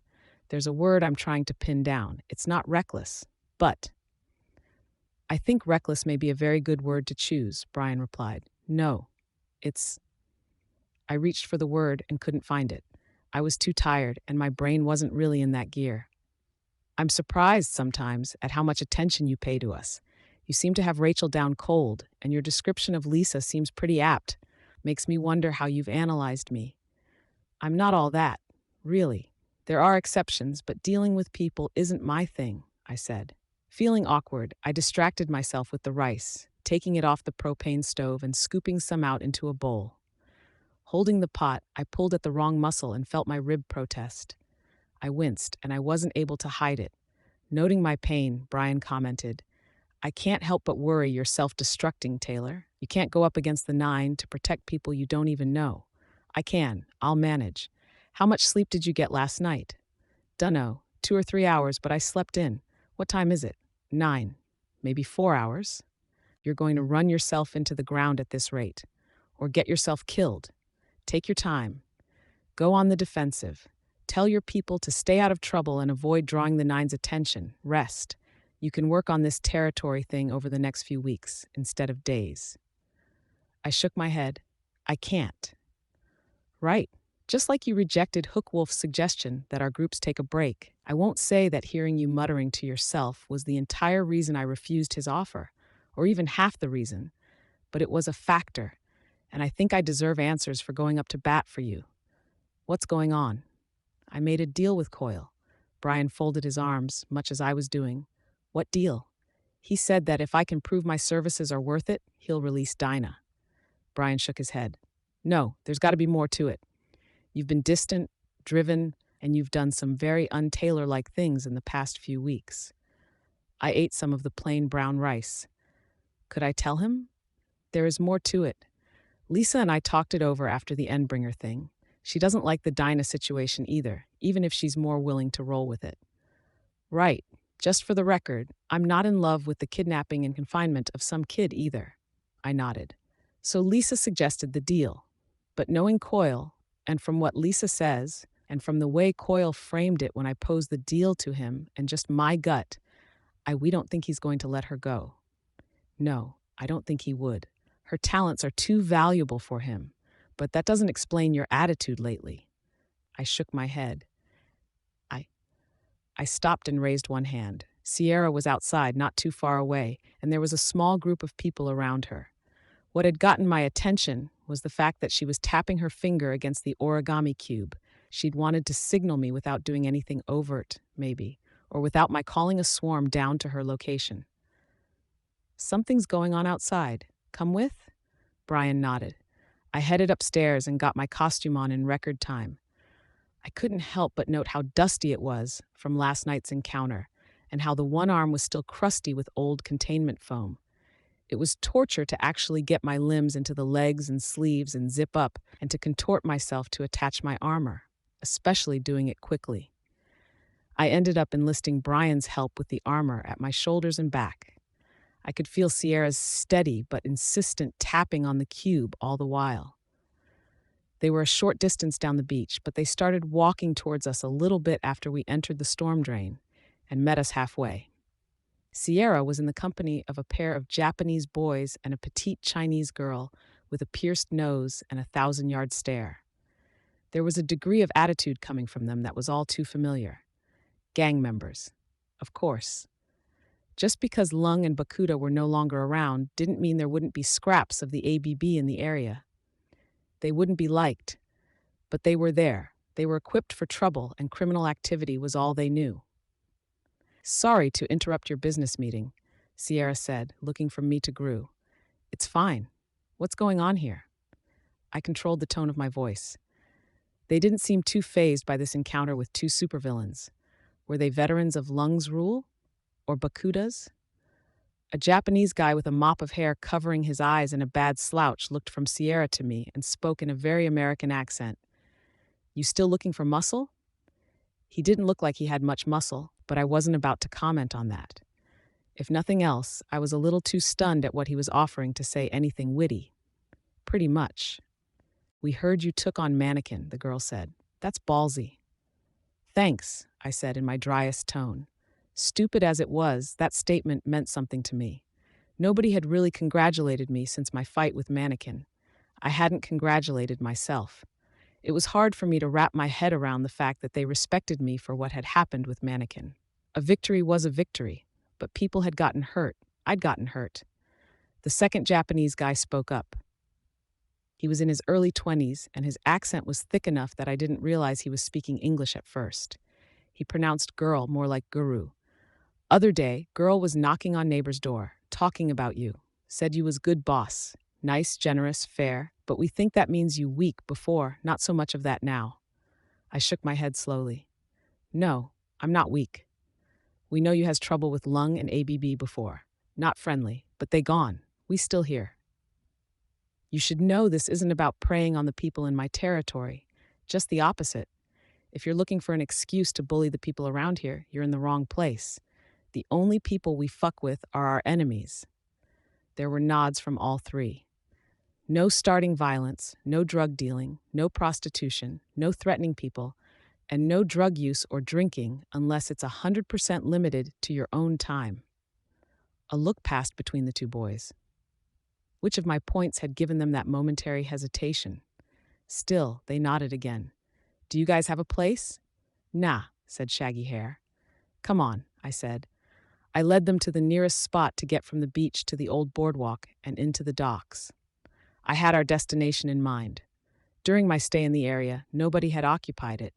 A thorough check of the structure found no splintering supports or framework, and there was no crumbling masonry. I opened the doors and strode inside, followed by the new members and Sierra. Gru followed at the tail end of our group. The square building had been a garage for the biggest sorts of trucks or for boats, and sported 3 sliding metal garage doors, only one of which still opened. A cargo container sat in the back corner. I had my suspicions that boxes of recyclables had been piled up along the walls when Leviathan's wave hit. Now, scraps of metal, paper, and other trash littered the floor inside until the floor was barely visible. If you're really interested in joining, you can start by cleaning this place up. "Why?" the girl asked. "If my say-so isn't good enough." "No," she raised her hands to stop me. "Just, can't I know what the point is? I want you somewhere accessible. This is close to my command center. It's dry. It took a hit from a tidal wave, and it's still in remarkably good shape, and it's spacious enough to serve our purposes, at least to start off. Can I ask what they are?" I looked around, and it was Gru I looked at while I spoke. Having everyone in the docks spread out like this, over this wide an area, it's a problem. We've got single families living in warehouses and factories that comfortably house 3 to 5 families, and they're dealing with problems that we could handle far more easily as a group. And there's the logistics of it, getting supplies to everyone when there's only 3 to 6 groups of people on a given city block. I want to bring people from the fringes in, so we're not so spread out. Get everyone working for the collective good. Build a community and tie everything to a smaller area. There's going to be resistance, Gru spoke. People aren't going to want to move, and they're too spooked about run-ins with Chosen and merchants to trust one another. If Sierra started, but she stopped when Gru snapped his head around to face her, intimidated. She tried again. If she's going to try it, now would be a good time. Word's getting out. About what, specifically? I asked. You fought Mannequin. You said you'd make him pay, and then you did. And you did it to save people from the docks. I think people are realizing you're for real. I couldn't think of a response to that, and nobody volunteered anything further. Instead, I said, come on, let's get to work. It wasn't the nicest of jobs, but my new employees worked without complaint. Or, to be more specific, the girl and shaggy hair complained often, but they didn't direct those complaints at me or the job, specifically. Since the usual means of communication were out, and it might be some time before cell phone towers were out, I'd have to use messengers to pass word on to Coil. I began explaining what I planned to do with the space to Sierra, outlining the need for bunk beds, a cafeteria or kitchen, and an area for people to sit. The area wasn't a quarter of the size of Lisa's shelter, but it was a refuge, maybe, a place where people could congregate and get some peace. And ideally, it could be a barracks for my soldiers. I instructed my new employees to stack the crates of trash outside the door. I stayed outside with Sierra and Gru when they went back in to get more. You're going to have to watch those ones. Gru said, I know. Listen, I want to send Sierra down to meet the boss, pass on word about stuff I need. Can you escort her part of the way? Sure, he said. If you're willing, Sierra, I know it's somewhat dangerous to cross the city, and our groups don't control all of the territory between here and there. I could send one of those guys with you. Bit of a walk, though. Maybe 45 minutes both ways. No, I can go alone, if it's not too bad. Good, I said. I turned my head to see a trio of young men who were approaching us. It took the one in the lead a bit of courage before he could approach me. Yes? I asked when he didn't speak. We were remembering how some girl was saying you were recruiting the other day. I was, and I am. My heart was pounding. Why was this happening now when it had met with only resistance earlier? Don't want to do anything illegal. Not asking you to. You okay with starting with some cleanup? He looked at his buddies, or were they brothers, and nodded. Sierra here will tell you what needs to be done. Put in a good effort, and I'll pay you at the end of the day. My thoughts were on the small safe that I was using as a bedside table. His eyes widened slightly at that. Mind if I go and get my cousin? He'll be interested too. Go, I ordered, and Sierra led two of them inside, while the leader of the newest group ran off at a half jog. Seems like you started something, Gru said when the last of them were out of earshot. I shook my head. I don't even understand how. Still think you're moving too fast. Like I said earlier, there's no good reason for it. Dinah's a good enough reason for me. Maybe, but you've got to find time to relax, get some sleep, maybe have some fun, or you're going to make mistakes and you'll set yourself back days or weeks in your plan. Slow and steady wins this race. Can't afford slow and steady, I said. Why? You were telling me earlier, but we got interrupted. I'd been glad for the interruption, and I was profoundly disappointed the subject had come up again. I folded my arms and looked away, down the road to where it gradually sloped to the shattered boardwalk and the ocean beyond. Here was the leap of faith, the test of my trust in him. Because if I don't amaze Coyle, if I don't force his hand and give him absolutely no reason to say I failed, he's going to keep Dinah. If he does, the only way to free her is going to be if Tattletale and I take Coyle down. And I don't think we'd succeed.